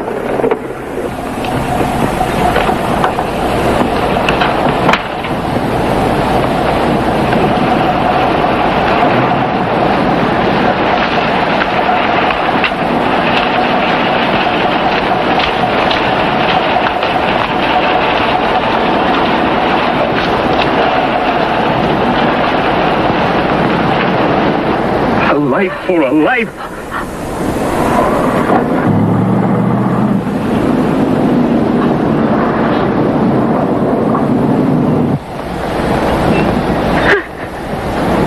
It will be over quickly.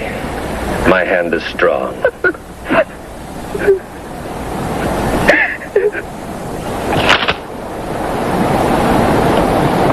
Oh, hello there. Hello? Wait a minute. Your face is very familiar. Well, that's possible. I'm not unknown. Do you ever go to concerts? Violin recitals? Yes. Carnegie Hall? The violin virtuoso. You couldn't be. Believe me, sir, this is an honor. Oh, you do remember my last concert at Carnegie Hall. I'll never forget it. Then, would you do me a favor? A great favor. Would you come back with me? There's a certain person I want you to tell that I did play there. He won't believe me, but he will believe you. Would you come? Yeah, sure. Where is it? Riverhead Hospital. You see, I hurt my hand, and they're trying to cure it. How's the other one? Oh, it's all right. As good as ever. All I want for is to have you vouch for me. Just to tell them that I did play there. Yeah, sure. We'll go right away. Mrs. Haley, you stay here. Come on, let's take my car.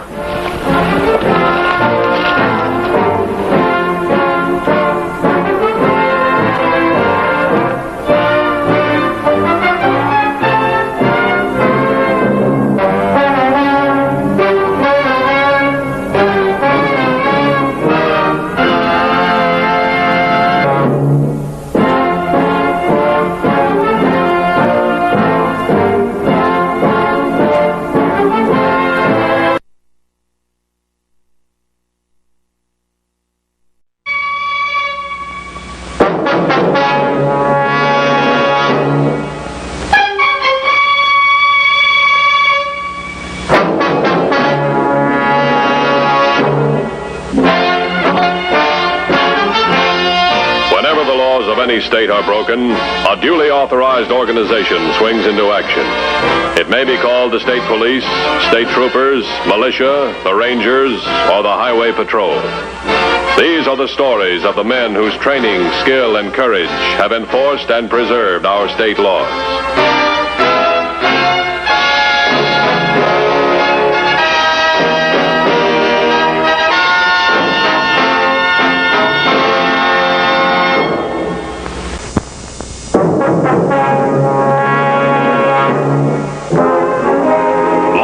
Agencies seldom encounter armored truck robberies. The armored trucks are traveling fortresses, and the precautious operating procedures used in the pickup and delivery of monies preclude any successful robberies. However, the trucks are tempting targets, and early last July, 3 criminals started an elaborate plan to rob truck number 15, which made a daily stop at the Shermart supermarket. Don Brugger, an ice cream vendor, also began making a daily stop at the market. After the first few days, his presence was accepted by the guards, and Brugger was able to observe the armored truck security routine. The first phase of the criminals' plan was in operation. 2 weeks later, Rusty Schilling arrived on the scene, an itinerant photographer. He, too, was inspected by the armored truck guards. But as time passed, he, too, was accepted. Step 2 of the criminal's plan was in operation. By the middle of August, both men had become boringly familiar parts of the scenery.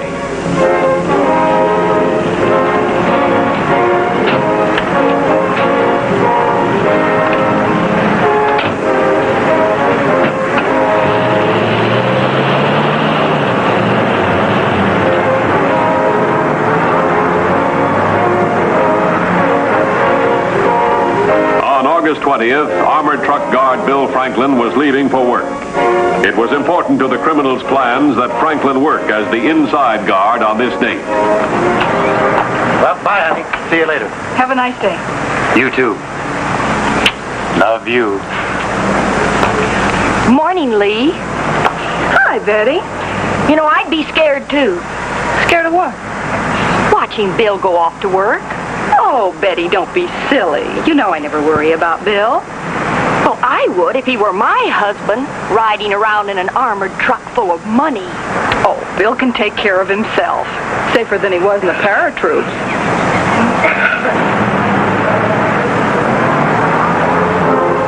Tiny Elsom was the silent partner of the photographer and the ice cream vendor. He had found the location and set them up in business. For Tiny, this day would climax 2 months of careful observation and preparation. His presence on the scene indicated to the others that he had ascertained that the right personnel were manning the armored truck. If the attempt at the Shermart were successful, Tiny was to handle the final phase of the operation.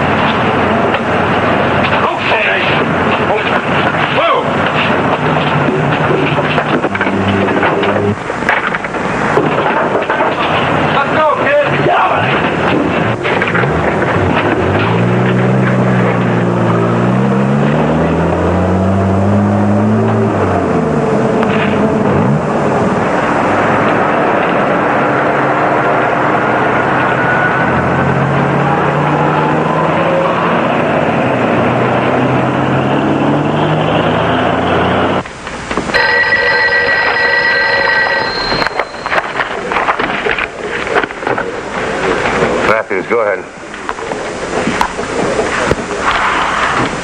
What's the number of the truck? Now, wait a minute. You mean the guard is still in back of the truck? All right, have him keep calling in. Check his location every once in a while. I'll be right over. Thanks very much.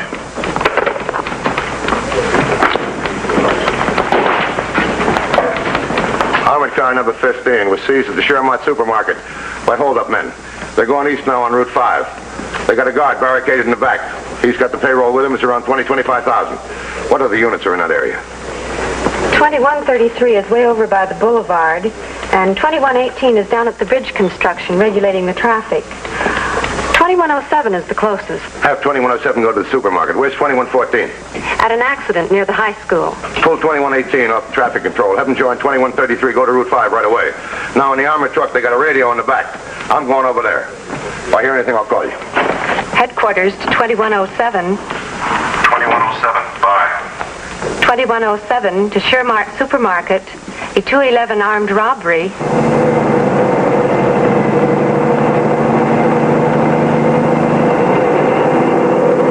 We're headed east on Route 5, about 50 miles an hour.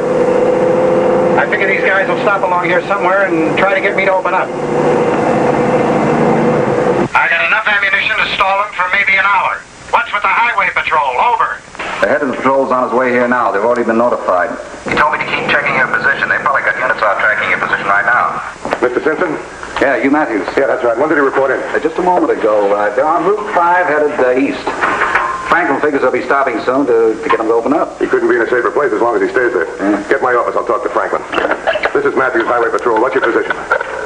We're still on Route 5. We passed the power station about 3 minutes ago. One of my cars should pick you up in about 7 or 8 minutes. Another in about 10. Keep reporting in. Okay. Hello. Communications. This is Simpson at the on-car office. Matthews is talking to the guard. The truck's still heading east on Route 5 about 3 miles past the power station. Anything else? Keep the line open. Nothing else, but keep the line open.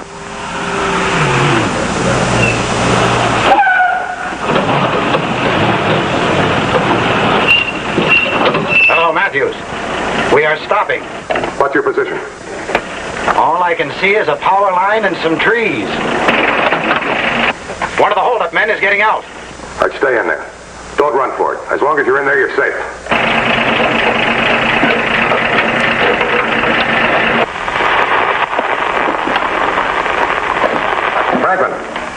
Franklin, what's wrong? We can't reach you. I think he's trying to break off the... They broke the antenna. That figures. This is Matthews. They broke the truck's antenna. Last location, somewhere between Willis Creek and the power station on Route 5.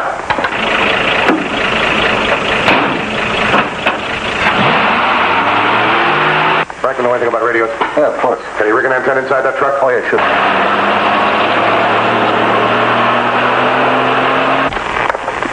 I'm going to stand by here. Franklin might be able to rig up a temporary antenna inside that truck. If he does, we might be able to pick him up.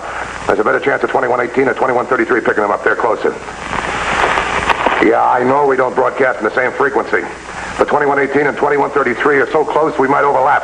So alert him. If we don't find that truck, Franklin's going to get killed.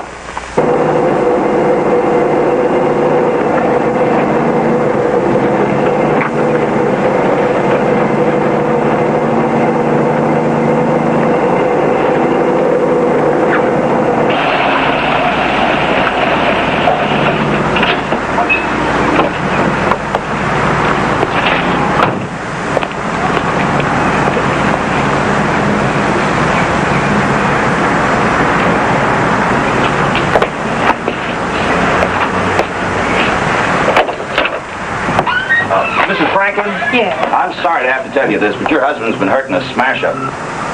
Bill? Are you sure? He works on one of those armored cars, doesn't he? Oh, Bill. He's probably at the hospital by now. I'm supposed to take you there right away. Oh, I'll be right with you.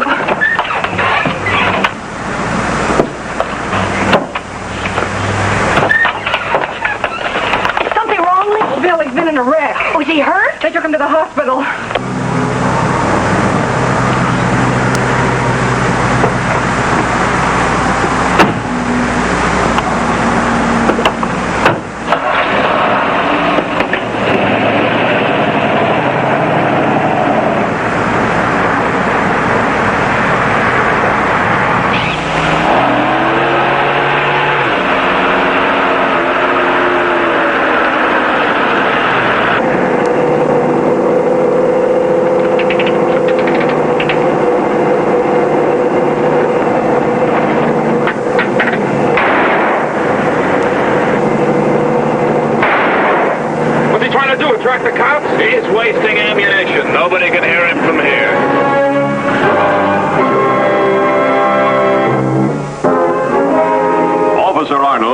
The employees and customers of the Shermart supermarket without success.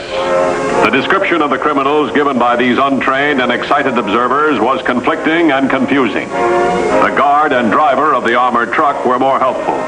Both of them agreed on the general description of the photographer and the ice cream vendor.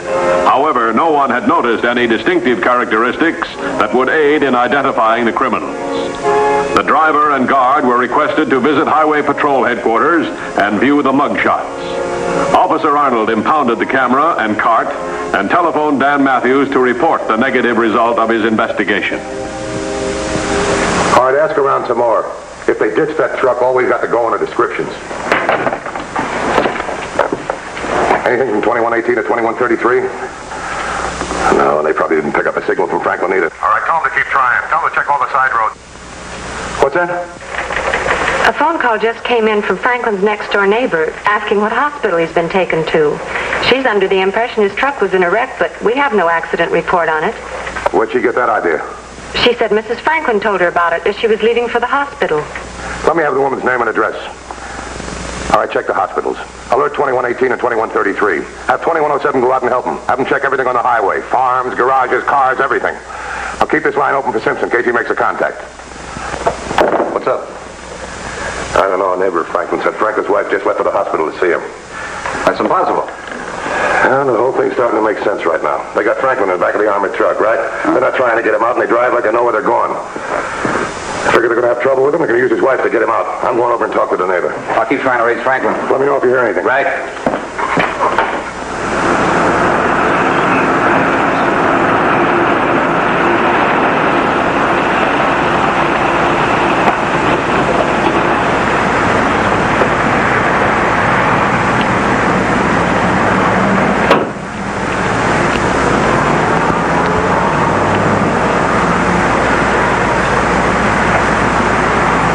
Mrs. Linquist? Yes? Matthews Highway Patrol. Now tell me, what's this about your next-door neighbor? Bill Franklin? Oh, he was hurt in a wreck. Well, what makes you think so? Why, I know so. Why else would his wife go rushing off to the hospital? Mrs. Linquist, we have no report of the accident. Oh, well, I can't be. I mean, why would she get in a car with a perfect stranger? What perfect stranger? Why, the one that drove her to the hospital. I would have given her my car, wait a minute. Is he the one that told her about the accident? Oh, he must have been. Mrs. Linquist, describe him and the car if you can. Oh, yes.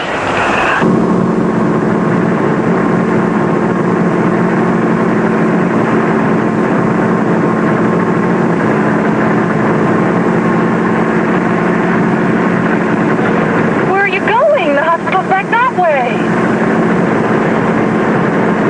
You're taking me. Now, just sit tight and shut up. Now, what is this? Just who are you? Oh, just a few more miles and you'll understand everything. I think I understand now. Now, let me out of here. Now, stop!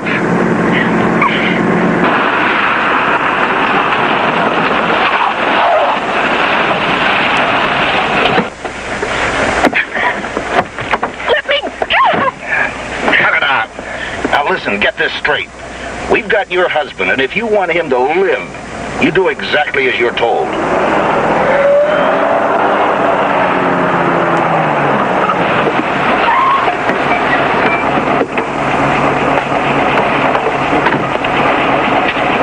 See anything of an armored car down the road? No, sorry. Okay.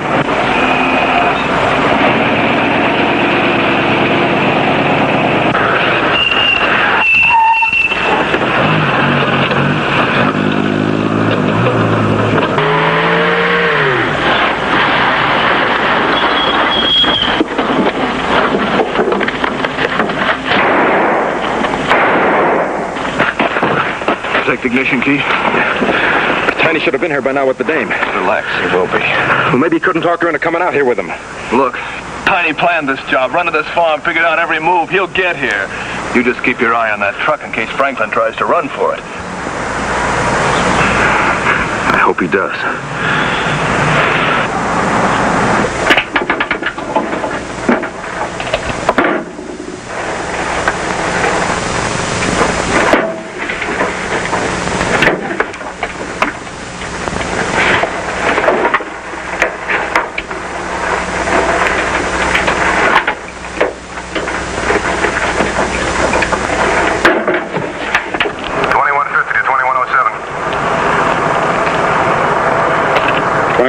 Bye. Be on the alert for 1955 or 56 green sedan. Driver is tall, fat, wears a gray suit and a hat, has a ruddy complexion. There's a guy picked up Mrs. Franklin. He's probably holding her as a hostage. She's 22, very attractive. She has red hair. 10-4? 2107 to 2150. Car and passengers answering this description have just passed this point, going east 1 mile west of the Hilton turnoff. I'll investigate immediately. I'm not too far behind you. 10-4. Something else comes up, notify the highway patrol.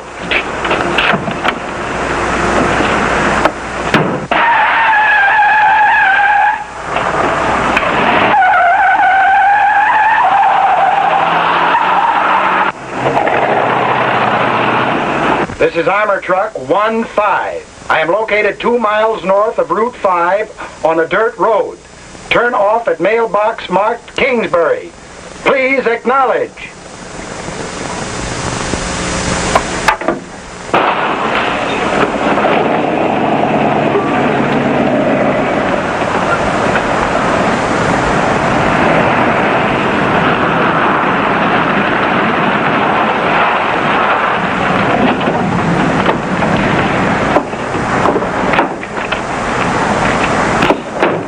Okay, Franklin. You try anything and your wife gets it. Everything okay? It is now. Can you hear me, Franklin? I don't have to spell this out for you. It's a simple choice between that money and your wife. You won't get away with this. There are police all over the area. This is Bill Franklin calling. I need help desperately. I am located 2 miles north of Route 5. Dirt road turns off at mailbox marked Kingsbury. Over. This is Bill Franklin calling. 2150 to 2107, 2118, and 2133. Did you pick up a signal from Bill Franklin?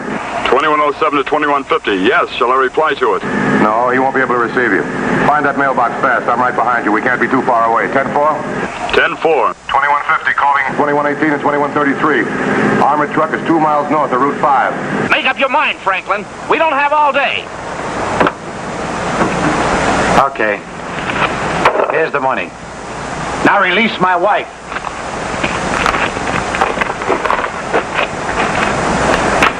Good.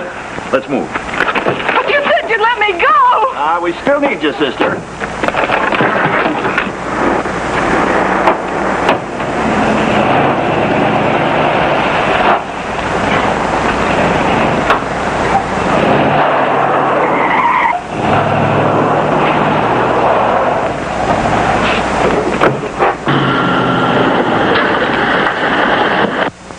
This is Franklin. The hold-up men have gone back towards Route 5. They are still holding my wife hostage.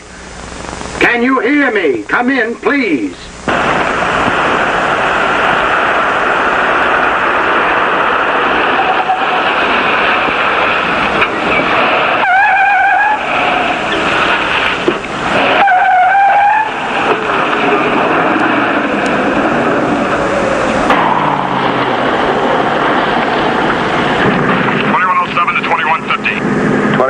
Bye. Hold-up men have gotten away with the payroll, holding Mrs. Franklin hostage, probably heading west on Route 5. I'll block the road. Alert 2133 and 2118 and join me. 10-4? 10-4.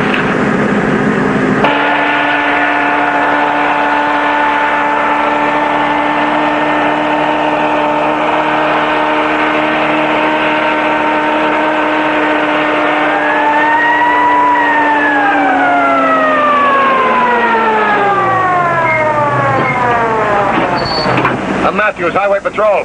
We need your help. Want to use your truck to set up a roadblock. Back it into that hillside there. I'll cover the other side.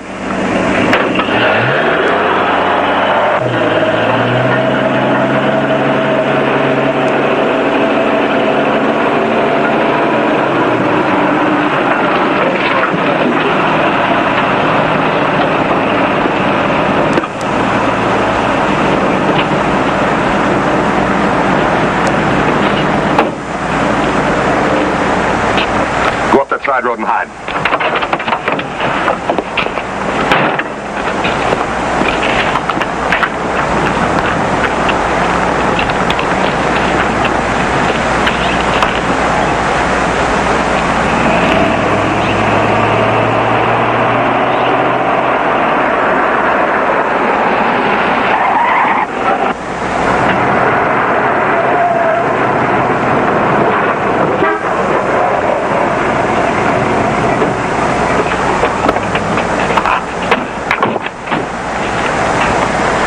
End of the line. Come out with your hands up. Nothing doing. We got a passenger in the back seat. I'm giving you exactly 1 minute to clear the road. Start now. It won't work. Give yourself up. Let them go. They'll kill my wife. Better let Mr. Matthews handle this. Don't shoot. I'll make them let you go. You can't let them kill my wife, Matthews. Clear the road. I can't. The minute they're in the clear, they're going to kill her. We got to save her right now. Look, you're kidding yourselves. You're not going to shoot her. She's your protection. 30 seconds. Unless you want this girl's death in your conscience, move that car. Throw your guns out and surrender. Right now, you face a charge of armed robbery. If you kill her, it's going to be murder. Premeditated murder. You'll get the chair, all of you. Hey, Franklin. You gonna let them get your wife killed? Let him go, please. No payroll in the world is worth it. 10 seconds. You're digging this girl's grave. You're digging your own grave. The bluff won't work. A stretch in the pen is better than a chair. Move that car as she gets it. Take a good look at the girl. If you kill her, that's exactly how you'll feel when they throw the switch. Move that car! You'll beg for mercy, but you'll still die. Hold it! Don't shoot! Don't. Look, if he shoots her, I'm not in it. I frisk him. Lie down the road, face down.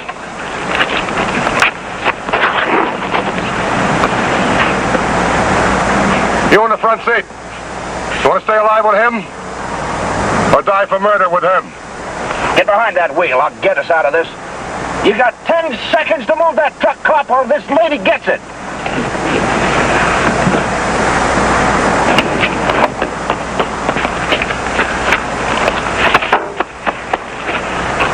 Lie down with him. You're all by yourself now. If you pull that trigger, you're going to die. If he pulls that trigger, we'll riddle the car with bullets. Right. Are you going to move that car? No. We're going to stay right here till you make your move. Now, come on, let the girl out of the car.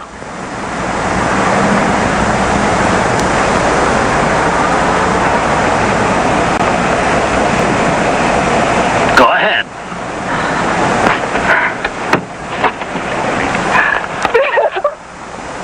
All right, throw your gun out.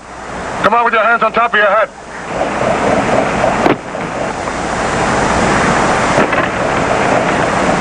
Cover him, Arnold.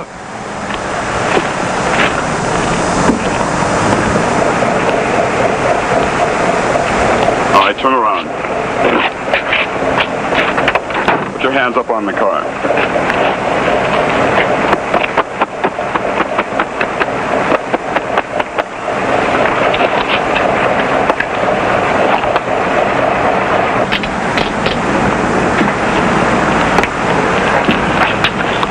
Everything all right now? I'm sorry. What are you sorry about? For trying to make you let them go. I've never been so worried. I got news for you. Me too. Oh, you got the money, fine. I'll move the car off the road, then I'll call headquarters. Have one of the boys pick it up. Oh, by the way, there's a real scared truck driver hiding down that road. Tell him everything's okay.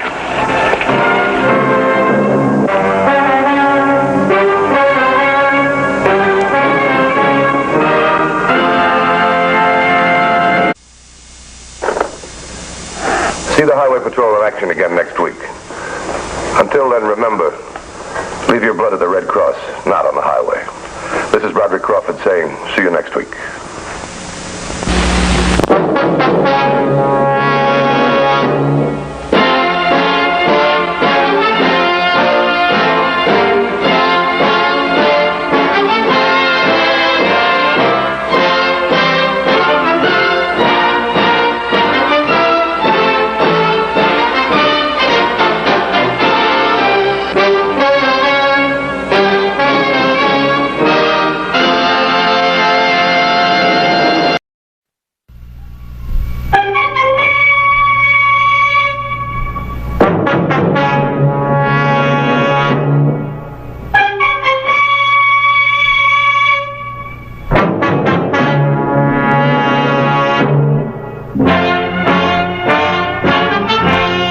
Whenever the laws of any state are broken, a duly authorized organization swings into action.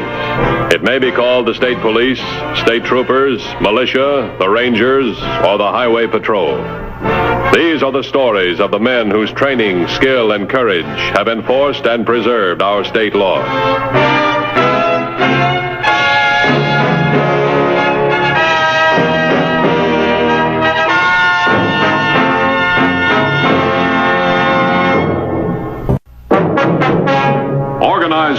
as such, is seldom encountered by law enforcement agencies in the rural areas. For the most part, the responsibilities of the Highway Patrol are traffic safety. This is especially true during the harvest season, when the traffic problems are intensified by the increase in truck traffic throughout the farming areas. Fresh-picked crops are carried from farms to markets, and labor contractors are constantly transporting itinerant farm workers to their camps and to the fields. The contractor serves a useful purpose during the harvest season. He furnishes workers in numbers as needed by the farmers. Good for the farmer, good for the worker. On September 19th, the Highway Patrol was called in to investigate a crime when Ed Nash, a contractor, and 12 farm workers met an unexpected detour.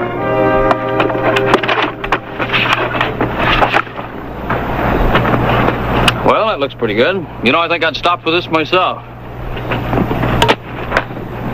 Look, you don't think they'll see the station wagon from here, will they?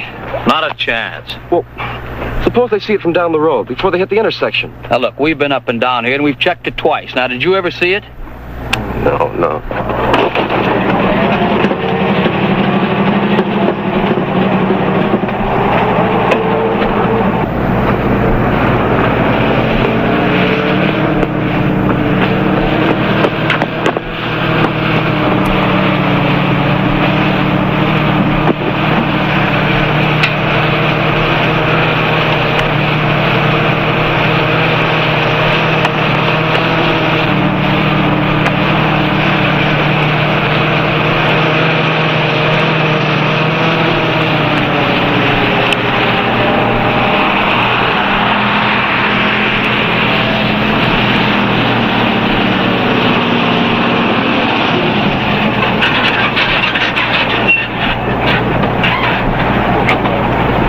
Now, come on.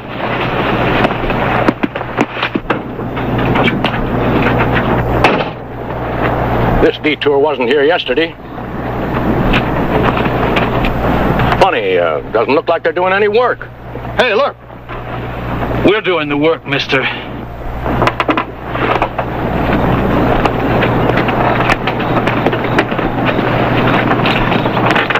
All right. Now, you do what you're told, and nobody's going to get hurt. Now, get on out of that truck and empty your pockets. Come on, hurry up.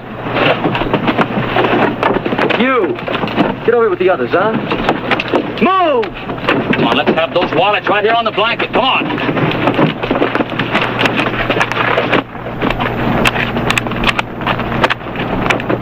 Throw them down here.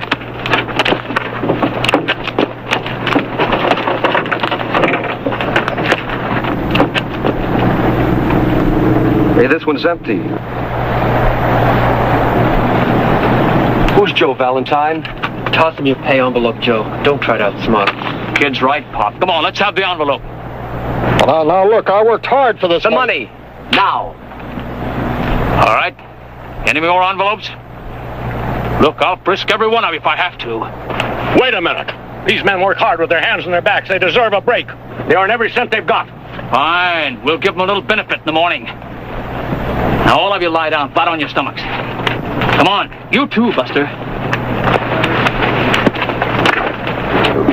On your face! Now, you stay that way, all of you. Get the car ready. Right. Now, listen to me closely. The first head that pops up, I'll blow it off. I promise you that.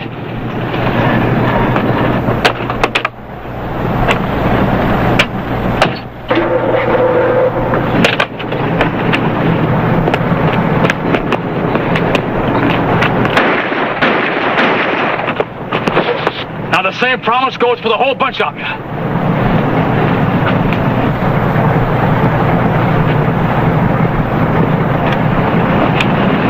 All right, get out of here now.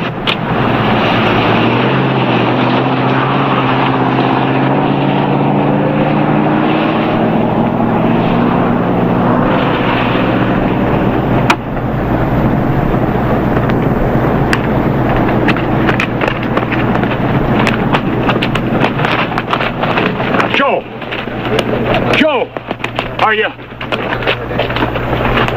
Take the truck, somebody.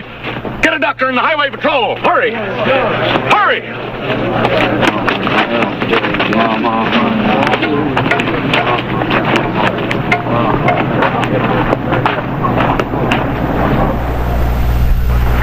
Keep everybody out there. We're leaving right now.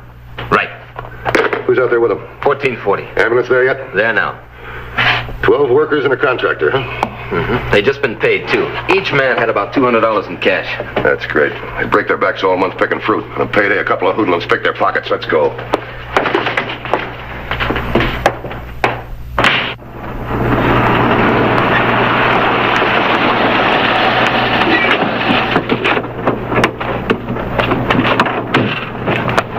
What have you got? Not very much. I got a description of the two men that were wearing masks. One of these men says he can identify the car. I made an APB on it. Who's the man? Collins over there. Mr. Matthews? That's right. I'm Ed Nash, labor contractor for these men. Is there anything I can do? Yeah, I want a list of all your employees. You mean the farm employees? Farm workers, everybody who works for you. Anybody who could know where that truck was going. You think it was an inside job? Look, whoever did this knew where the truck was going, when it was going to arrive here. Knew it was full of farm workers. It had just been paid. You don't get that information from a seed catalog. Okay, Mr. Matthews. You'll have the list this afternoon. I'll check with you at your camp. Latest thing in hijacking. Do-it-yourself detours. You Collins? That's right. Matthews, Highway Patrol. They told me you can identify the car used by the hold-up men. Yes, sir. I guess I can. What kind of a car was it? As I told the other officer, it was white. An all-white convertible with the top down. New or old? New. This year's, I think. I got a look at the first two letters of the license plate. KJ. How'd you happen to see the license? This report says the car was hidden by that bank over there. They backed it up. One man backed up the car, and the other one held a gun on us. He's the one that shot Joe Valentine. Have you heard anything about Joe? He hasn't been murdered, has he? We hope not.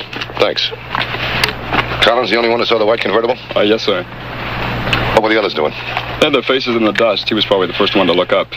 When you finish, let them go back to camp. They need the work now more than ever. Right.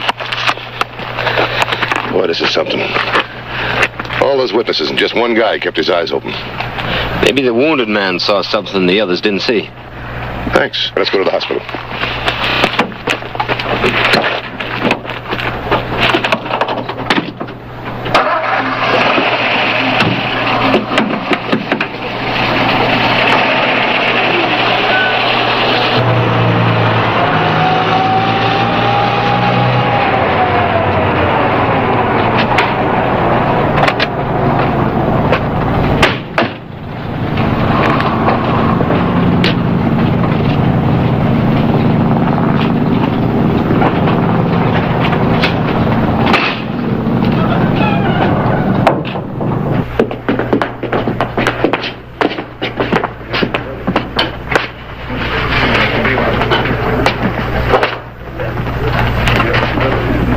Give me a dime.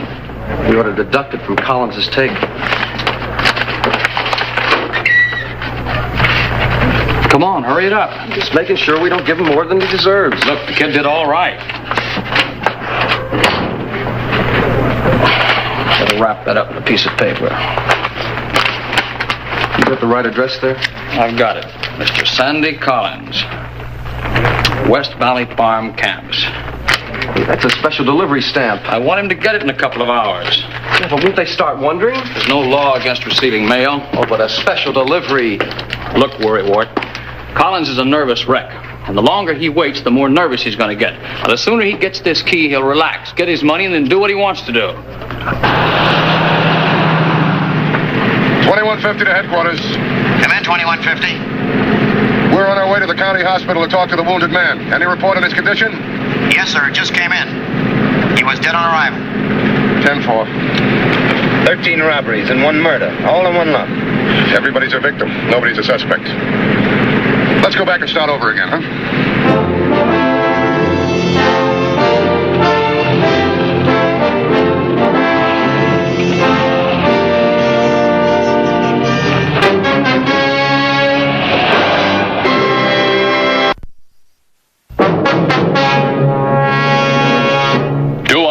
After the robbery of the farm workers and the shooting of Joe Valentine, Dan Matthews returned to the scene of the crime to re-examine the area for new leads.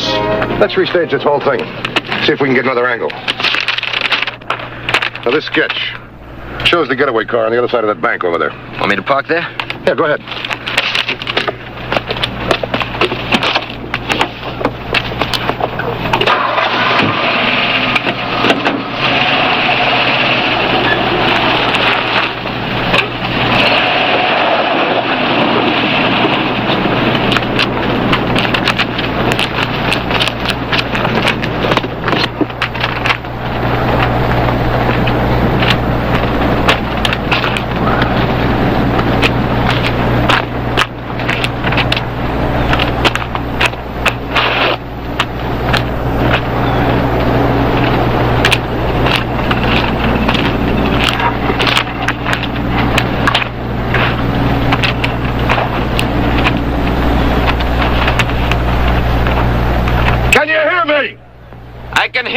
But I can't see you.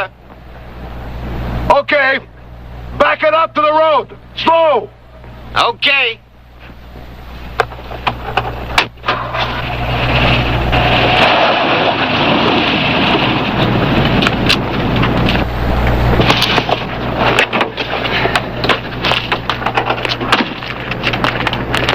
Yeah, they couldn't have picked a better spot to park the car. Couldn't see a thing through all that brush. Yeah, I know.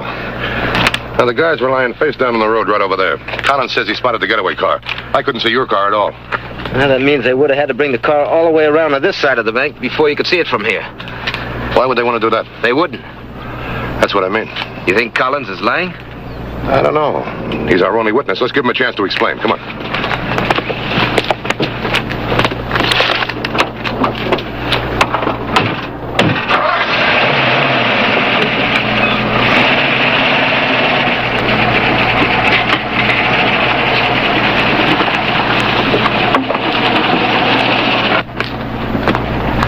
Mr. Nash. Hi, Sandy. Thought you were out in the fields with the others. I was, but I came back to see if there was any mail. Next delivery's tomorrow morning. You know that. Well, I was sort of expecting a telegram, maybe a special delivery letter. Something wrong? My mother. She's been pretty sick. I've been worried about her. My brother said he'd let me know. I'm sure she'll be all right.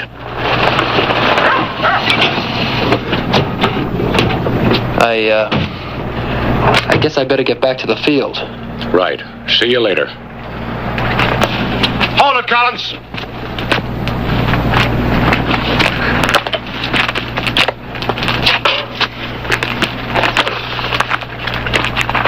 Something wrong, Mr. Matthews?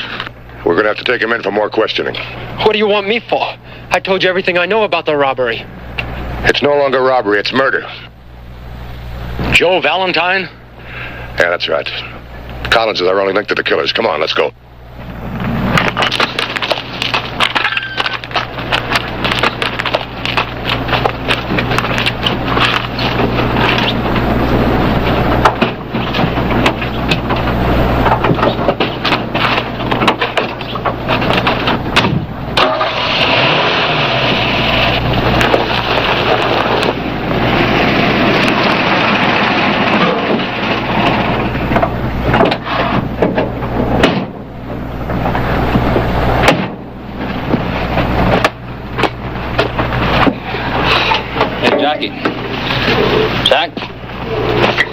We got work to do, boy.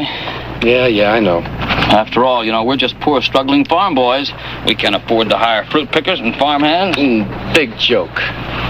What are you so jumpy about? Everything's going all right. I'll bet that guy you shot doesn't think so. Will you forget about him? If he's dead, we're better off. Look, you promised me and you promised Collins. You said that nobody get hurt, nobody get shot. Just a nice, respectable hijacking. He came after us. What do you expect me to do? I don't like it. I don't like being wanted for murder. They're not after us. They're after two other guys in a nice, white, shiny convertible that doesn't even exist. Oh, we sure hope they are. I'm betting on it, kid. I'm betting my life on it. My life and yours. Now, come on.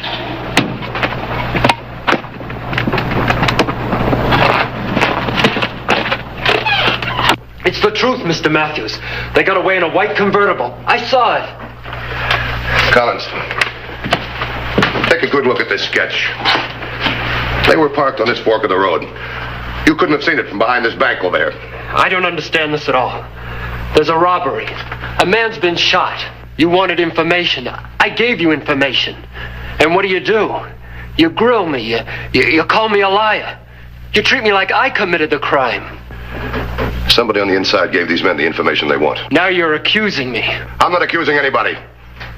I'm just saying you couldn't possibly have seen that car, yet you did see it. I want you to explain that. If you can't... Yeah? Mr. Nash is here to see you. Ask him to wait. He says it's urgent. He has a special delivery letter for Mr. Collins. Go out and get it. Thank Mr. Nash for me. Were you expecting mail? Yeah. From my mother. She's been sick. Oh, I see. Mr. Nash knew you were worried about your mother's health. He brought that and your coat. Did you open it? No, it's your letter. You open it. I'll read it later. Aren't you worried about your mother? I'd rather read it when I'm alone. It's personal. From home? Yeah. Postmark says Chase Corners. That's a local post office, not your home. You have no right to read my mail. I didn't read it, but you are right now.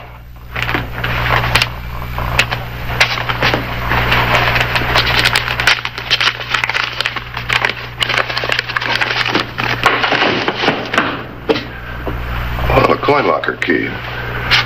My mother'd be sick, too, if she was locked up in a coin locker. Let's go let the old lady out. Cuff him. So much for the news from Washington. Now turning to the domestic scene. This morning's robbery of 12 farm workers in the Chase Corners area has developed into a murder case. Joseph Valentine, age 52, died a few hours ago after stopping 3 bullets from the gun of one of the 2 masked bandits who...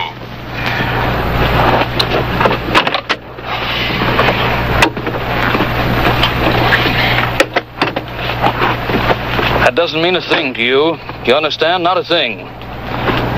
You've been right here on this farm all day long, doing the work we always do, you and me, all day long. You've got no reason, or you don't care anything about that robbery. You heard him. It's murder. You weren't there. You had nothing to do with it. It had nothing to do with you. Now, will you remember that? Now, what are you scared of, anyway? If you had any sense, you'd be scared, too. You saw Collins. You saw his face. Look, how do you think he'll feel with a murder rap hanging over his head? He'll bust wide open the minute they put him under pressure. You know, you're in worse shape than he'll ever be. Oh, no, I'm not, because I'm not going to be around long enough to let him pressure me. They've got roadblocks on that highway. They're looking for a white convertible, not a station wagon. I'm going to use that gag just as long as it's warm.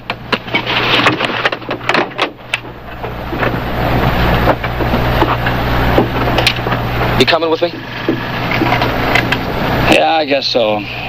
In your condition, you're going to need a chaperone.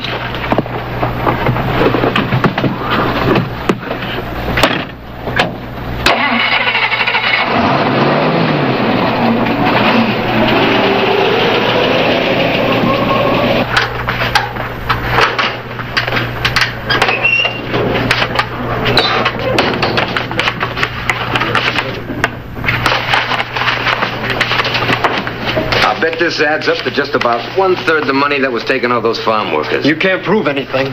You're doing a good job right now, Collins. You're up to your ears in robbery and murder. I didn't kill anybody. I didn't have anything It wouldn't to have do happened if you hadn't set it up for your pals. They had the guns, not me.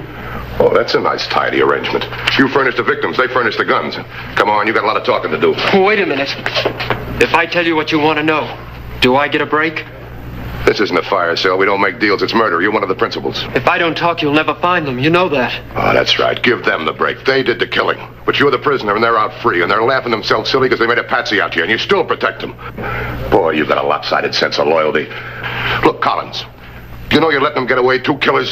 Is this going to make you happier when you're in prison? They're outside laughing themselves sick and sending you cookies at Christmas? Think it over. We'll give you all the time you want. Wait a minute. Maybe I don't need any more time. What? I know where they are. I can tell you all about them. Come on, let's go.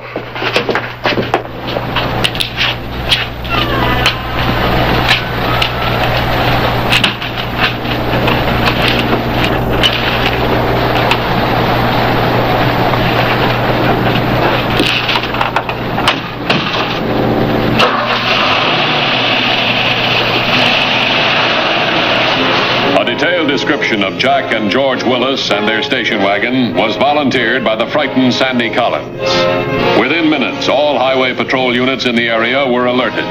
Sandy Collins was booked at headquarters, and Unit 2150 left in pursuit of the suspects.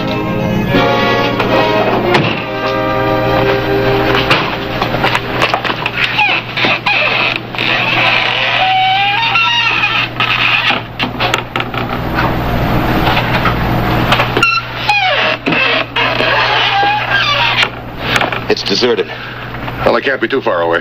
They didn't go north, we'd have seen them. They must have gone in the other direction. Let's try a squeeze play.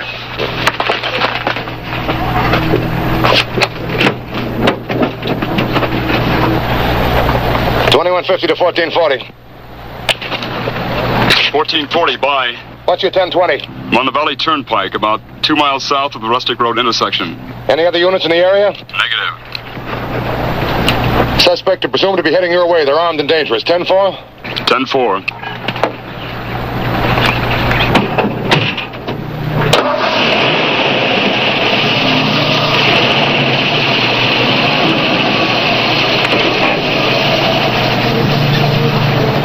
All right, now take it easy. Let's play this real cozy. Remember, they're looking for a white convertible, not a station wagon. Well, I'm not so sure of that. 1440 to 2150. 2150, bye. The station wagon's approaching. Answer the description of the suspect's car. Well, we're about 5 or 6 miles from your position. Maybe we can run right up their tailpipes. 10-4? 10-4. Well, don't start getting panicky. Hey, take a look at that gun. Well, he's not planning any friendly little get-together. We're the only car on the road. I think it's just a routine check. Yeah. Well, listen, I'm turning off the highway at Rustic Road, and it's just a little ways back. Don't turn back now. You'll have him right on our necks. Look, if you don't like it, you can get out and walk.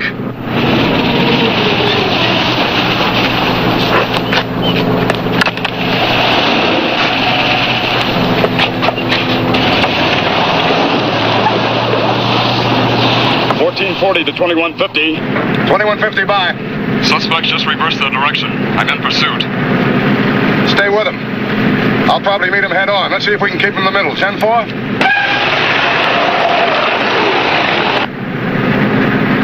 How close is he, huh?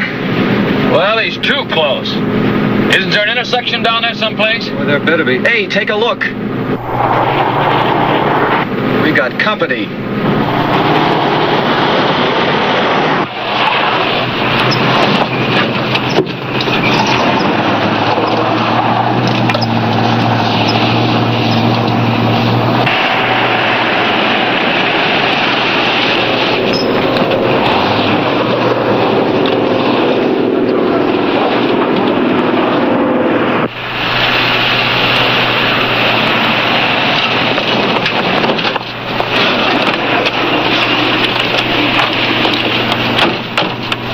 Get this stuff out here. Here they come.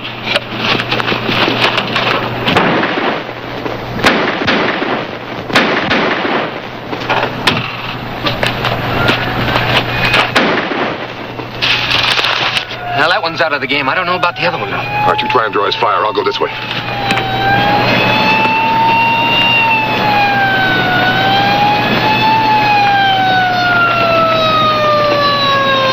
Drop it! Come on, drop it. Get your hands on top of your head. What's this detour? Some gag of yours? This is no gag. It's on the level. The Department of Public Works are making some changes. And so are we. Now check that guy in the bushes over there. Okay, take him out. I'll call headquarters.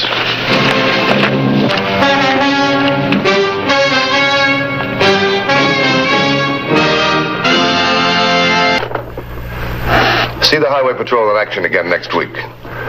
Until then, remember, leave your blood at the Red Cross, not on the highway. This is Broderick Crawford saying, see you next week.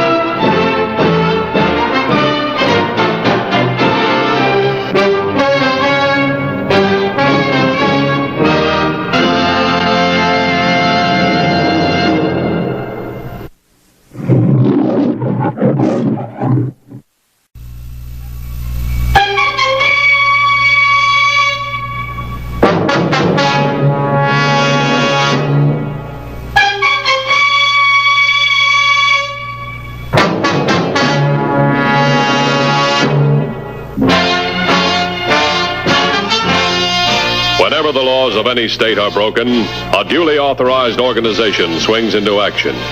It may be called the state police, state troopers, militia, the rangers, or the highway patrol.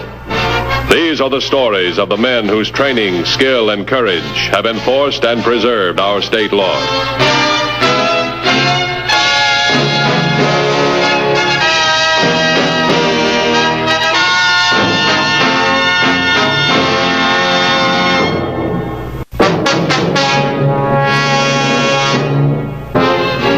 Many times, the Highway Patrol is confronted with varied and complex situations. None becomes more entangled than the situation resulting from violent tempers. On July 11th, at the Johnson Bardee Ranch, an emotionally charged family conflict demanded the urgent attention of the patrol.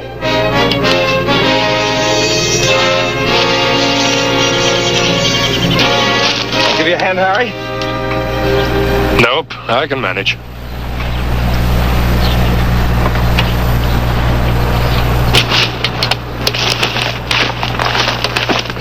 There's another hook around, Ted? There isn't any other hook. Looks like a two-man job. I thought I'd help. Guess it does look like a two-man job to a city boy like you. Look, you want to be useful, why don't you go in and help Iris with the housework? Ted? Just stay clear of me and we'll have one big happy family.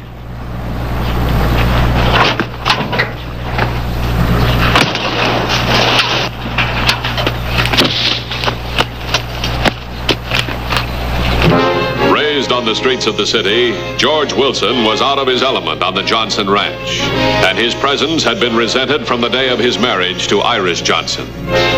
The relationship between her two brothers and George had grown steadily worse, and the morning's incident was just one more example of the dislike and contempt that Ted and Harry Johnson held for their brother-in-law, and a final indication to George that he belonged with none of the ranchers, neither Ted, Harry, nor his wife, Iris.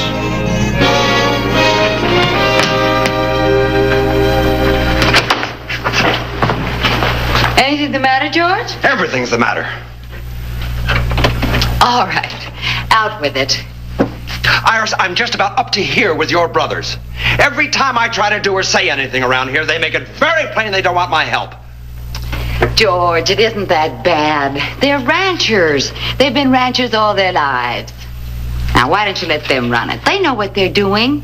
Don't let it get under your skin so. All right, agreed. I'm not a rancher. But Iris, just what am I supposed to do around here? I've got to have some sort of a feeling of accomplishment. I don't do anything around here. Look, Iris, what I'm trying to say is I'm through. I'm calling it quits. I'm going back to the city where I belong. Honey, why don't you take a shower and relax? You'll feel much better. Oh, sure. That'll fix it, won't it? Every time this problem comes up, somebody says, have George take a shower. Or treat George nice this evening. Or give George a good meal. And the next day, it's the same thing all over again. Oh, honey. Look, Iris, I can talk all day long. You just don't understand. It's not the ranch. It's you and me. You didn't want a husband. You wanted a possession. Something to decorate the ranch. Iris, we don't have a life of our own. We're not husband and wife. We don't do things together. More importantly, we're not in love. How can you say that? Don't I show my love? Oh, look, honey, things will be different, I promise you. Oh, sure. They'll be different every evening. But what about the days, Iris? I'm just an ornament. I don't do anything. Just as long as I'm out of the way every day, you think things are fine. That's not true, and you know it. You were a clerk making $40 a week. Now you own a third interest in a ranch. Isn't that a sign of my love? Iris, that's not love. And I'm not a rancher. Oh, so now you're going to walk out. You're going to leave. Disgrace me with the divorce. I'm sorry, Iris. But that's the way it is. Oh, that's the way it is it? That's the way it is it? Well, where does that leave me, huh? Just another woman who couldn't hold her husband. Why, it's as though you were killing me. You might as well. You're doing the same thing by leaving me. Yes, George. Why don't you kill me? Why don't you? Why do it the hard way? Do it the easy way, George. Here. Go on. Kill me. George.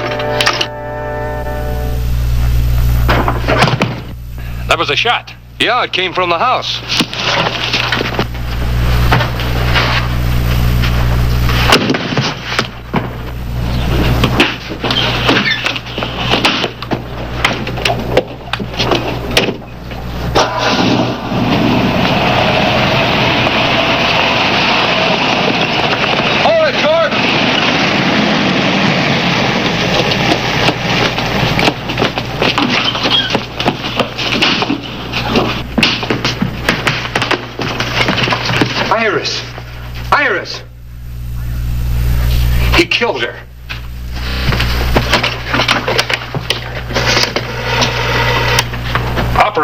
Operator, get me the highway patrol right away. Hello, this is Harry Johnson, the Bardeed Ranch. We've had a shooting at our place. Send a doctor and ambulance right away. It's right off the highway at the District 10 crossing.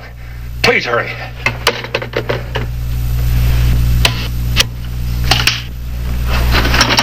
Put that thing away. What do you think you're doing? What do you think? One shooting is enough for this family. The law will take care of them. They might and they might not. All I know is there's a no-good coward out there who killed my sister. Now get out of my way, Harry. Okay.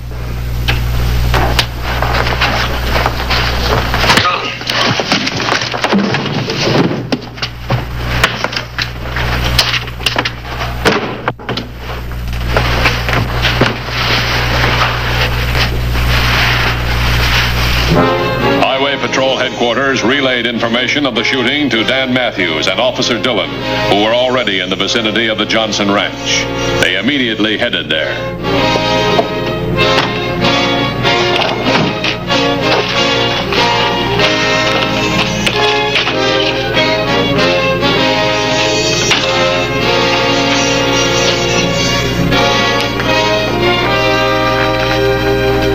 You Harry Johnson? Yeah.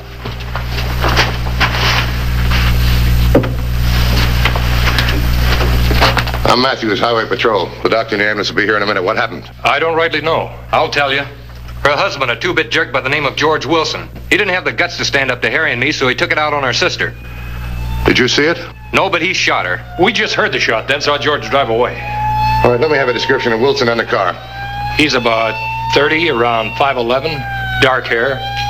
The car's a new red convertible. You know the license number? Yeah, let me see. The license, KHE 458. KHE 458. I'll get out an APB to all units. Right. How'd this happen?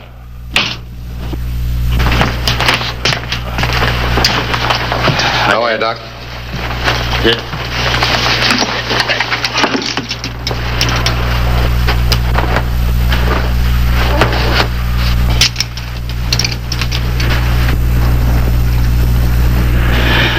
The bullet's close to her heart.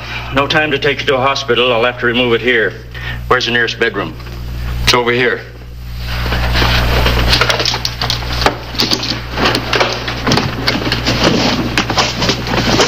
Is she gonna make it, Doc?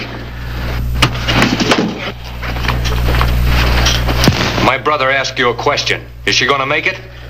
You'll be a lot more help to your sister if you'll boil some water.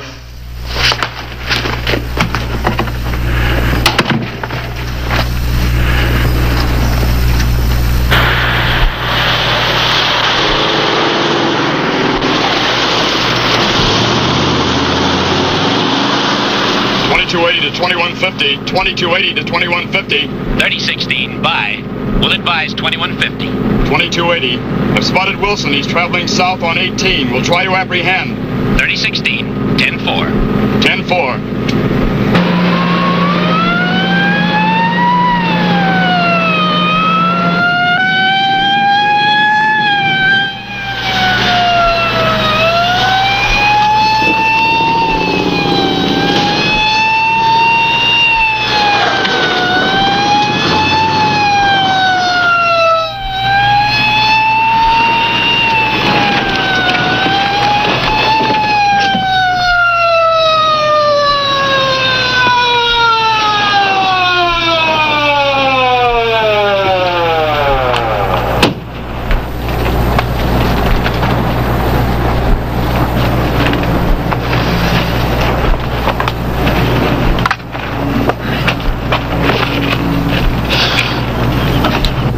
To 2150.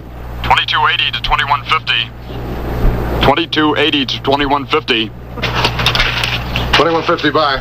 2280. Suspect just abandoned car on the Harris Fire Road off 18. He's in the brush area. 10-4.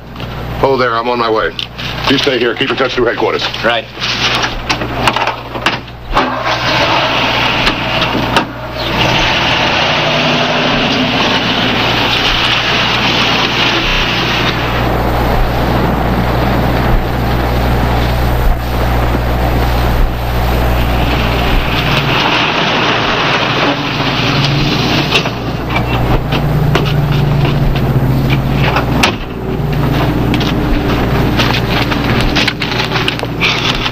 of his car here and ducked in the brush up there. It's about 5 miles to the nearest road. Thought it was best to stay near his car. Well, if he's in that brush, it'll take 100 men to flush him out.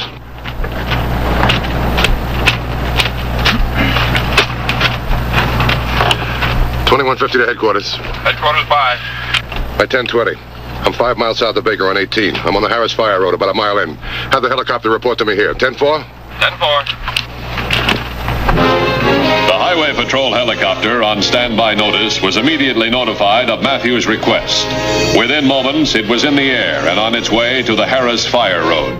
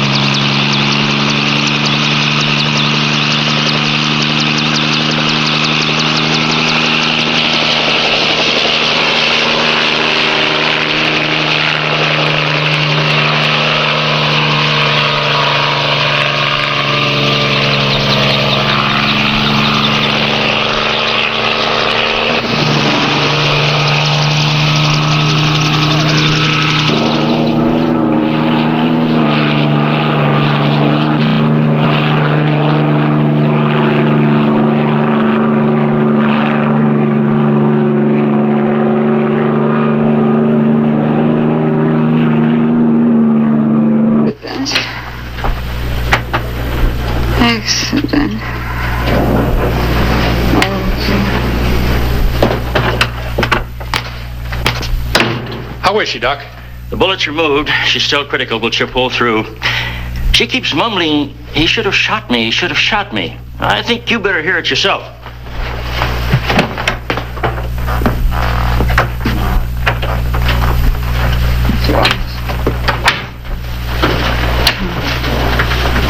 Mrs. Wilson, was there something you wanted to tell us? He was going to leave me. He was weak. Yes, Mrs. Wilson, what happened? I tossed him the gun. I should have seen his face when it went off. It was an accident. It was an accident. Poor George.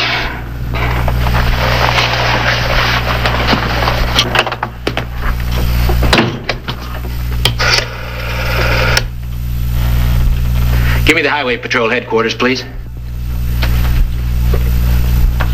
This is Larrabee at the Johnson Ranch. A relay message for 2150.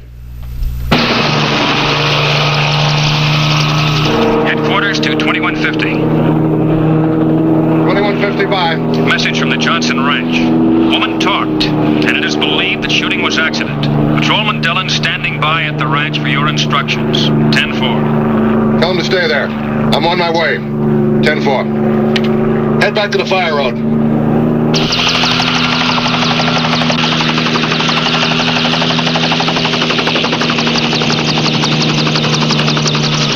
Keep checking the area. Arnold will be in touch with you. What's up?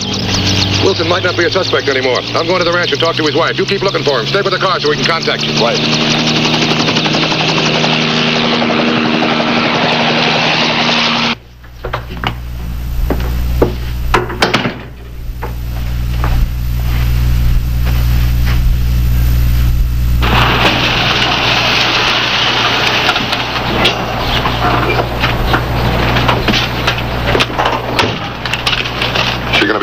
Doctor says she will, barring complications.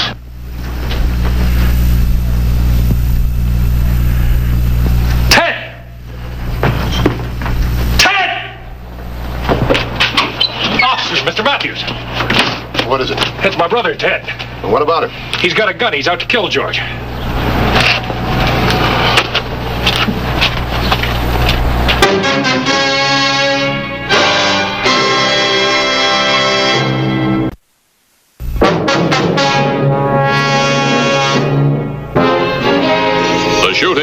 Mrs. Wilson had been firmly established as an accident, a fact unknown to her hot-headed brother, Ted. Completely familiar with the surrounding countryside, he was determined to track down and kill George Wilson.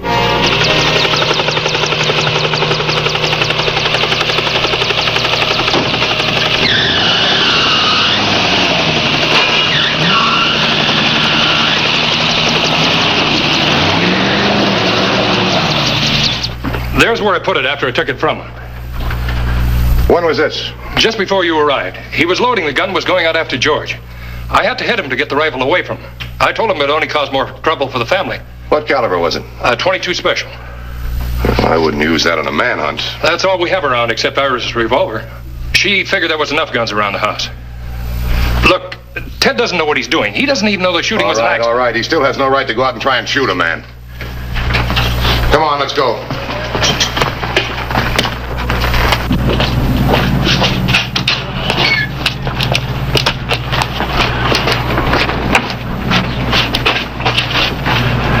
$21.50 to headquarters. Go ahead, 2150. More on the Wilson shooting. Ted Johnson, former suspect's brother-in-law, is believed to be gunning for him. He's armed with a .22 special. He's about 170 pounds, 25 years of age, light hair. 10-4? 10-4. When did you last see your brother? He must have left while the operation was going on.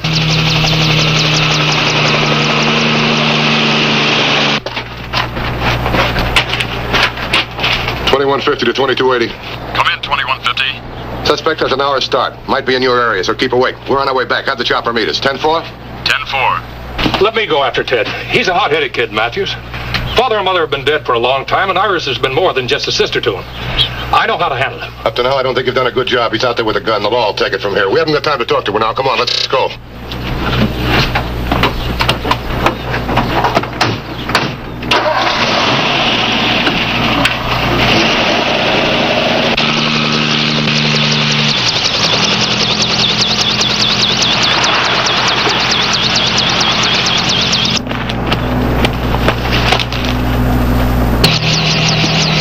Any sign of either one of them? No. He and I will take a look for him in the chopper. You stay close to the car. We'll be in contact with you. Does this Johnson know it was an accident? No. Come on, let's go.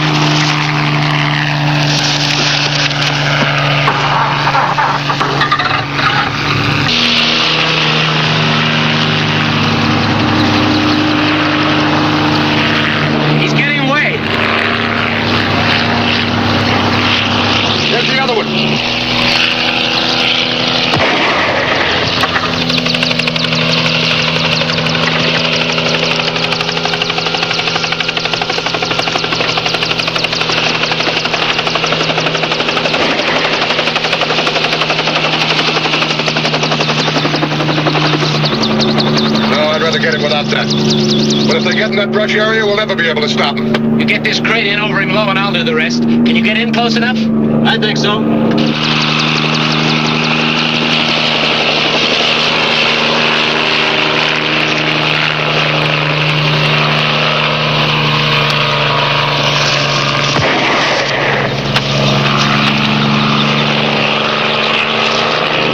Okay, he's all yours.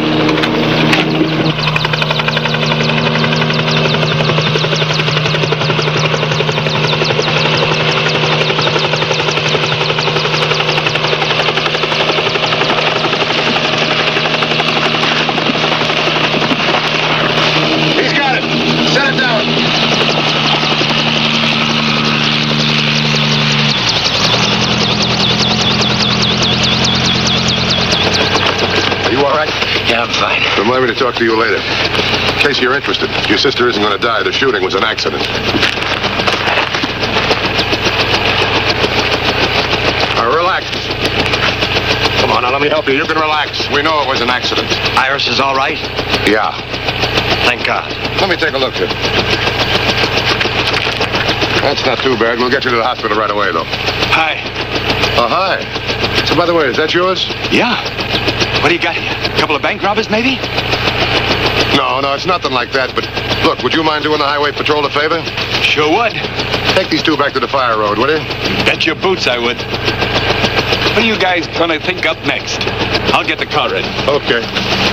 Thanks, Mr. Matthews. I could have killed an innocent man. You're still in trouble. But I thought he killed my sister. Even if you thought so, you're wrong. Book you on attempted murder. The farmer will take you back to the fire road. When you get there, call headquarters. Have an ambulance meet us. Right. You don't mind riding that chopper over there, do you? After what I've been through, nothing could scare me. And thanks. Look, don't thank us. Thank your wife. Without her, we wouldn't have known. Come on, let's go.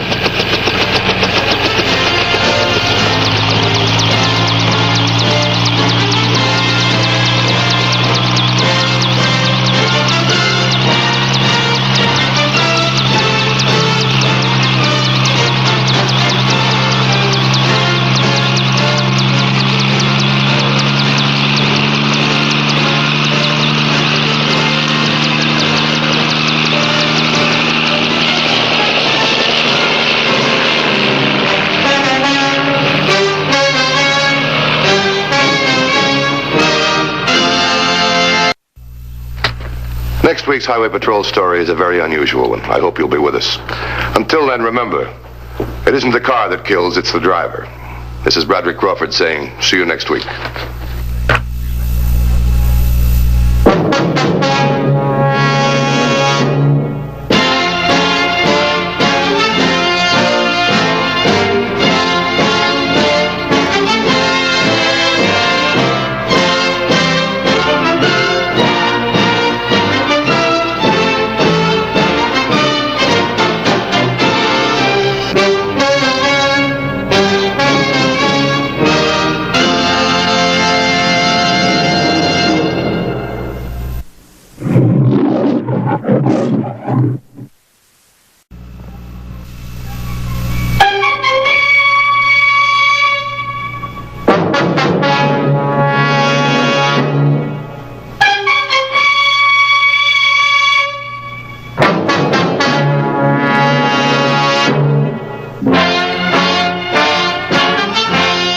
Whenever the laws of any state are broken, a duly authorized organization swings into action. It may be called the state police, state troopers, militia, the rangers, or the highway patrol. These are the stories of the men whose training, skill, and courage have enforced and preserved our state laws.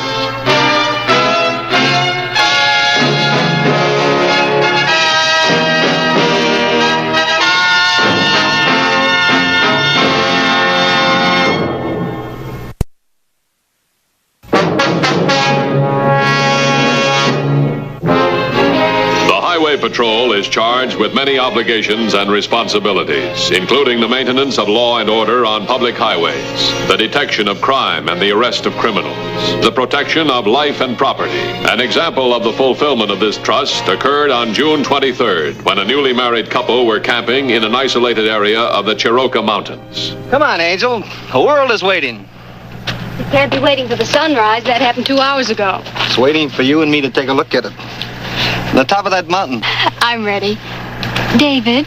Yeah? What do we do with the empty cans? Well, before we break camp, we dig a hole and bury the cans and the leftovers.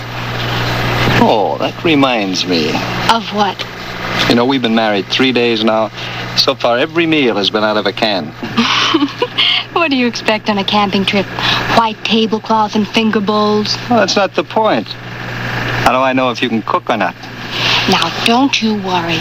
Why, at college, I was voted the girl whose husband would most likely have indigestion. Shall we go? Come on. Oh, that reminds me of another thing. I see this is one of your reminding days. No, when we order our Christmas cards, you think we should have it say Mr. and Mrs. David Carney or just David and Mimi Carney? Darling, it's a long, long time till Christmas. Yeah, I know, but you see, if you order them real early, you can get a 20% discount. Just as I thought, I've married a tightwad. Hey, shall we go climb a mountain before you save any more money? Come on.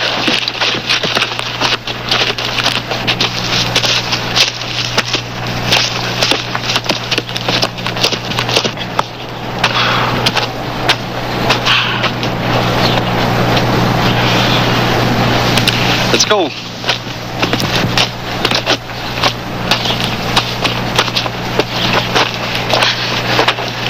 Look. There it is. It's the whole world. Just yours for the asking. Where's the picket fence? Oh, you can get that in a small monthly installment. Oh, darling, there's one thing certain up here, though. Hey, don't get so near the edge, huh? I won't. What's certain? We may not have full-course dinners up here, but we're all alone. There's not another person within miles. Oh, this view. It's just beautiful. Honey, step back from the edge a little. I'm all right. I know, but I'd feel a lot safer if you weren't...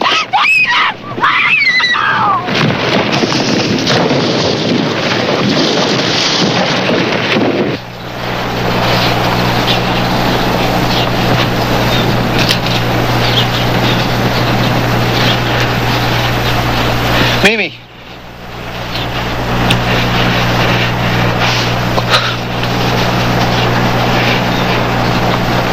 Mimi.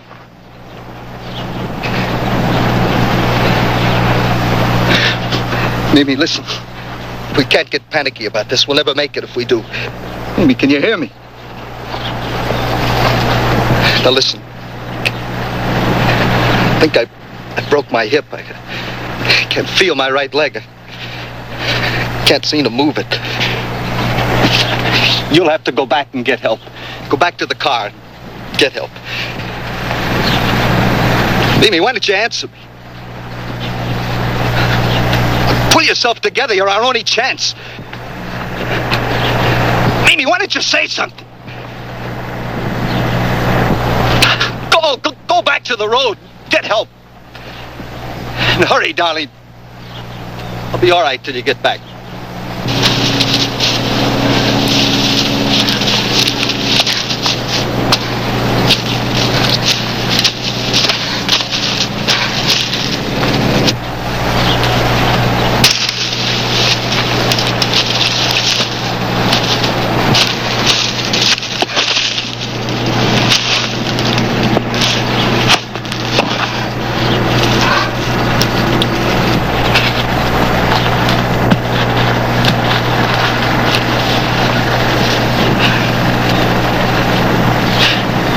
Hurry, Mimi.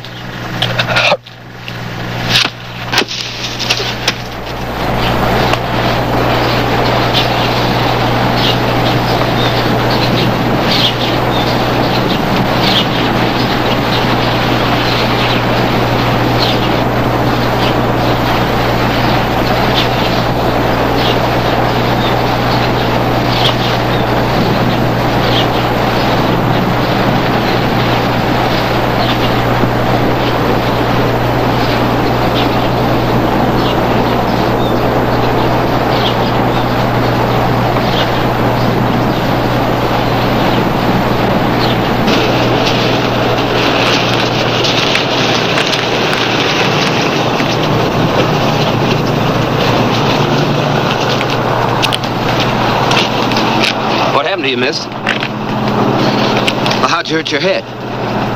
Can't you hear me? Can't you talk?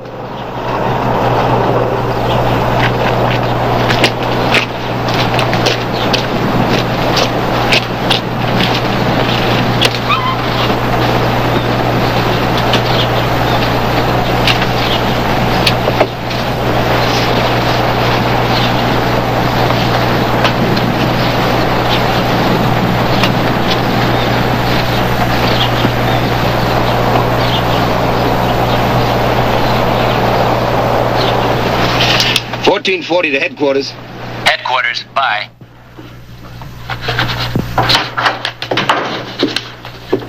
What have you got? 1440 just picked up a woman suffering from shock and a bad head wound. Where'd you find her? On the Chirocca Mountain Road, 11 miles north of the junction. He's heading for the Landfield First Aid Station. 11 miles north of the junction. That's practically wilderness in there. I know. Is that the whole story?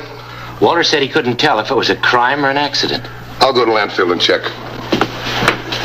Throw up a roadblock. Check every car that comes in and goes out. Right.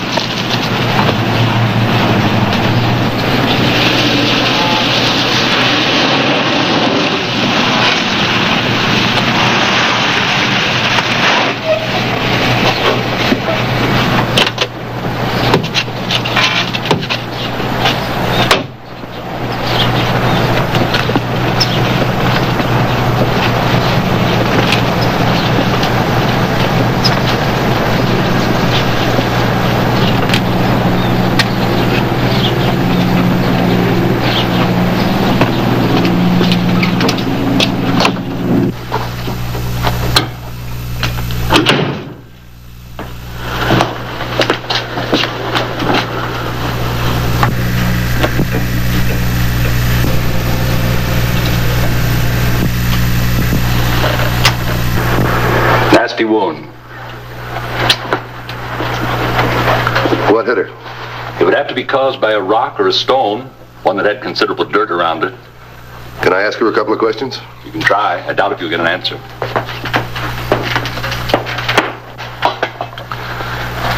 Miss, I'm Matthews, Highway Patrol. Can you tell us what happened to you?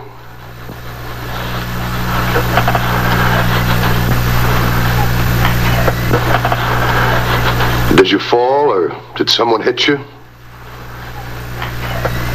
Please try to remember. What hit you? It's no good, Mr. Matthews. Not now, at any rate. The blow on the head has evidently caused a loss of memory. Amnesia? Might be more accurate to say total amnesia. Her mind is a complete blank.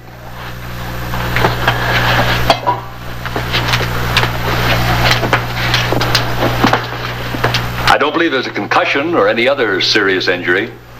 How long will she be like that? It's impossible to say. Maybe a day or two, maybe a year or two. Well, we'll just have to find out who she is. That may not be so easy. Well, if we do that, then we can find out who she was with. You think she's with someone? Sure. What would a woman like that be doing in the wilderness all by herself? Take a look at her hands. She's not used to rough country. And those clothes. They can take punishment, but they're brand new. I see what you mean. There are two possibilities. She was out camping with someone. Probably her husband. They were attacked by a third party. And number two? Same thing, camping. They met with an accident. Maybe the person she was with is worse off than she is. Get some help. Go back where you found her and start circling. Your main objective is her companion. Check the area for anything unusual, like tire marks or a landslide or something that might show that somebody'd been there recently. Right. Have somebody stay with the car so we can keep in touch. Okay. What she have in her pockets, Doctor? A lipstick, a compact, and a handkerchief. Oh, great. There's about 8 million of these and 12 million of those. That doesn't do any good. Anything else? Not a thing except a lot of dirt in every pocket. Well, that bears out the accident theory. She probably rolled a long way in the dirt. How are you going to find out who she is? It's going to be tough to do in a hurry. So? So maybe we're stymied.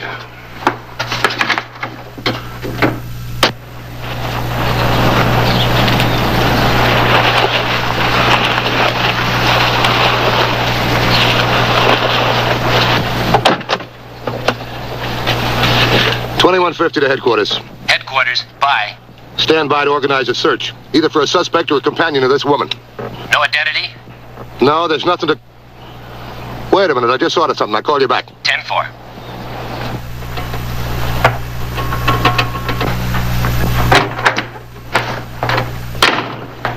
I just happened to think. That wedding ring looks almost new. It does at that. Let me see it, will you?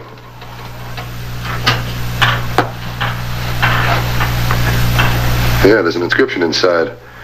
Mimi-David. And they've only been married for 3 days.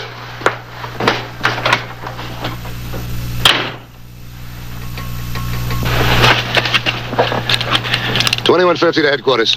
Headquarters, bye. Pick the marriage license bureaus in all major cities in this state.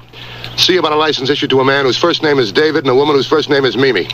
Do you know when it was issued? Well, they were married 3 days ago. Make a top emergency. 10-4.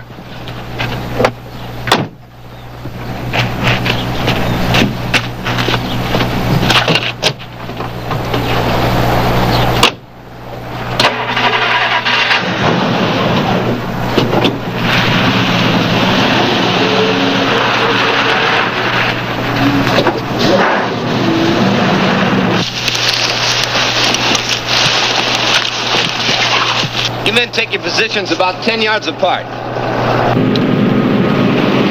$21.50 to $14.40. $21.50 to $14.40. $14.40, bye. What's your 10.20? I'm back where I picked up the victim. I have 3 men with me. We're checking identification. We're sure there's somebody in the mountain, probably injured. Get more help. 10-4. The woman's companion is probably still somewhere in this area. When I first saw her this morning, she was coming from this side of the road. So we'll start the search here. Try and stay 10 yards apart and circle. Let's go.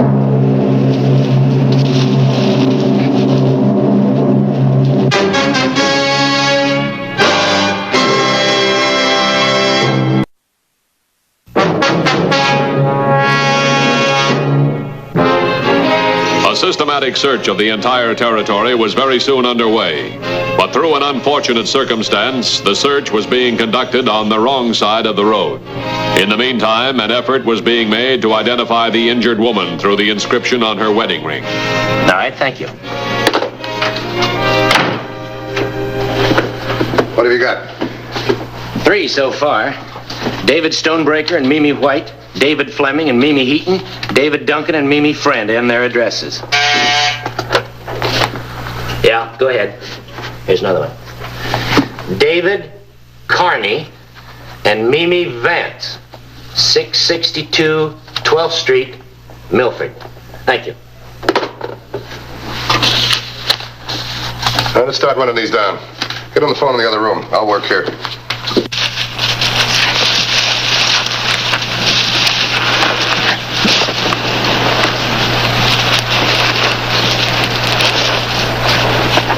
Yes, Mrs. Duncan. All right, thanks very much. I checked both my couples. They're okay. What about you? I contacted Mr. and Mrs. Stonebaker, but the number for David and Mimi Carney doesn't answer. You sure it's the right number? Yes, the phone was installed a week ago. Let me see the address, see what I can do. Supervisor, please. Highway Patrol calling. This better be it. It's our last couple. Yeah. Hello, Supervisor. This is Matthews, Highway Patrol. There's a phone listed in the name of David Carney. He's at 662 12th Street, Milford. Can you give me the telephone nearest that address? Extreme emergency. Check with 1440 while I'm waiting.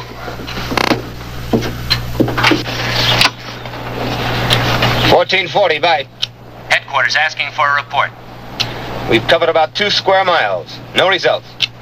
Keep looking. 10-4? 10-4. No break. But hang on. We got the number of the house right next door. They're ringing it now.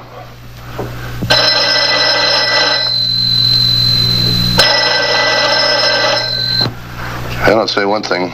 If there's a guy up in those mountains, he's getting all the tough breaks. Hello? Hello? Hello? Is this the residence at 664 12th Street, Milford? Yes. Who's calling, please? Matthews, Highway Patrol. Highway Patrol? Do you live next door to Mr. and Mrs. David Carney? I live next to the house they're going to live in. They're on their honeymoon. They've only been married a couple of days. Do you know where they went on their honeymoon? Well, I'm sure it was some mountains. Mrs. Carney told me they love the outdoors.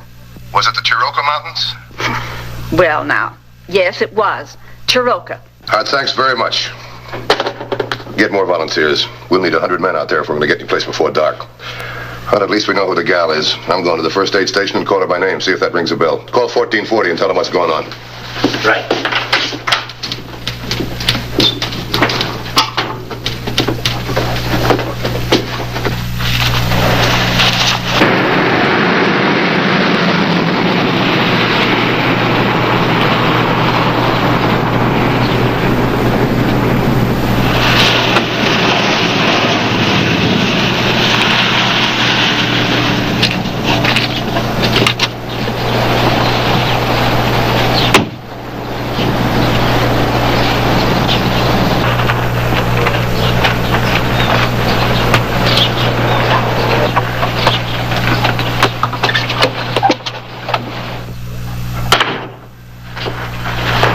I'm glad you're here. I tried to get you on the phone. It might be a good idea to move her. She can't stay here indefinitely. Well, I know her name. I thought maybe we could snap her out of it if I called her Mrs. Carney. Try it. Can't do any harm. Okay. I'll wake her up. Come on, wake up. Come on. Your name is Mimi Carney, and your husband's name is David. Where is he? Mrs. Carney, you live in Milford, and your new home is at 662 12th Street. And David, your husband, David Carney, he's probably in the mountains and hurt. Otherwise, he'd be looking for you. Now, if you tell us where he is, perhaps we can help.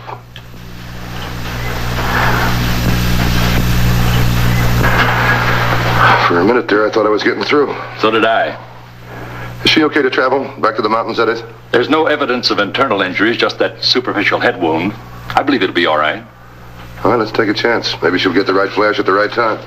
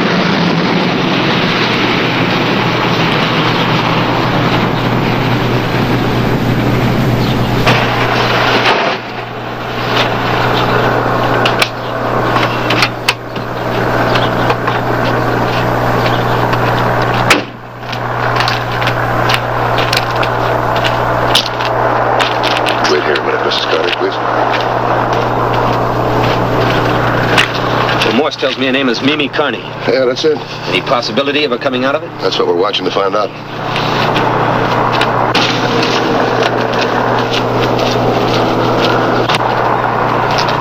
Wait a minute. Where are you going? I'm going to stop her. Why? She's going the wrong way. How do you know? Well, when I first saw her, she was coming from this side of the road. I got a feeling somebody's guiding her who knows more about this than we do. I'll follow her and find out.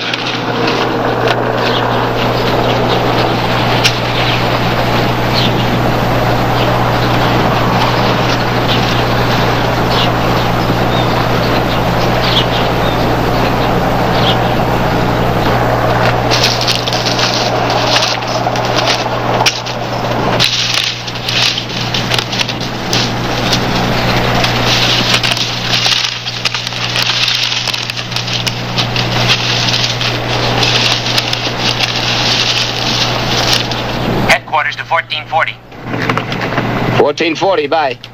Searching party is organized. Making a final check with you before they start for the mountains. No further information available. Hold the search party. I'll check with Matthews for orders. 10-4? 10-4. I've got to find Matthews. Stay with the car for a while.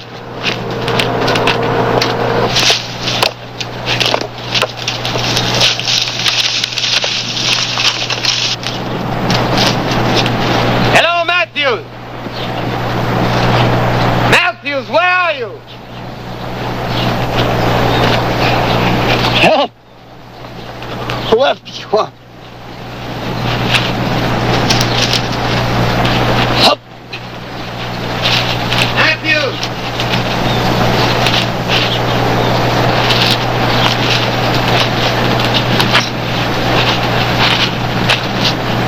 Go ahead, Mrs. Carney. Look around. Go in the tent. See if there's anything you recognize. Your husband. Where is he? Try and remember. Where's your husband? Hello, Matthews! Over here. Keep talking! Straight ahead.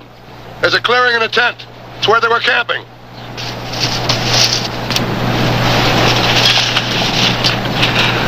Well? Search party is organized. Get him here on the double. The men from the other side of the road, too. He's got to be around here someplace. Right. Have him bring searchlights. It's going to be dark pretty soon. Right now. Mrs. Carney, there'll be a lot of help here in a couple of minutes. If your husband's around, we'll find him.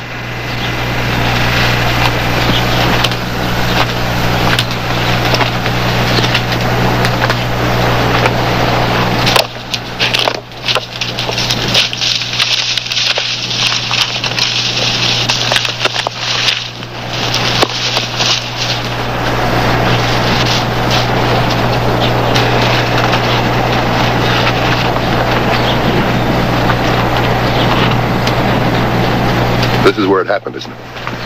You fell off that cliff up there. Look.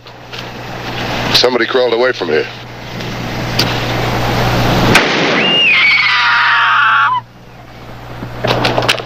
That was Matthew's signal. He's found something. We've been searching the wrong side of the road. Come on, this side. Let's go!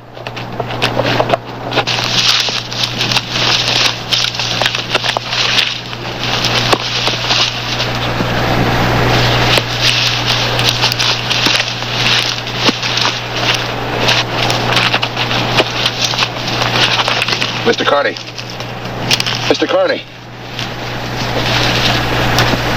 Where's Mimi? She's right here. Mimi, here's David. David? David! Oh, darling, I'm so glad to see you. Everything's gonna be all right now.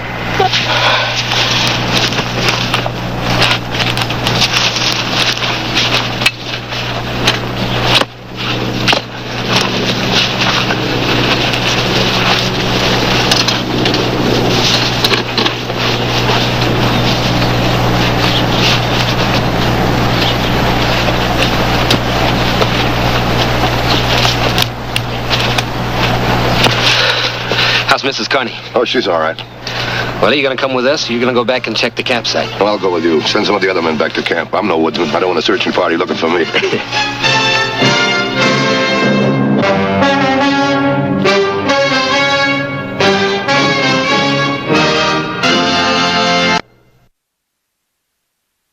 Next week's Highway Patrol story is a very unusual one. I hope you'll be with us. Until then, remember, it isn't the car that kills, it's the driver. This is Bradrick Crawford saying, see you next week.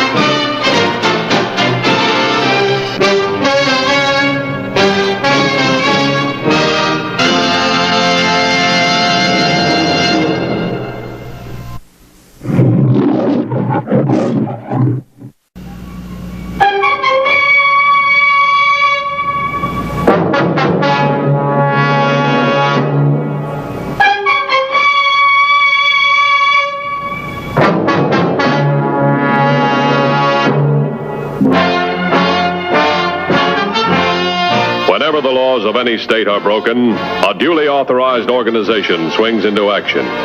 It may be called the state police, state troopers, militia, the rangers, or the highway patrol.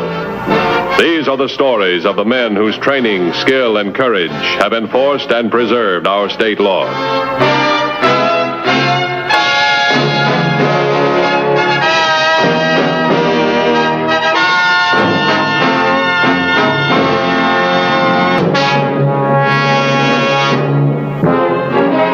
Drivers breaking traffic laws comprise the largest single violation for the highway patrol.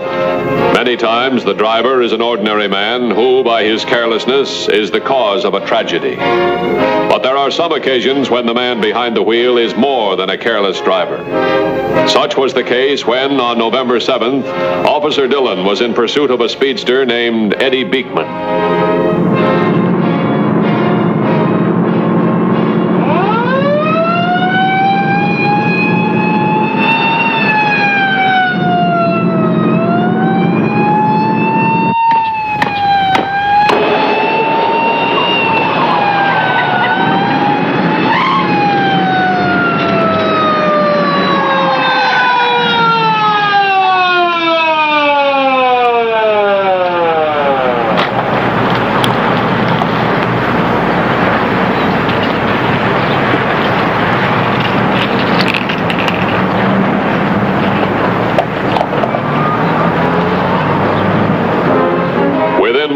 Patrol headquarters received Officer Dillon's call, and an ambulance was on its way to the scene of the accident. 3280. I'm holding driver and companion. Request aid at the scene. I'm on my way. 10-4? 10-4. Officer Dillon's request for help resulted from the actions of the father, John Weber, who remained at the scene of the accident. Weber insisted on dealing with the driver personally.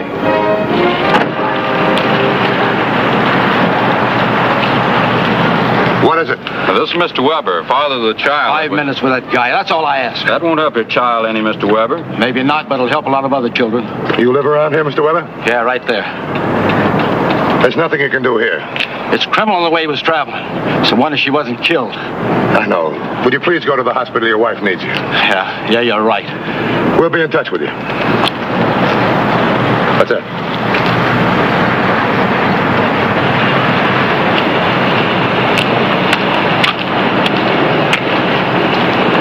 Eddie Beekman. What about the car? Registered to a Frank Loring, 1942 Willow Crest Road.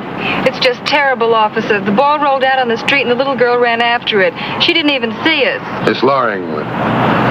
Guy that owns the car. Who is he? Yeah, I work for him. I'm his gardener. You can call him up. He lets me use the car all the time. Why didn't you stop when you heard his siren? I don't know. Who are you, miss? This is Barbara Franklin. You live around here? In Denison. Look, officer, she didn't have anything to do with it. I was driving the car. Yeah, but she's involved. We need her testimony. Why don't you take her home? Let's go, Beekman. You're under arrest. Get out. For what? A speeding charge? That, evading arrest, and also that child being critically injured. It wasn't my fault. She ran right out in front of me. I did everything I could. I tried to stop from hitting her. Yeah, I know. You take it from there.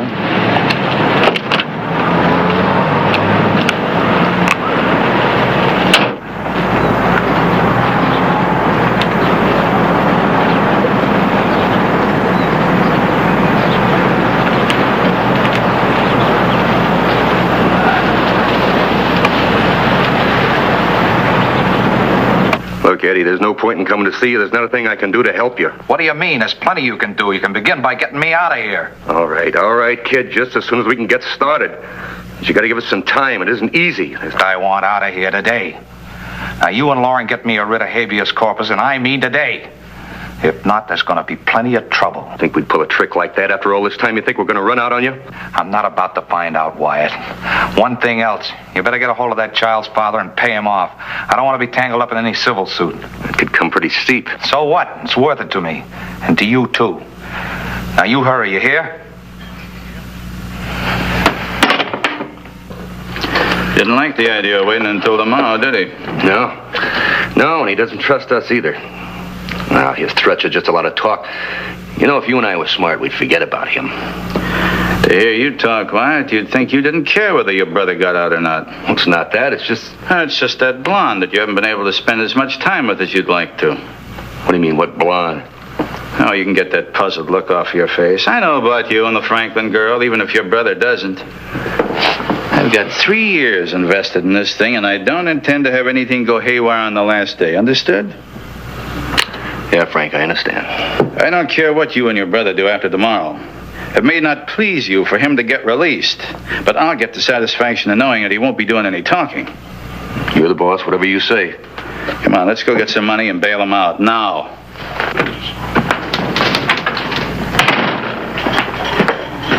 Here's Beekman's picture. His record hadn't come through yet. Mr. Weber's outside. You wanted to see him? Yeah, in a minute. Beekman, huh?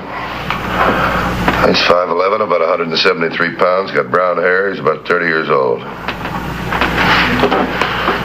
Does that description mean anything to you? Nah, I see 50 of them like that every week. Yeah, I know. There's something about it familiar, but I don't know what.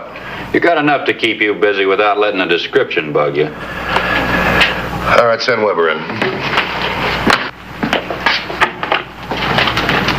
Come in, Mr. Weber. Mr. Weber, sit down. Thank you. I understand you let him go. Had to. His lawyer showed up with a writ. He still has to go to court. Yes, well, that's what I wanted to talk to you about, Mr. Matthews. I've been thinking it over, and I've decided not to press charges. Not press charges? That's not for you to say, Mr. Weber. Well, I don't have to testify against him, and I really don't care much about starting a civil action. I'd just as soon let the matter drop. He was traveling awful fast. To use your words, that's criminal. All the same, it couldn't have happened if Polly hadn't been playing in the street. I've told her 100 times to stay in the yard. Polly's going to be okay. She's getting proper care. That's the important thing. Well, proper care can be expensive, Mr. Weber. The insurance will take care of it. I'd better get back to the hospital. Ms. Weber hasn't eaten since breakfast.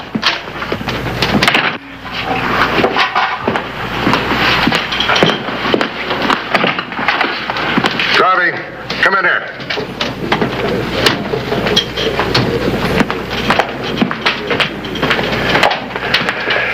There's something about this accident that bothers me.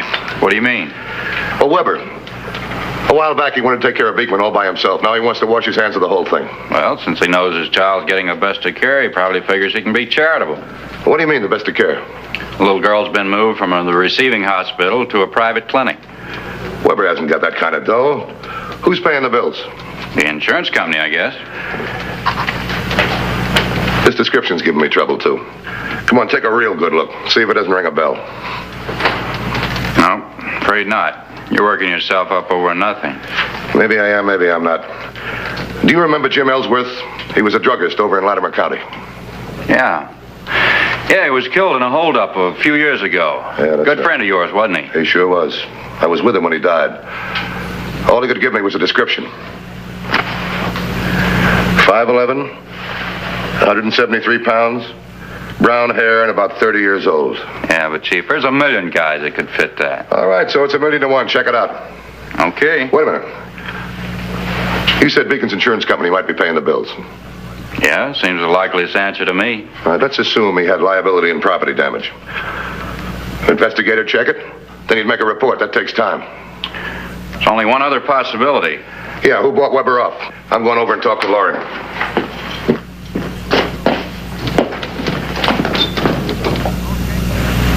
Okay, Sam. Yeah, goodbye.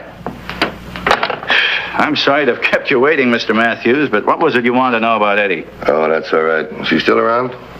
Well, yeah, he just went into town to pick up some nitrate. Still work for you? Yeah. You think I should have fired him? Well, you know what happened.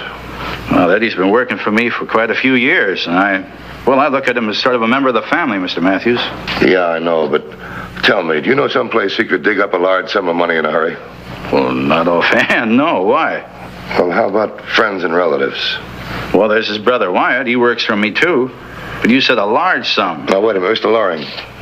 What about you? Well, I'm not a rich man, Mr. Matthews. Practically every cent I make goes back into my groves. Yeah, I know, but you said he was a member of the family, or almost like a member of the family. Suppose he needed a few thousand in a hurry. It's a bridge I'll have to cross when I get to it. You haven't crossed it yet? That's right. What about Eddie's background? Oh, his work's always been satisfactory, and he was reliable. That's all I know. That's all I needed to know. Look, I don't understand this. What is it that you're driving at? Well, I'll tell you. Somebody's paying Eddie's bills. They're pretty big. I'd like to find out who. Then I'm going to find out why.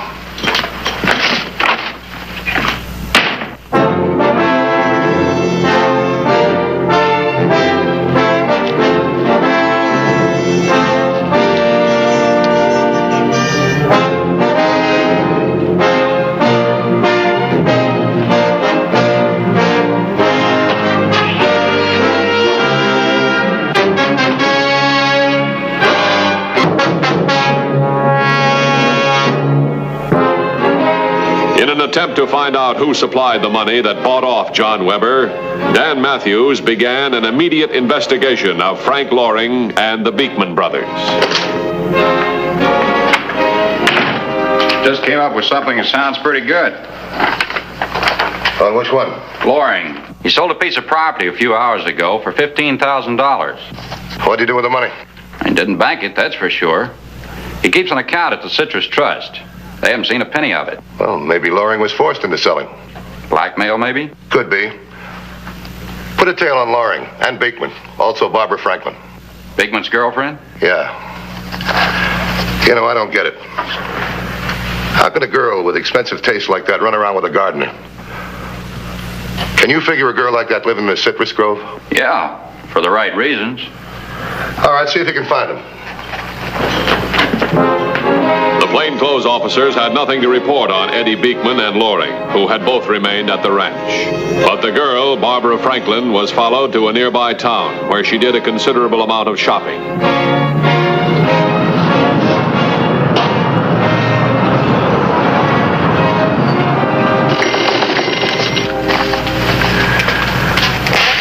No past criminal record for Eddie Beekman.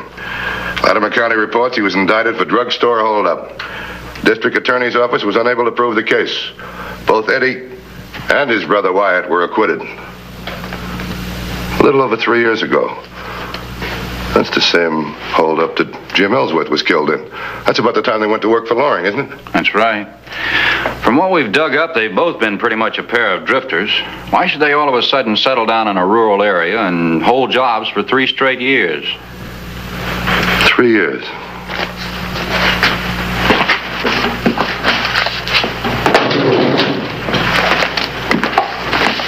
What are you getting at? 3 years. Let me see. Here's what I'm looking for.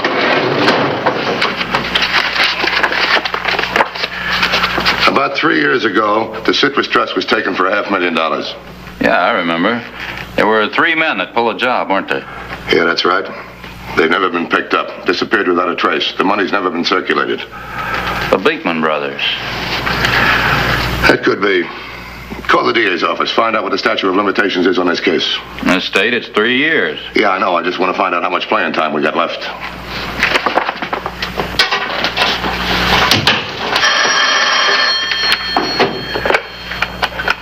Matthews. From Patterson? Oh, how's it gone? Yeah? Why don't you do that? No, I want you to stay with it. Call me if anything else develops, huh? Right.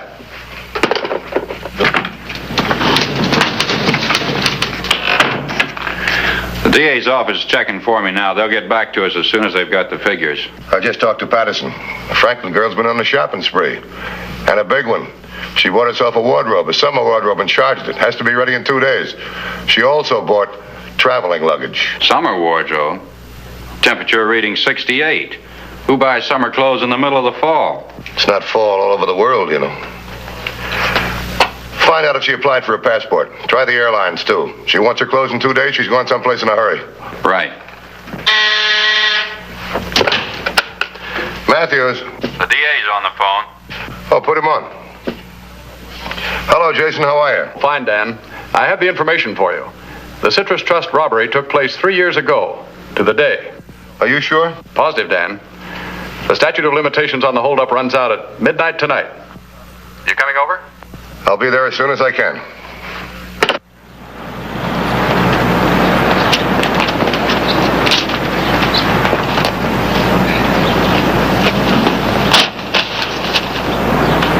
Where's that brother of mine? He's supposed to be helping me with this. I think he said he had to go into town for something. Yeah, he's never around anymore. Haven't got enough to keep me busy. I gotta do his work, too. I wouldn't worry about it, Eddie. After today, you'll be a man of leisure.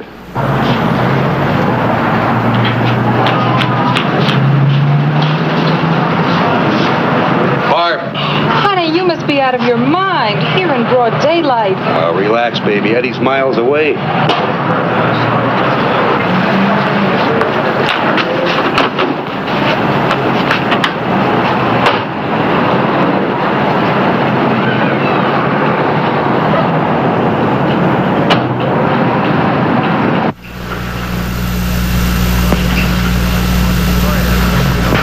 Sorry, Dan, I don't see how I can possibly do it. In less than 12 hours, we're dead. I need more time. I know, I'm sorry too, but...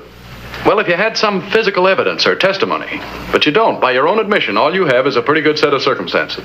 All right, can you issue a complaint? I'll fill in the details later. Sure. And the defendants promptly engage a good attorney who demands immediate arraignment for his clients. So can't you stall him? For 48 hours at the outside.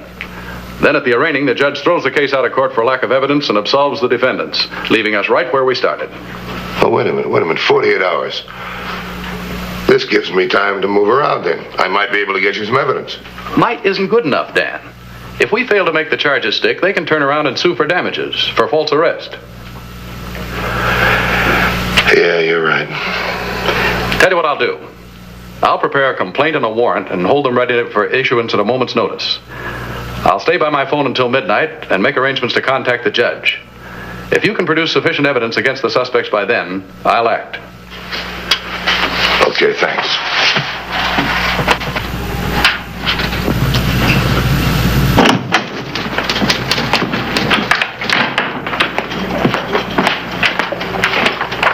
Not only does Barbara Franklin have a passport, but she booked 2 reservations on an overseas flight for day after tomorrow. What do you mean 2? One for her, one for Wyatt Beekman. You mean Eddie Beekman, don't you? No, I checked on him myself.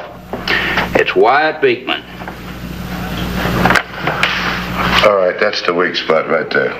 What do you mean? Barbara Franklin's playing 2 brothers, one against the other. Eddie's coming out second best. Let's go to work on him, shall we? Keep Barbara and Wyatt out of the house. Huh? How? Well, that's your job, isn't it?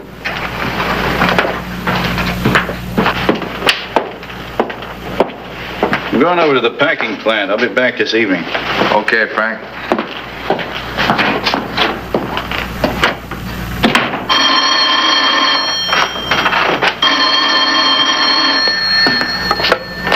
Hello? Yes, this is Eddie Beekman. Oh, what for? I thought the hearing wasn't until next week. No, it has to do with another matter. Would you please come in and see us right away? Okay.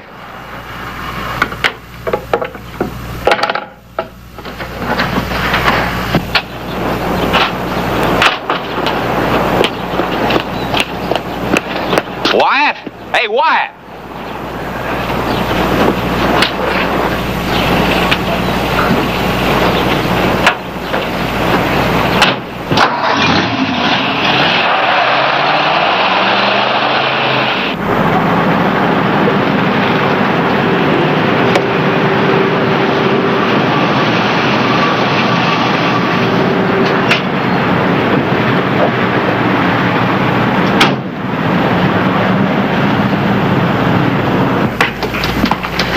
Beekman's here. All right, I'll see him. Come in, please. Mr. Beekman, sit down. Thanks. What's this all about, Mr. Matthews? Well, how long have you known Barbara Franklin? Oh, about a year, I guess. Tell me, what do you know about her? Where does she come from?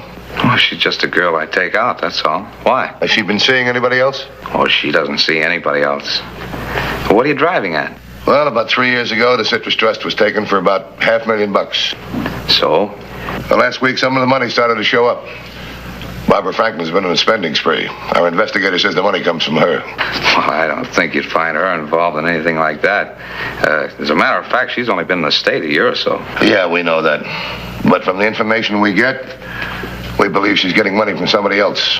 Like who, for instance? Well, whoever she's leaving the country with day after tomorrow. You see, she is leaving with an unidentified male. We thought perhaps you could tell us who it is. Why don't you ask her? We would if we could find her. She moved out of her place.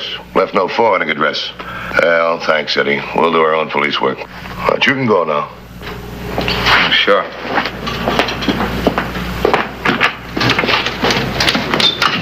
Excuse me. How'd it go? We'll see. Let's hope he checks that money to see if any's been spent.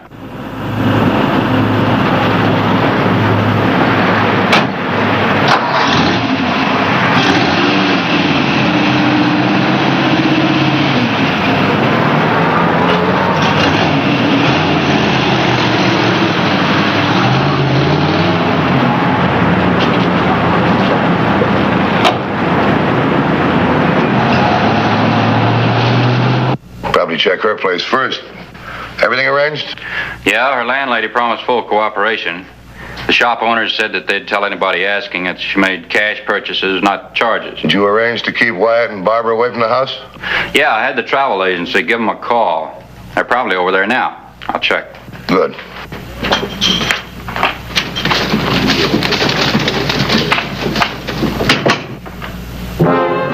The landlord informed Beekman that the girl had left, leaving no forwarding address.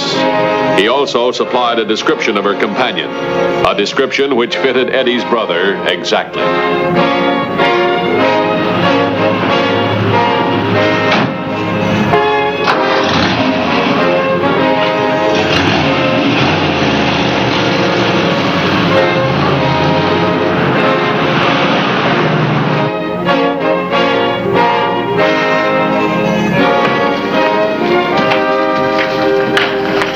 Undercover unit just called in. Eddie checked the apartment all right. Seems to be on his way to Loring's place now. Well, that's good. If I figured right, the next thing he'll check is the money. What about Loring? Still got a tail on him. He's at the packing plant in Denison. Matthews. What? How long ago? Okay, thanks. Well, it was a travel agency. They couldn't hold Wyatt. He got suspicious. Let's go to Loring's. We might have a homicide in our hands.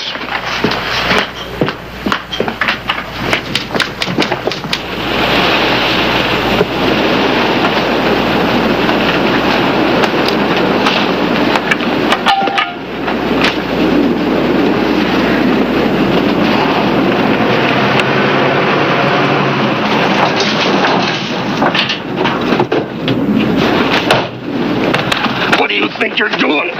You know what I'm doing. What's wrong with you? Nothing's wrong with me, not since I found out what a fool you and Barbara have been making of me. What are you going to do? I haven't made up my mind yet. It pretty much depends on what I find in that tree. What's that got to do with Barbara and me? Come off of it, as if you didn't know. Don't pull that innocent act with me. Barbara's been spending that bank money at every shop in town. Where'd you get ideas like that? Yeah, well, we'll see. I don't know where you got your information, but it's all wrong. I admit we've been seeing each other.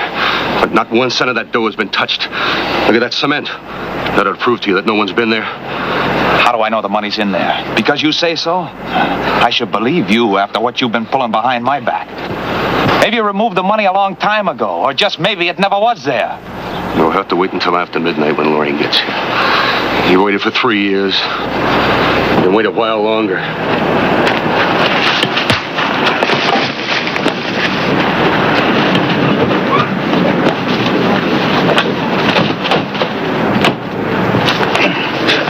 Eddie, do your head. All I want you to do is wait till after midnight. All right, hold it.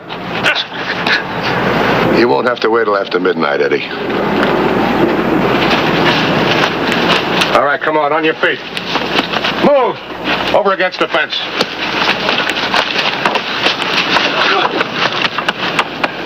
Contact the man we've got on Loring. Have him picked up.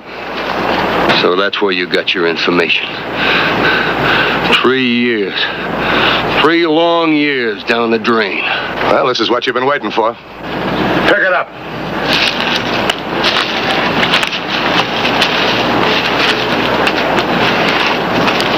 All right, go on, hit it.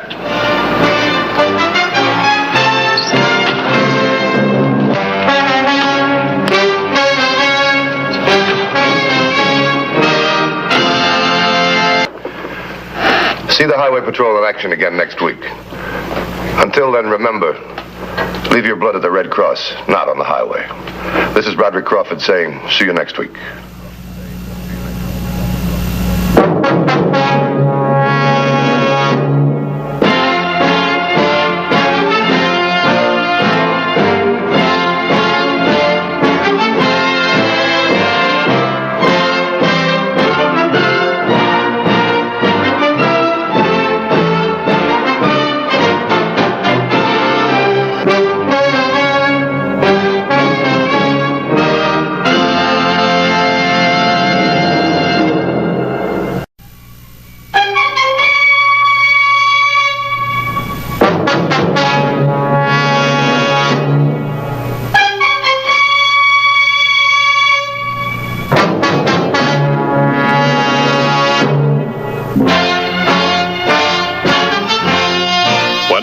Of any state are broken, a duly authorized organization swings into action. It may be called the state police, state troopers, militia, the rangers, or the highway patrol. These are the stories of the men whose training, skill, and courage have enforced and preserved our state laws.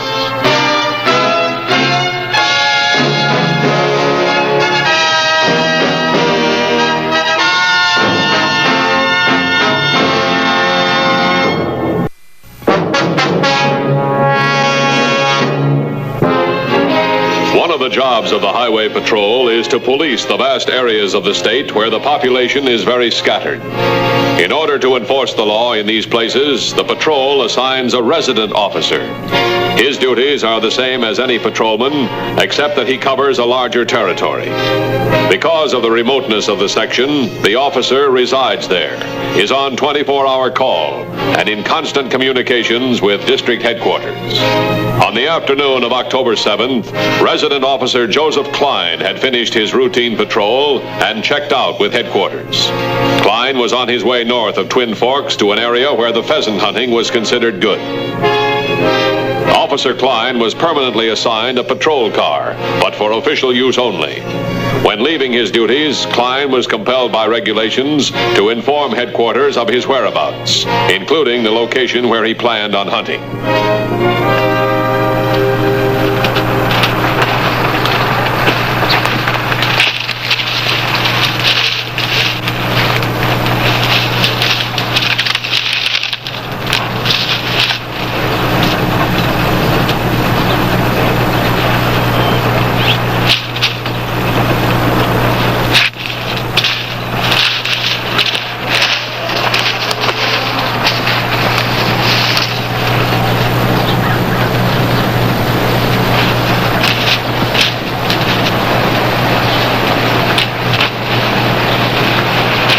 Hey, Marty. Yeah? Isn't that Joe Klein? Yeah, it looks like him, all right. Wonder what he's doing out of uniform. Hunting, I guess. Yeah, that's him. You better go tell Linda.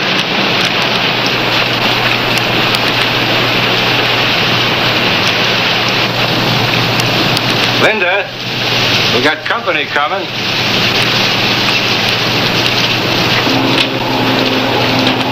Hi, Joe. Doing a little hunting? Yeah, but I found more than I bargained for. What do you mean? You know what. Where's Potter? He's in the house. Why? You're both under arrest. Lead the way.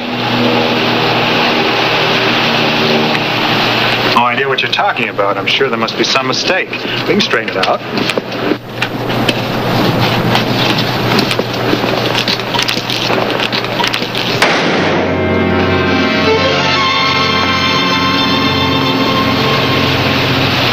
Too bad. He was a nice kid. Yeah, but nosy. He's dead.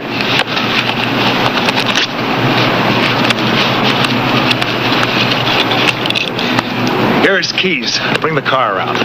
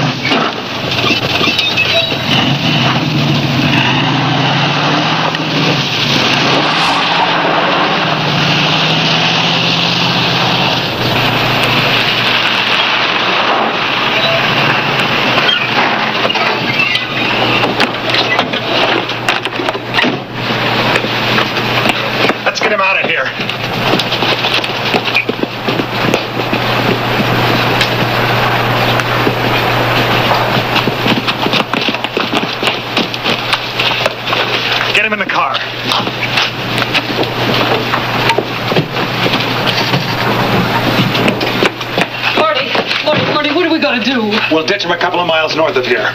We'll be out of here tomorrow before they find them. You take the car, we'll take the station wagon. Come on.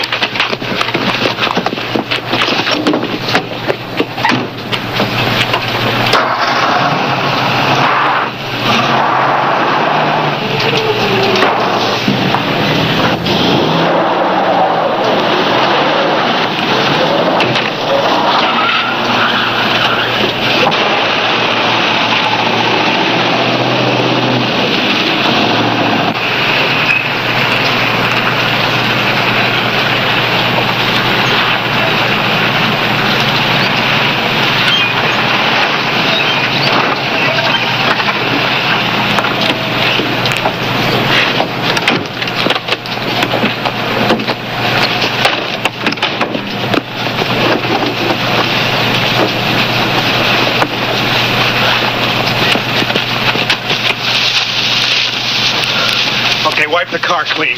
Give me the gun.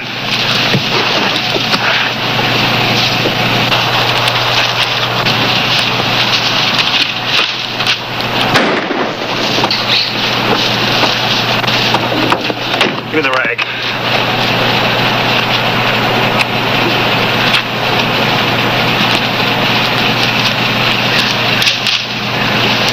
There.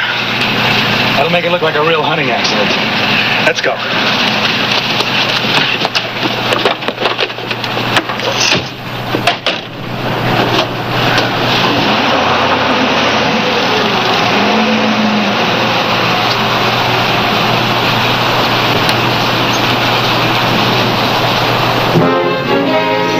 Highway Patrol was on a routine inspection tour of the northern end of the state when a call from headquarters concerning Officer Klein came over his radio. I'll take the call. I'm close to Twin Forks.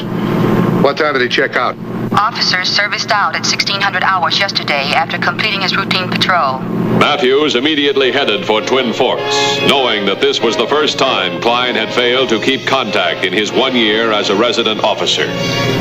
From Matthews' direction, he would pass Klein's residence and the Twin Forks community before reaching the hunting area. He decided to check these places first.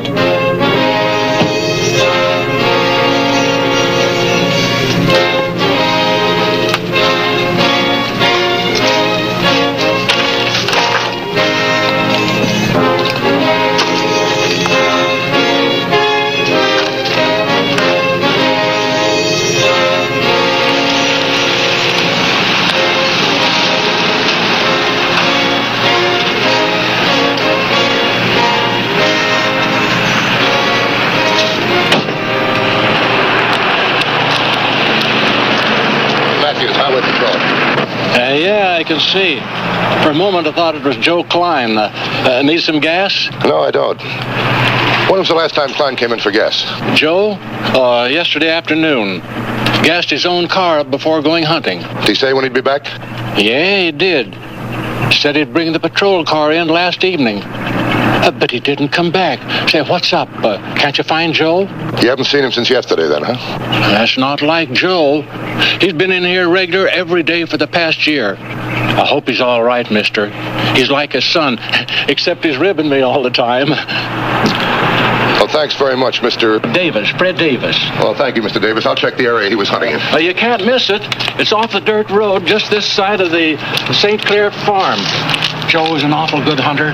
Not that I say he'd run into any accident. I hope not.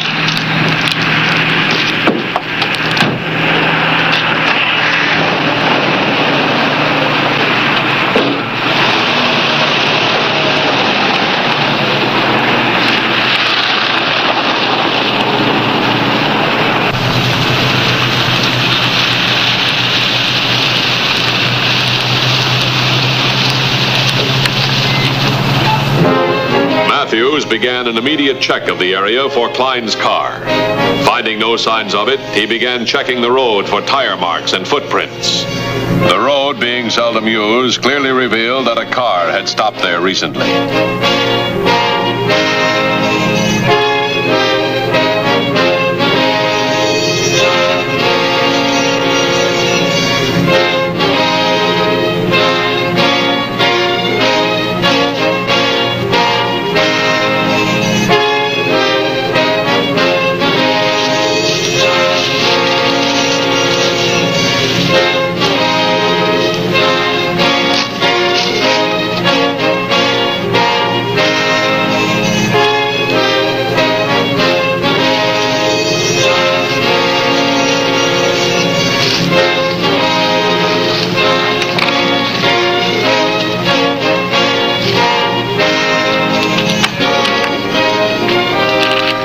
2150 to headquarters. Go ahead, 2150. I've checked the dirt road area. No sign of Klein's car. I did find a tire track and some footprints. It could involve Klein. Headquarters will send Lapman to take Moulage. 10-4. Have all available units search the area. I'll keep investigating. 10-4? 10-4.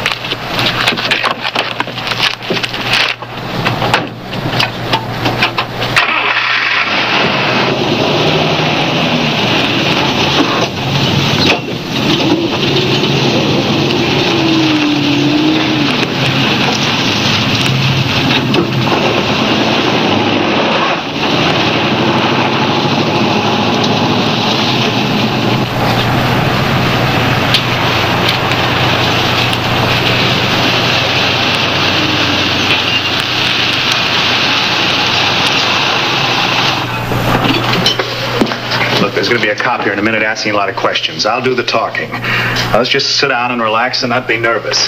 He couldn't know anything. Look domestic, will you?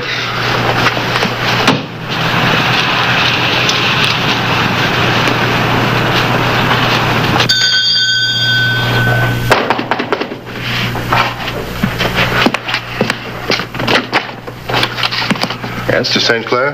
That's right. Matthews, Highway Patrol. Oh, won't you come in? Thanks very much.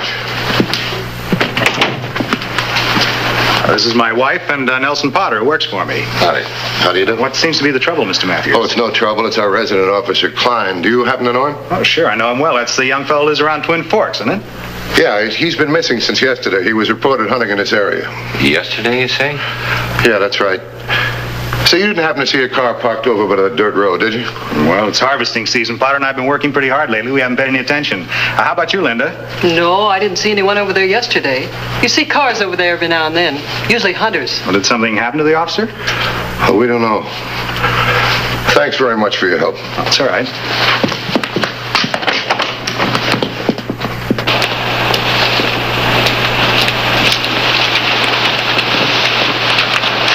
I hope the boy's okay. Anything we can do to help, Mr. Matthews? No, not a thing. Thanks just the same. 3280 to 2150. 3280 to 2150.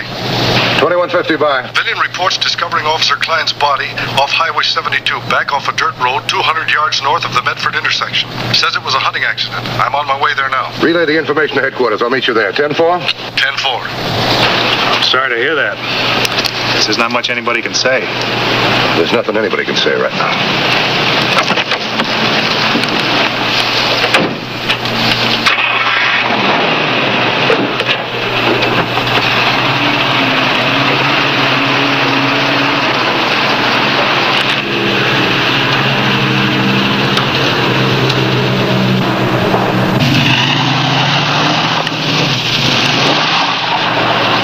That settles that.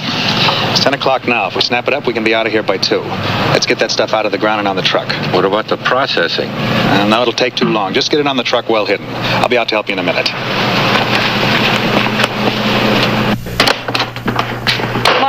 Marty, let's leave here now. Don't be stupid. That'd be the worst thing we could do. But Matthews, he'll come back. Oh, no, he won't. Just got a call on his radio. They found the body and they think it's a hunting accident. All we got to do is get that stuff on the truck. Well, forget the stuff. Look, our harvesting ends today. The lease runs out next week. What could be less suspicious if we leave it scheduled? Now start getting us packed. I'll be out with Potter.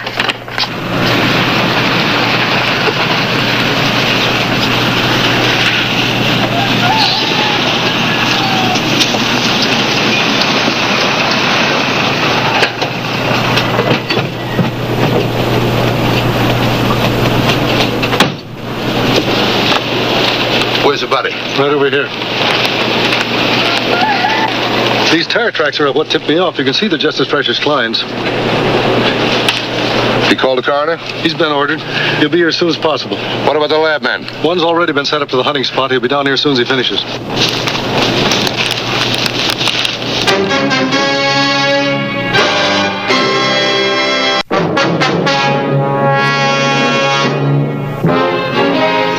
It was obvious to Sergeant Morris that Officer Klein had not met with a hunting accident. There were clear indications that he had been murdered. I checked the house. There's nothing. What about the coroner? He's been there. He found this in Klein's pocket. marijuana. As your motive? Somebody in Twin Forks must be growing it then.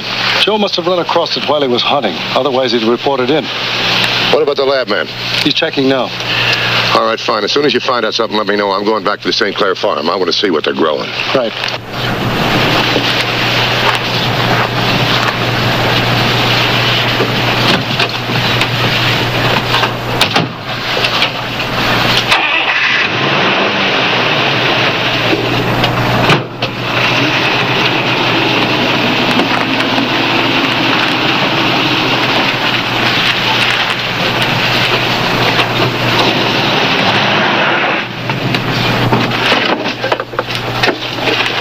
Marty, I was thinking, we don't have much gas in the car. Maybe I ought to go in now and have it filled up. Are you sure that's all you were thinking, Linda? It's not that, Marty. I just thought once we leave here, we ought to keep going and not make any stops. All right, go ahead. Get back in a hurry and finish up the packing. All right, I will.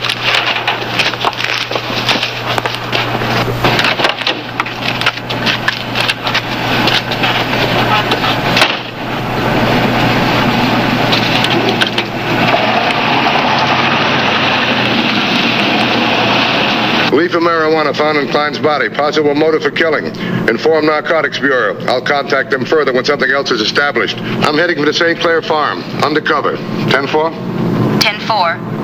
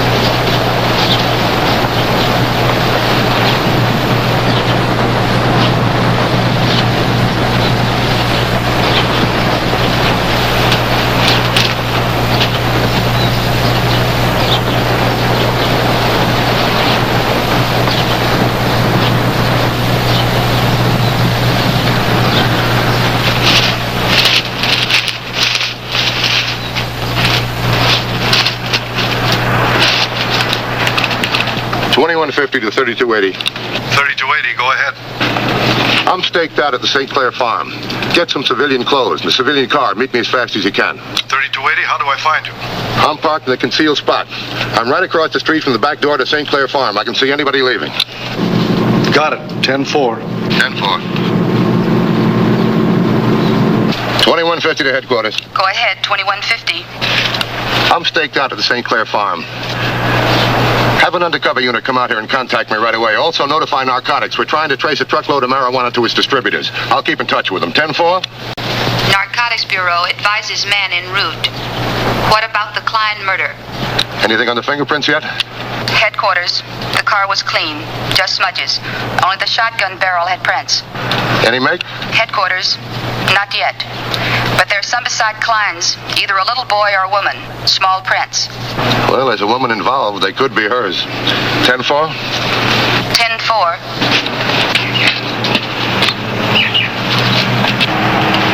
That'll be $4 right on the butt, Miss St. Clair. Thank you, Fred. You're not leaving us, are you? Yes, we'll be leaving today. It's been a nice year. We might buy the place. That'll be mighty fine. Say, a shame about Joe Klein, isn't it? Joe Klein? Oh, yes, the accident. Well, I don't believe it is an accident, and I don't think the police do either. Joe is too good with a gun. I think it is murder. Murder? Really? Have a nice trip, Miss St. Clair. Hope you and your husband come back for good someday.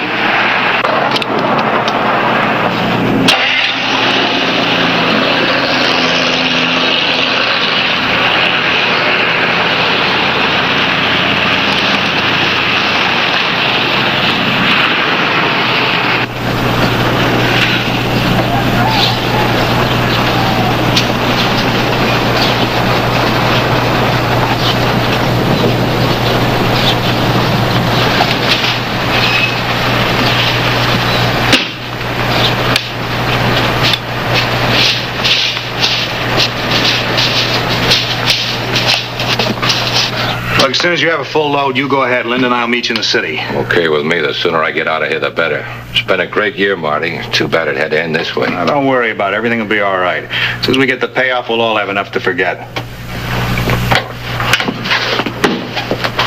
I didn't hear you drive up. Where's the car? I left it in the back. I was afraid the police were here. What gave you that idea? They don't think it's a hunting accident. How do you know? The gas station, Fred Davis. He said he didn't think so, and he bets the police don't either. Oh, Fred Davis, what does he know? Oh, Marty, let's go. I just don't like it. I don't like it myself, Marty. Now, look, the two of you, don't get panicky. We wiped that car clean. There's no possible way they can link us. We heard them ourselves on the radio. They said it was a hunting accident. Now, come on, let's get busy. We can be out of here in an hour. Go on, finish up the packing. Let's go. Officer Dillon was able to convince a citizen of the urgent situation, and within minutes was on his way to the rendezvous point with Matthews.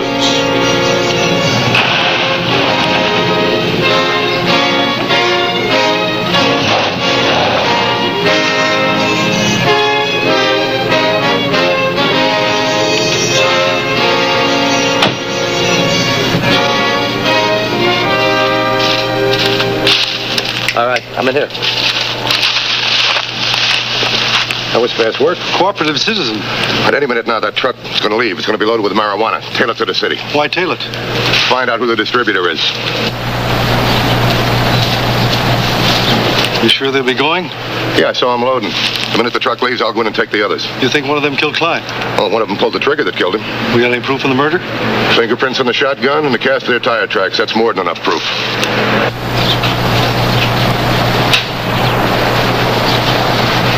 There he goes. It's Potter. License number G51455.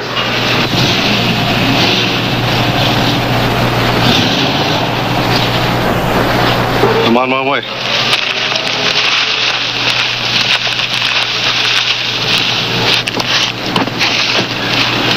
$21.50 to headquarters.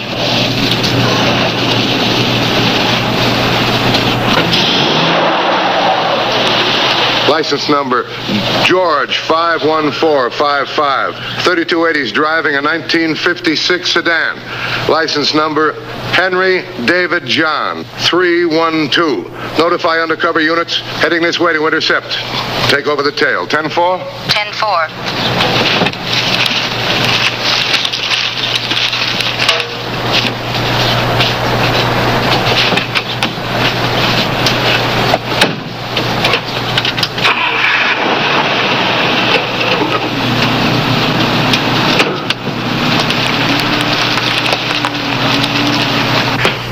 Hurry it up.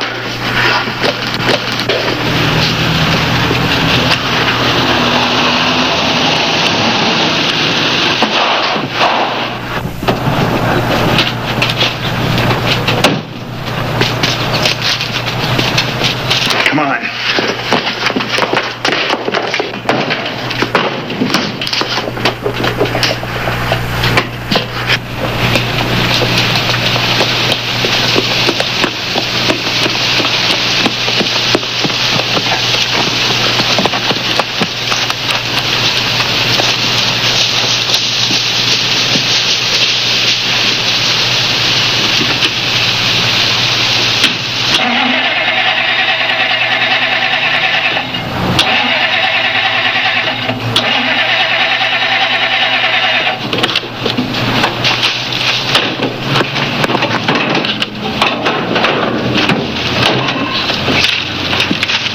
What's wrong with it? Somebody's pulled all these wires.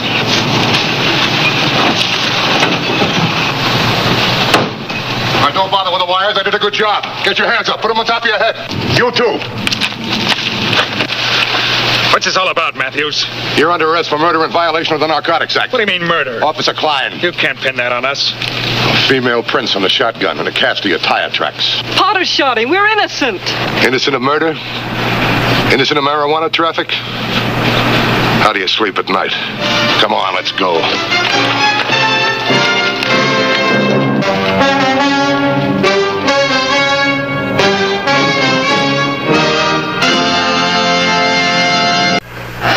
The Highway Patrol in action again next week.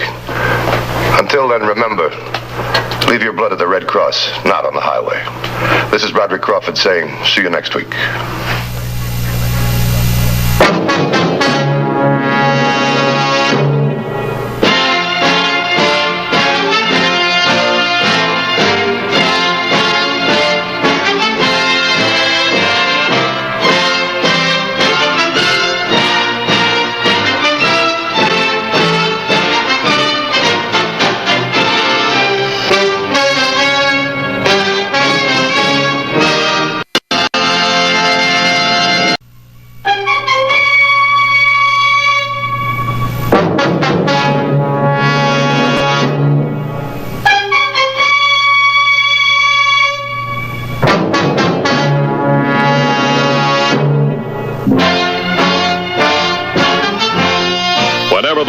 any state are broken, a duly authorized organization swings into action. It may be called the state police, state troopers, militia, the rangers, or the highway patrol. These are the stories of the men whose training, skill, and courage have enforced and preserved our state laws.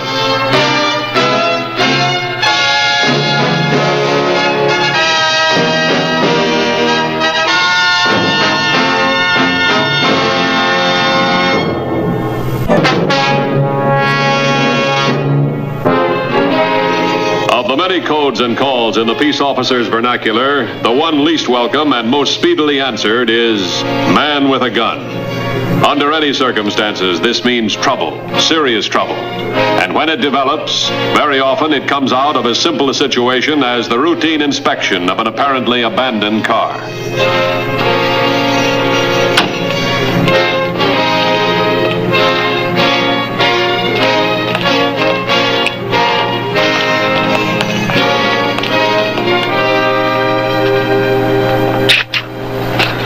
Well, there's nobody home.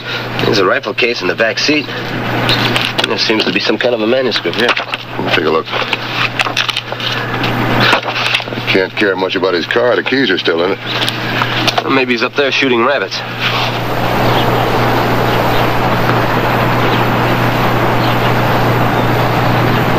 Yeah, maybe he is. Let's go take a look.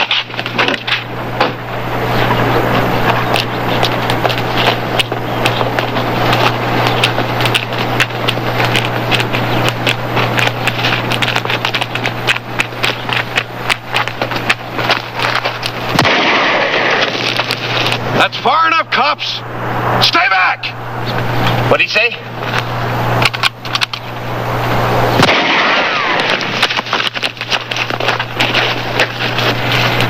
By the way, he said stay back. Well, he picked a good spot. No way to get around him. Practically no cover-up to use to approach him.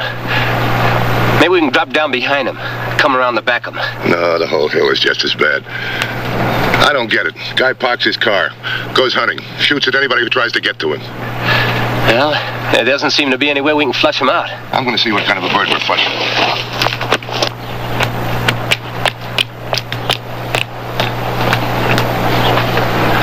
2150 to headquarters. Go ahead, 2150.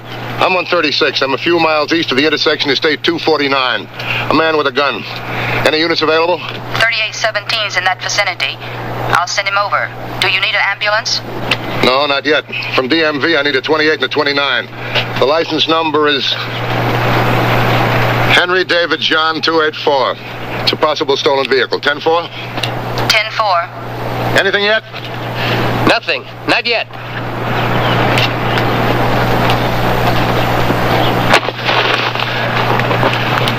Already thinks he's tough, but he's not going anyplace either. Yeah? Well, except for that clump of brush, there's nothing else on the hillside. He's trigger happy. He's afraid of something, but what?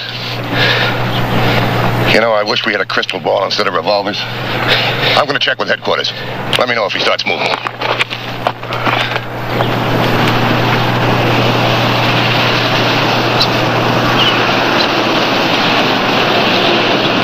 To join 2150 immediately, 4 8/10 miles east of the intersection of State 249. Use extreme caution in passing hill, as man is armed and should be considered dangerous. 10-4.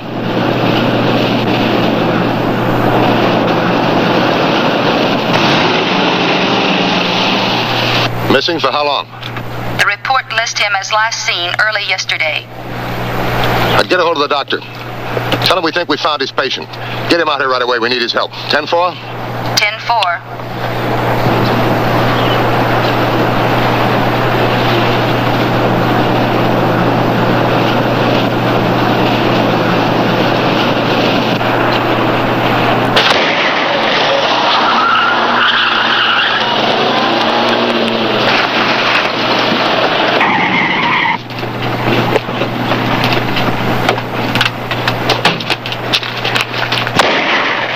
What's he shooting at? Us. But he can't see us from here. Maybe he doesn't know what he's doing. If he owns that car, his name is Pemberton. He's a writer. He writes about cops and robbers. Don't you think he's carrying it a little too far? Yeah, I sure do. You know, he's been reported missing since yesterday. How do we know it isn't someone who's killed Pemberton, taken his car? Well, that's a possibility. Why would anybody stop in the middle of nowhere, walk halfway around a hill, and wait to be found? Doesn't make sense. Why is he shooting at us? Well, he's been taking psychiatric treatment for the past couple of weeks. Oh, I see. Well, maybe you do, maybe you don't. I don't know. I've sent for the doctor. He ought to be out of here pretty soon. You know, I'd like to check that car again. He's got a clean sweep to the car. Might object to our searching it. He's up there with a gun, and he's shown us he doesn't mind using it. Let's try and see what he's up to.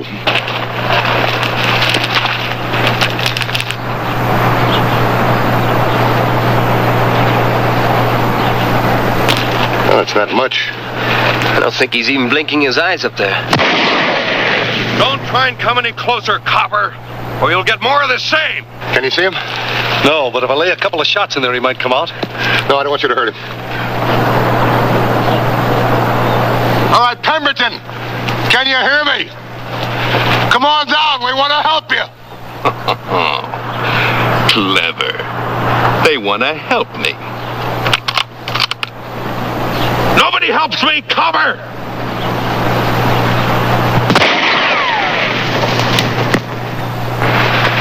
That's what he thinks. We're not even sure it's Pemberton. I'll assume it is until the doctor gets here. Then we'll have a make. I've got to get close enough to talk to him. Might get him out of there with tear gas. No, there's too much wind right now. Look, I'm going to take off. You keep me covered. Don't hurt him. He's not responsible. There's not much covering up there. It's pretty sparse. Yeah, I know.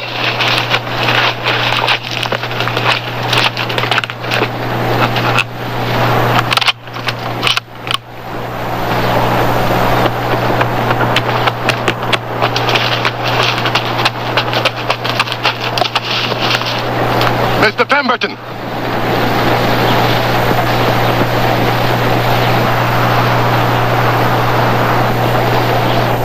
Mr. Pemberton, I want to talk to you. Is it all right if I come up?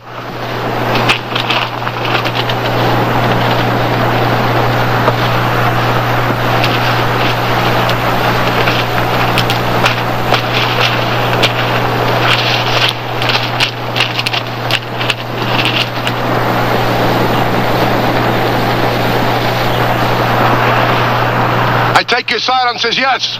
I'm coming up.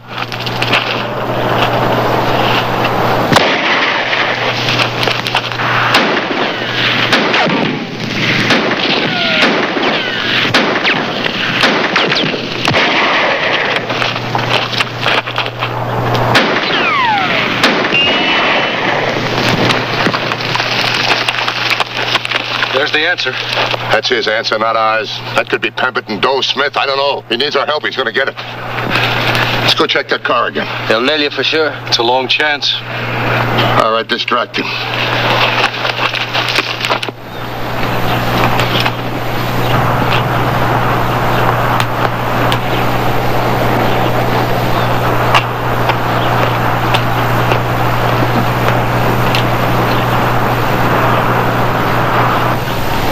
Hey, you!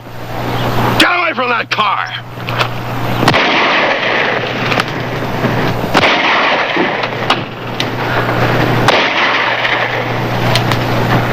It's Matthews.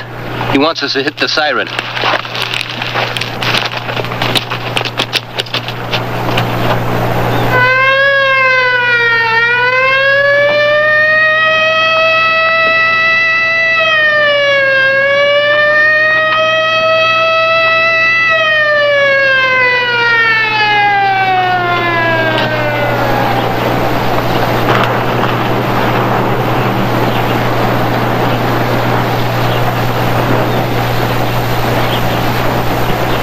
Coppers, you got the car. But I got this! And plenty of ammunition! I didn't mean it. God, I didn't mean to kill her. All right, listen to me. We got your car. We want to help you. Do you hear me? I didn't mean it. I didn't mean it, I tell you. I loved her. She made me do it. I loved her. I didn't mean to kill her! Sounds like it's worse than we thought. I've killed once now. I'll do it again. It's her blood in the car. God forgive me. He's a killer, Mr. Matthews. But you'll never take me alive. I swear you'll never take me alive! But there was no blood in the car.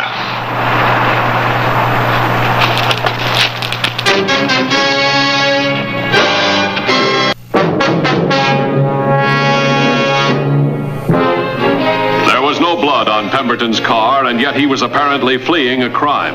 The crime of murder, which he had admitted committing. The shakedown of Pemberton's car revealed nothing, and the highway patrol officers could only await the arrival of Pemberton's doctor. It's awful quiet up there. I wish you'd do something so we could keep him spotted. There's been nothing for 10 or 15 minutes now. He's a bad shot. Be happy about that. I wish that doctor'd get here. I think you're getting your wish right now.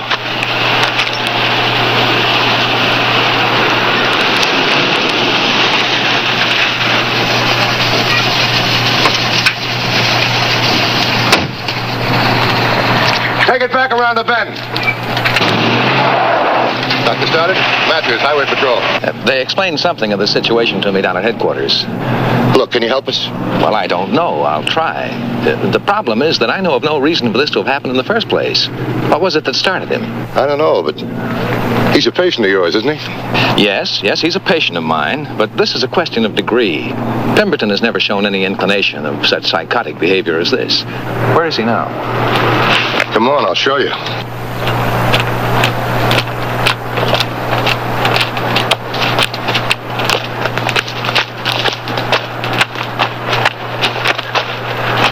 He's up there. He's behind one of those bushes.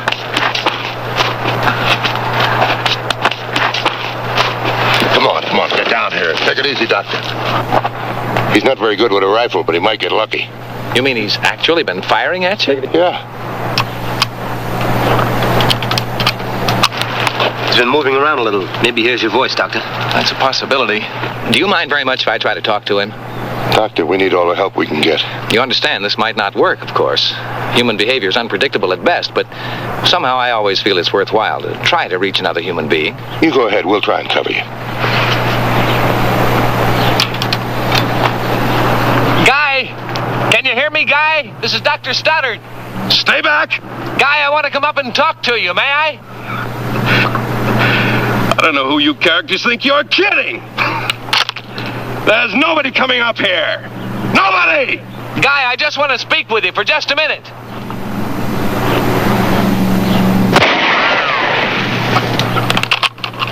Guy, this is Dr. Stoddard. Henry Stoddard, Guy. I want to talk to you. Leave me alone, Bar. You won't take me? Wait a minute. Did he call you Bar? Yeah. Bar. What do you think, Doctor? No, there must be something else. We've got to have more information. Let's take a look in the car. Maybe you can dig up something from that.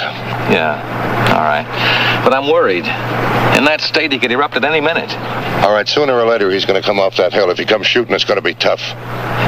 Bar. Somehow that's familiar to me. If I could just place it. Let's take a look. Come on.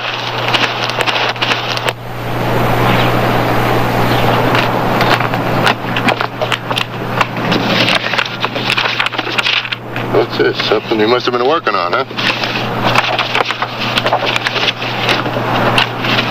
Yeah. I recognize this. This is a rough draft of his latest novel. Let's take a look at these. What are they? I don't know. Could you check the drugstore on that prescription? I sure can, right away. Sergeant! Check this. Prescription. 117481, famous drugstore. It's on Webster Street. It's made out to Pemberton. Right. Got something? I don't know. Have we got something, Doctor? Well, just an idea. We may solve the cause, but the effect. You know, I really think the thing for me to do is to try to go up there and talk to him. Doctor, he doesn't know you. He doesn't know me. He's shooting at anything he sees. I can't let you do it.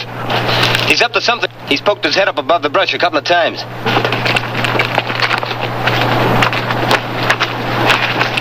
Guy, can you hear me? Never mind you, copper. What's with the lieutenant? What do you want, Pemberton? What's the matter, Bar? Huh? Why don't you come up and get me? You chicken!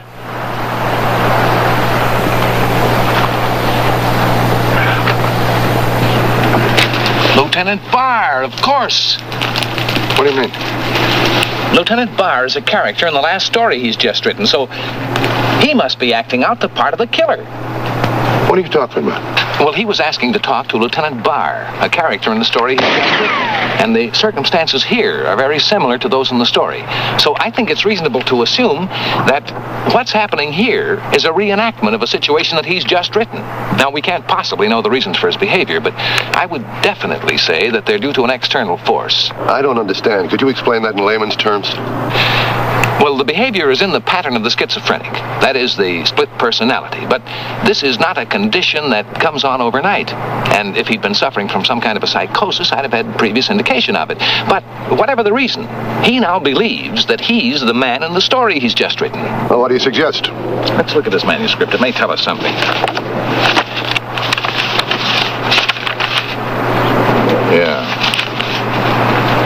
Yeah, this is what I was afraid of. What? Well, according to the end of the story, the police lieutenant, Barr, goes after the criminal. Now, Pemberton obviously believes that you're Barr, so he may be waiting for you to go up there and take him. He's got another guess coming. Well, let me read this carefully and find out exactly how he thinks this episode will end. Dispense number 24, SIG tab 1 QID. 10-4.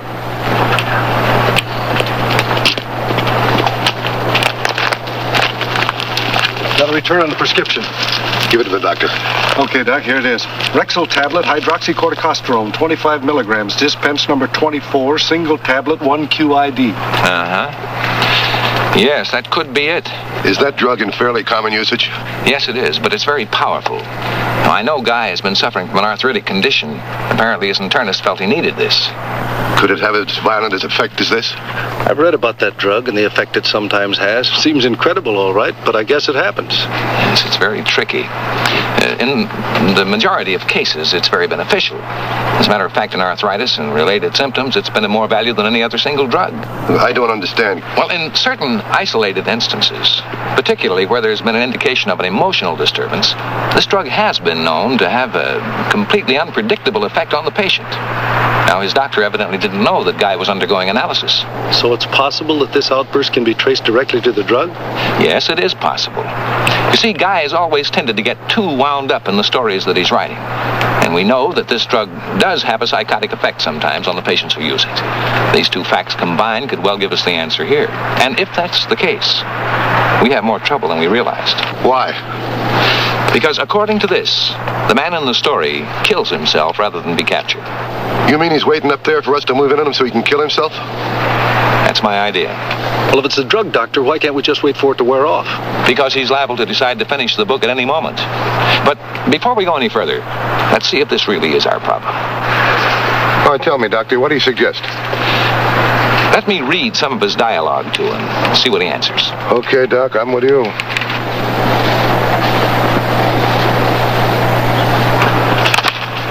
I'll start at the beginning of the scene so we won't get him too close to the climax. Aren't you the doctor? Quinn! This is Lieutenant Barr. Put up your hands and come down. Come up and get me, Bar. All roads are blocked. You're surrounded. You haven't got a chance.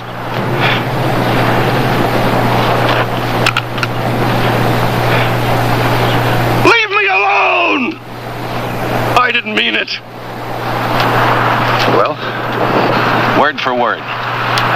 That's it, then. And we've still got troubles, though. Yeah, what now?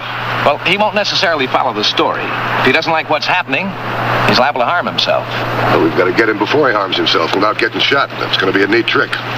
Well, according to this, the killer is hidden in the shadows of a cliff until the sun rises. Now, as the sun comes up, the shadows grow smaller and he loses his hiding place. So he goes a little bit berserk. He tries to blast the sun out of the sky. And then finally he kills himself. But it's not night and the sun is up. Well, we're going to make it look like it's rising. What are we going to do, play cops and robbers? Yeah, maybe it'll save that man's life. I'm not quite sure I understand. All right, I'll explain. You're going to be Lieutenant Barr. And you're going at the top of the hill and be the rising sun. Get a mirror out of the patrol car. While you two are acting out the end of the book, I'm going to sneak up and try and grab him before he hurts himself. I don't know. That's very risky. Any other suggestions? Sergeant, you go get the mirror. When you get up on top, keep it shining right in his eyes. I got it. I'm counting on his not being able to see me due to reflected light. And, Doctor, you've got to time your reading with my progress up that hill. Don't finish before I get in position. Well, I'm not sure I'll be able to. You have to. His life and mine depend on it. You two are the cover if anything goes wrong. All right, watch yourself. As soon as the sergeant's in position, I'm going straight up. See that bush? I'm going to try and keep it between us. When I'm even with it, I'm all set. Now, in your reading, you can be late, but don't be early. All right, start reading. Quinn! Look up there! Toward the east! That's the sun coming up. Take a good look at it. We can't see you now, but in a few minutes, we'll be able to determine your exact position. We have men spread out along the embankment above you, Quinn. They have their instructions, Quinn. Unless you surrender now, as soon as they can see you, they're going to kill you. Why don't you leave me alone? Where are you? Why don't you come and get me?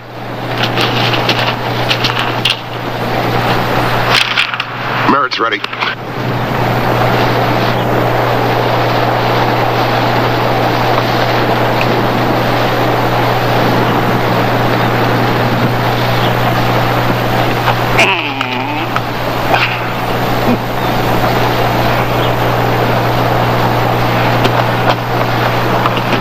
I know you're out there. All of you, waiting. You think I'll come out of my knees begging? Well, listen to this. I killed the copper. Me! Quinn Turner! All right, Doc, keep going. What if he doesn't stick to the story? Then we play it by ear.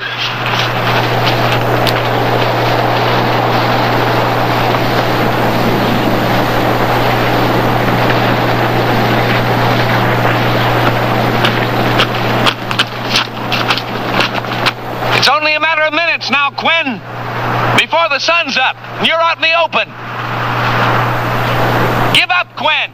You haven't got a chance. Leave me alone.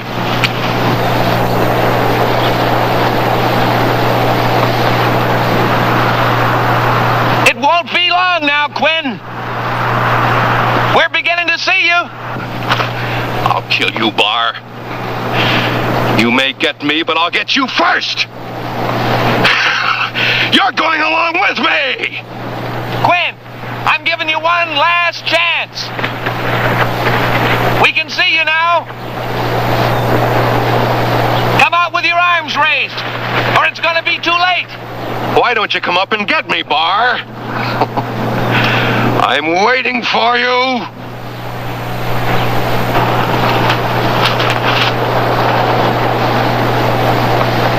The only one I'm sorry about is the girl. I didn't want to hurt her.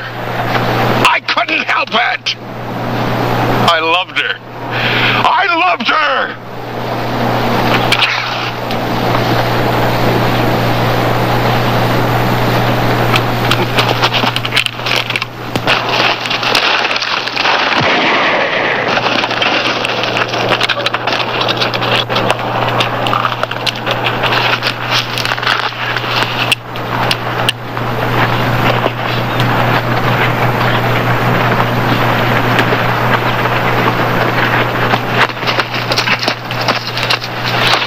What is it? He's all right. He's just finishing the second act. Oh, thank heavens for that. He's going to be mad, though. Why? This story didn't end the way he wrote it.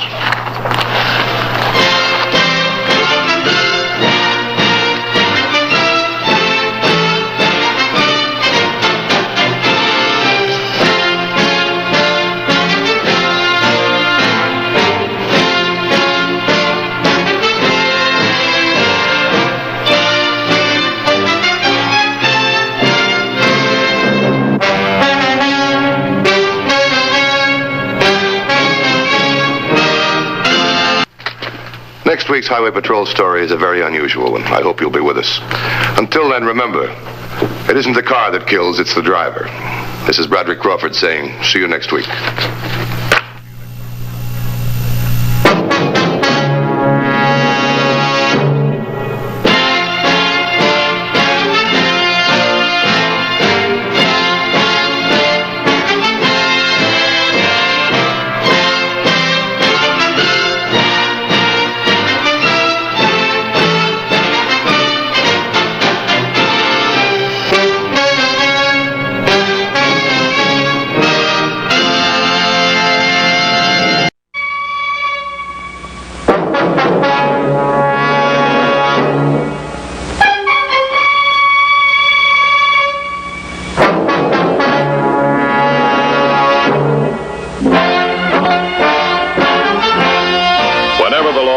State are broken, a duly authorized organization swings into action.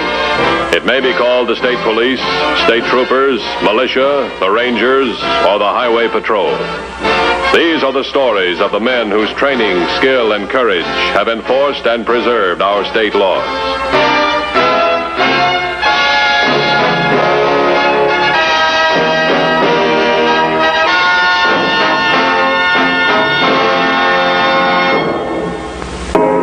Endless battle against crime, law enforcement agencies are sometimes called upon to apprehend a particularly elusive type of criminal, such as the professional check forger. The thief with a pen has one unique advantage over the thief with a gun.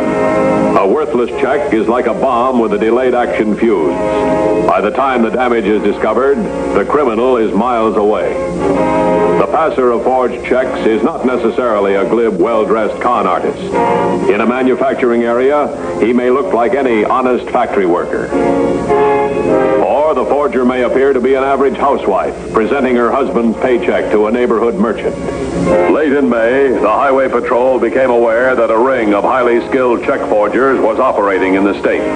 Their targets were manufacturing plants employing large numbers of workers in semi-skilled capacities. 4 firms have been victimized in the past 2 months, including yours. These crooks are experts. But look, they're human. They got to make mistakes someplace. We're going to send the checks to our lab for the full treatment. I'll let you know. Highway Patrol laboratory technicians subjected the forged checks to careful examination. The printing was identified as to type style, and the paper stock analyzed by experts.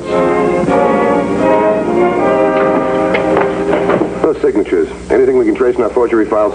Not yet, but we know this much. The handwriting experts are sure that the checks are being endorsed by 5 or 6 people using 30 different aliases.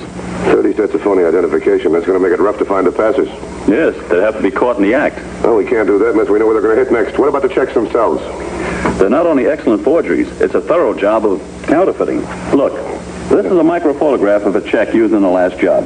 They've even duplicated the type using one of the real checks. And they've matched the paper stock, even to the watermarking and identifying patterns. Well, our job is to find out who's printing the phony checks. We'll get in touch with all the supply houses. Find out where he's getting his type and paper. This is going to be a rough job. There are over 100 printers who could stock that paper and type. There's one thing in our favor. The guy that did this, he's not a legitimate printer. Paper manufacturers and type foundries supplied the Highway Patrol with names of printing firms and stationers that had ordered paper and type of the kind used in the forgeries. One by one, proprietors were questioned and shown blank samples of the check paper. No one shop or store had all the various kinds of paper used in the crimes. Each of the firms contacted had unblemished reputations. Well, another blank. Yeah, but we still haven't run out of print shops. Where's the next one? Oh, see, there's one over in the 800 block on 6th Street. Let's go to 6th Street.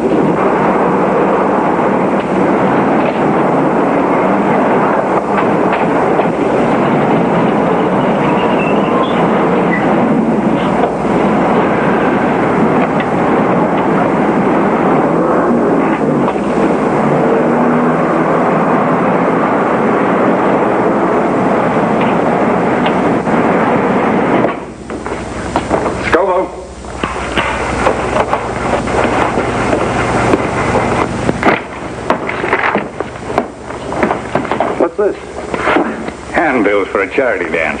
It's a worthy cause, so I cut the price to $16. They all want something for nothing. It's a good investment, helps your front. Nice, Mr. Scoville. Here, have a look at this.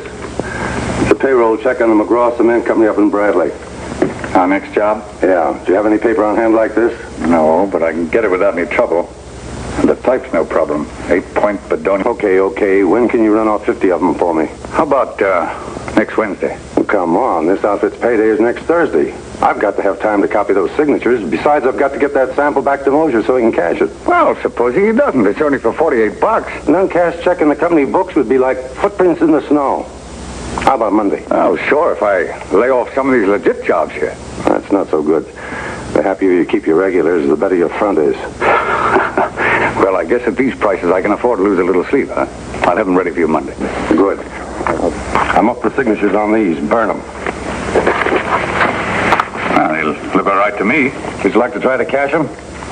Never be careless with the signatures, Scoville, especially someone else's. After I give these out to the passers up in Bradley, I'll run Mosier up to Earnshaw. He gets in the wire plant up there. That'll be our next job. Now, don't forget to burn those checks. Righto. The Matthews Highway Patrol. Have you got any paper like this? No, we haven't. The reason I'm so sure is this. A few months ago, we printed this little book of poems for a wealthy woman. She wrote them herself. Odd kind of paper for a book of poetry, but that's what she wanted. It sure is odd. You haven't got any of this stock left, huh? No. There were only a few sheets left over, and I sold them to a fellow who came in. I could give you the name of the supply house. Wait a minute, this fellow that came in, who was he? Gee, I don't know, except that he was a printer. I could tell that by his hands, the ink stains on them, you know. And by the way he described exactly the paper stock he wanted. You think this could be a hobby of his? Oh, no, he's got a shop down the street. He told me that. Whereabouts down the street? Just a little below Walnut, I believe. He wasn't really very talkative. Man about 45, medium height. I'm sorry, that's all I can tell you. That's enough. Thanks very much.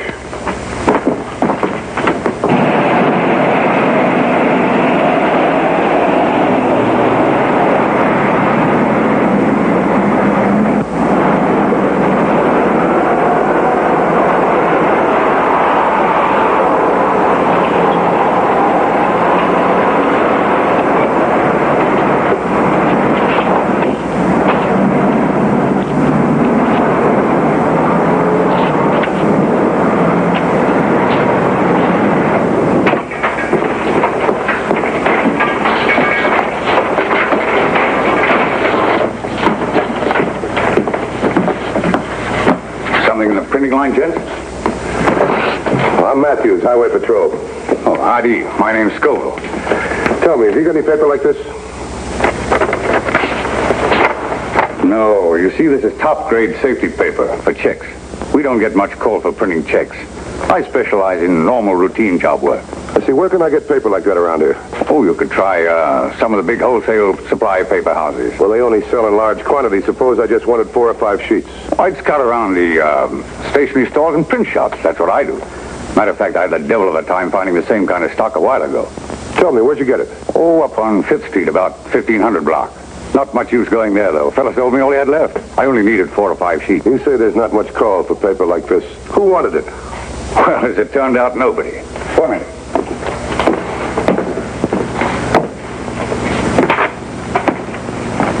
I heard an investment house uptown was looking for a direct mail order gimmick. So I decided to print this little brochure using top-grade check paper. You know, dignified, substantial. Used up all the paper before I got it right. Then they turned it down. Well, that's too bad. It's a nice job. You haven't got any paper like this left, huh? Not a scrap. You can take that along with you if you like. Sure glad I didn't buy a ream of it. That stuff's expensive. Thanks very much. Look.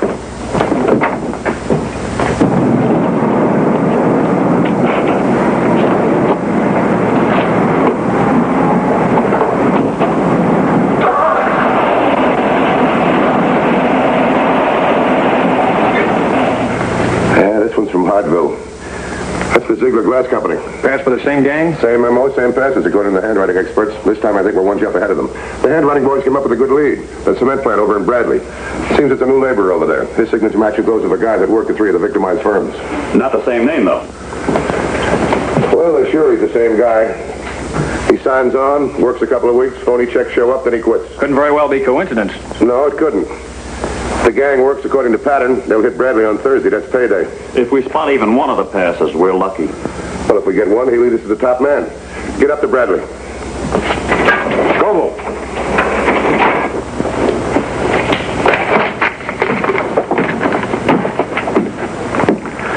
I just got this check from Mosier up in Earnshaw. This has got to be fast. Don't they all? I mean really fast. The wire company up there has landed a big contractor, hiring men by the hundreds. This is a big shot in the arm for the local merchants. They won't be asking so many questions when a stranger passes a check. I'm not so sure about that. There was a cop in here yesterday. Had a sample of that check stock we used up on the construction company job. Wanted to know if I had any. What'd you tell him? I covered. I showed him that fake brochure I run off just for an alibi. It worked. But it means they're getting warm. It means they're probably on the RMO. I think we're done in the state. Say, wait a minute. We've been moving north town by town. Earnshaw will be an unexpected jump. All right, we'll forget Bradley. We'll hit Earnshaw hard and get out of the state. Yeah, what is it? The boys ran a comparison test on that brochure from Scoville's print shop. I think we have something. All right, let me have it. The regular type is machine set. We can't prove anything with that. But the large type, the display stuff, this is hand set. Now here is a blow-up of a printed word of one of the forged checks. This is from Scoville's brochure. Look at the crossbar on the capital T's. Each has a nick in exactly the same place. And the same piece of type made both T's. I'm convinced of it. Hand-set type has individual markings just like a fired bullet. However, I don't think these photos themselves would stand up in court. Well, suppose we find the actual piece of type in Scoville's shop. We'd nab a printer and lose the rest of the gang. See what you can find out about Scoville. I tell you, I don't like it, Docker. We made a good haul at Earnshaw. Why don't we quit while we're ahead? That cop hasn't been back here, has he? No, but that doesn't mean that he won't. Then you have nothing to worry about. We'll go back to the Bradley cement shop. The checks are all printed and forged. Yes, I suppose it would be a shame at that not to use them. This will be our last job in this state. You stick around here and clean up the legit end of your business so nobody will be after you. That won't take long. Now I'll go back to Bradley and get in touch with the passers.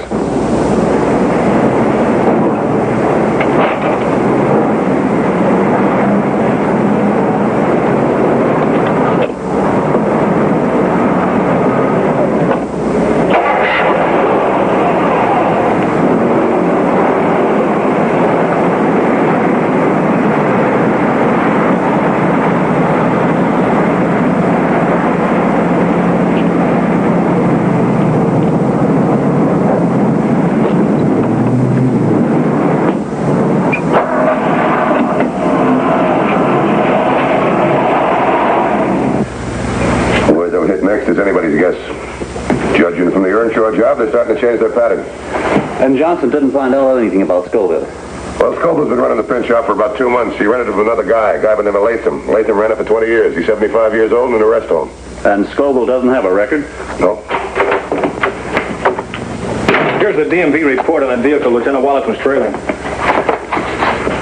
Oh, registered to Thad Docker. Did you check the address? Yeah, it's the Kennebec Hotel. Docker's been staying there about 2 months, the night clerk told me. Looks like Docker and Scoville belong to the 2-month club. Yeah, and they hold meetings in Scoville's place after it's closed. Matthews. Where? All right, you stay close to him. I'll have somebody up there to help you within an hour. Docker just checked into a hotel in Bradley at 2 a.m. Bradley? He's had 2 visitors so far. Let's get up there.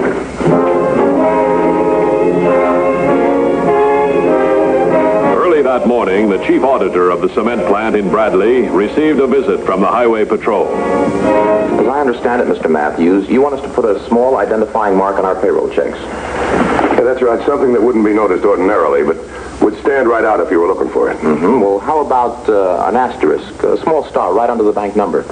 Yeah, that'll be fine. Well, swell. I'll send you a sample check so you'll know just what to look for on next week's checks. Oh, wait a minute. Tomorrow's payday, isn't it, Mr. Coverley? Well, yes, but our checks are all made out and signed. Want to go over them now would upset the whole routine. I've checked with the auditors of 6 other firms, some of them bigger than yours. Their routine is upset, too. They're trying to trace several $1,000s in forged checks. And you're sure that we're next? Yeah, that's the way it looks. Mr. Coverley, a couple of extra hours work right now will save you and other companies a lot of money. All right, Mr. Matthews, I'll have those checks marked right away. Man we think is head of the forgery ring. He's staying at a local hotel. He's had 5 visitors, 4 men and a woman. They could be passers. Then anyone passing a check without our special mark, we'll know is one of the forgers. No, it's not quite that simple. Some of the checks out are still good. Let's say up to May 31st. We'll assume they're all good. Then some of these forgers could slip by undetected. We're having them tailed all the time. We'll catch them if the clerks don't get rattled. Yes. To catch these forgers, you have to depend on the merchants to cash some checks they know are fake. Yeah, that's right. Now, Mr. Cobley, all we're trying to do is get their money back for them. Let me have a sample check so I can give it to the merchants in the banks. Mr. Matthews, I have complete confidence in your organization. You may give the merchants my personal guarantee that this company will make good on any check presented in our name. Well, thanks for your cooperation. I got a hunch we can round up the whole gang now. Thanks again.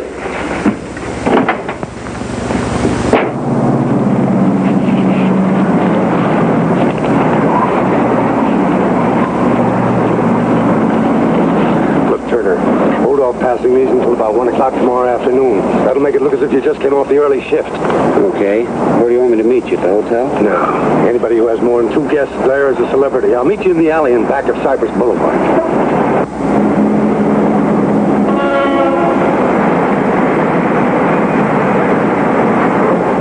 Patrolmen in civilian clothes maintain close surveillance of the suspected passers.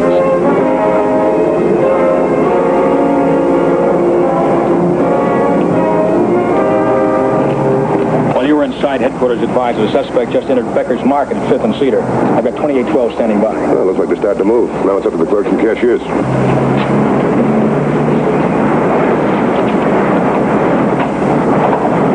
The Highway Patrol had alerted scores of merchants and banks and distributed samples of the specially marked checks. 3219 to 2150. 2150 by. Number 1 suspect checked out of the hotel and is driving east on Cypress Boulevard. He is proceeding well under 30 miles speed limit. Let's stay with him. 10-4? Looks like Docker was tipped off. Yeah, there hasn't been any slip-up with the check passers, but Bradley's a small town. Maybe Docker doesn't want to meet him at the hotel. It'll cause too much excitement. You figure he's meeting him somewhere else? It could be. Let's go over and see if 3219 needs any help.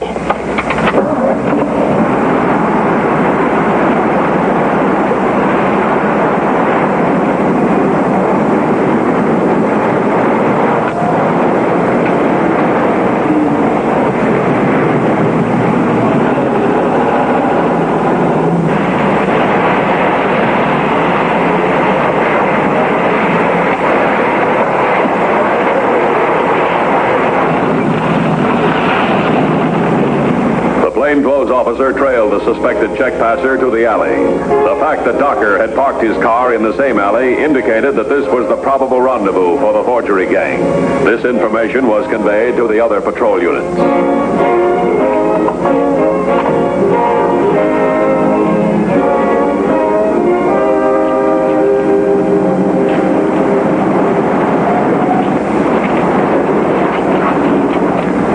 Nice work, Turner. Did the first one through? Any trouble? Easiest one yet. He took those checks like they were banknotes. They did, huh? Yeah. I guess I've got an honest face.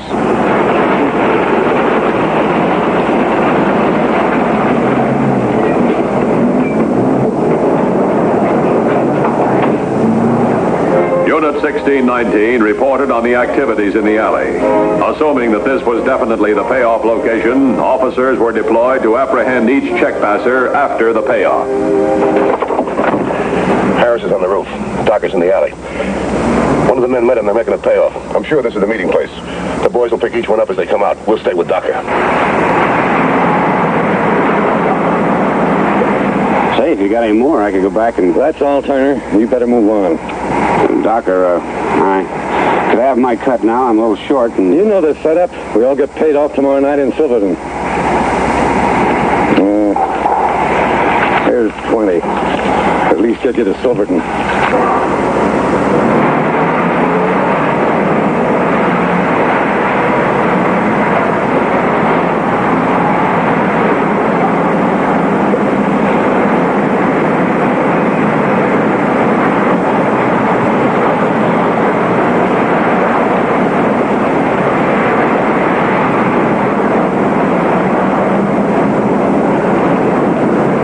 Well, I got one of them.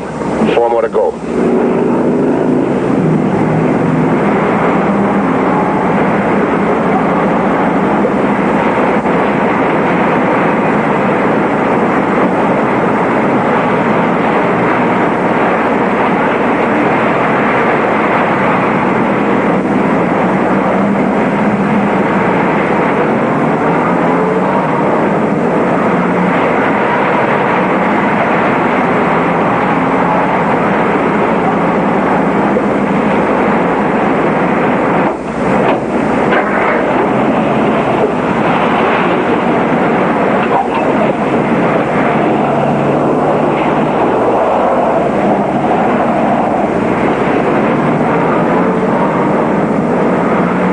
Docker must figure something's up, or he'd wait for the woman. I bet you ran out on him. She won't be hard to find. Keep an eye on Docker's car. And the way he's headed, Docker must be going to meet Scoville.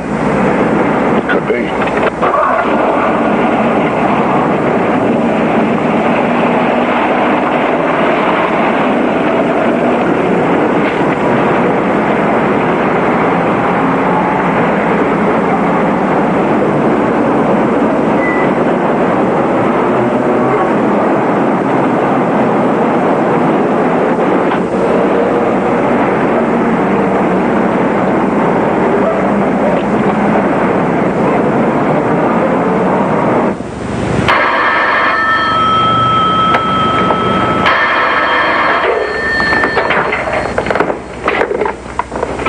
Printing company. Docker, anyone with you?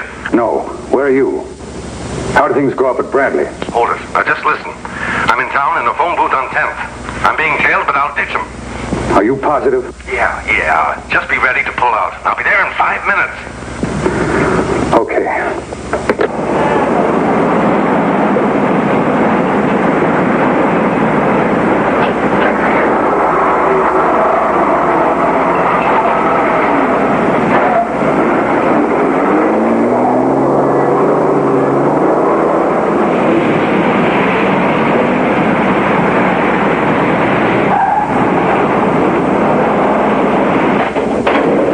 I didn't hear you drive up. Where's the car? Parked it in front of the hotel, ducked through and out the back door. What about the cops? They're still looking for me.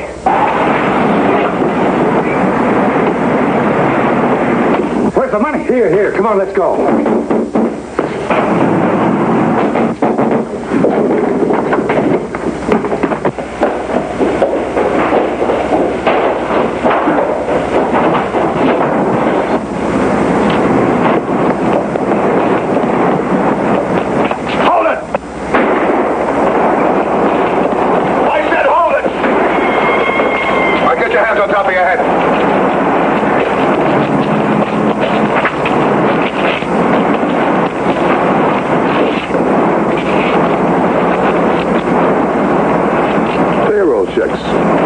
Your next job, huh? It ain't a crime to print checks. In the jargon of the trade, we call them samples. My trade, we call it evidence. All right, come on, move.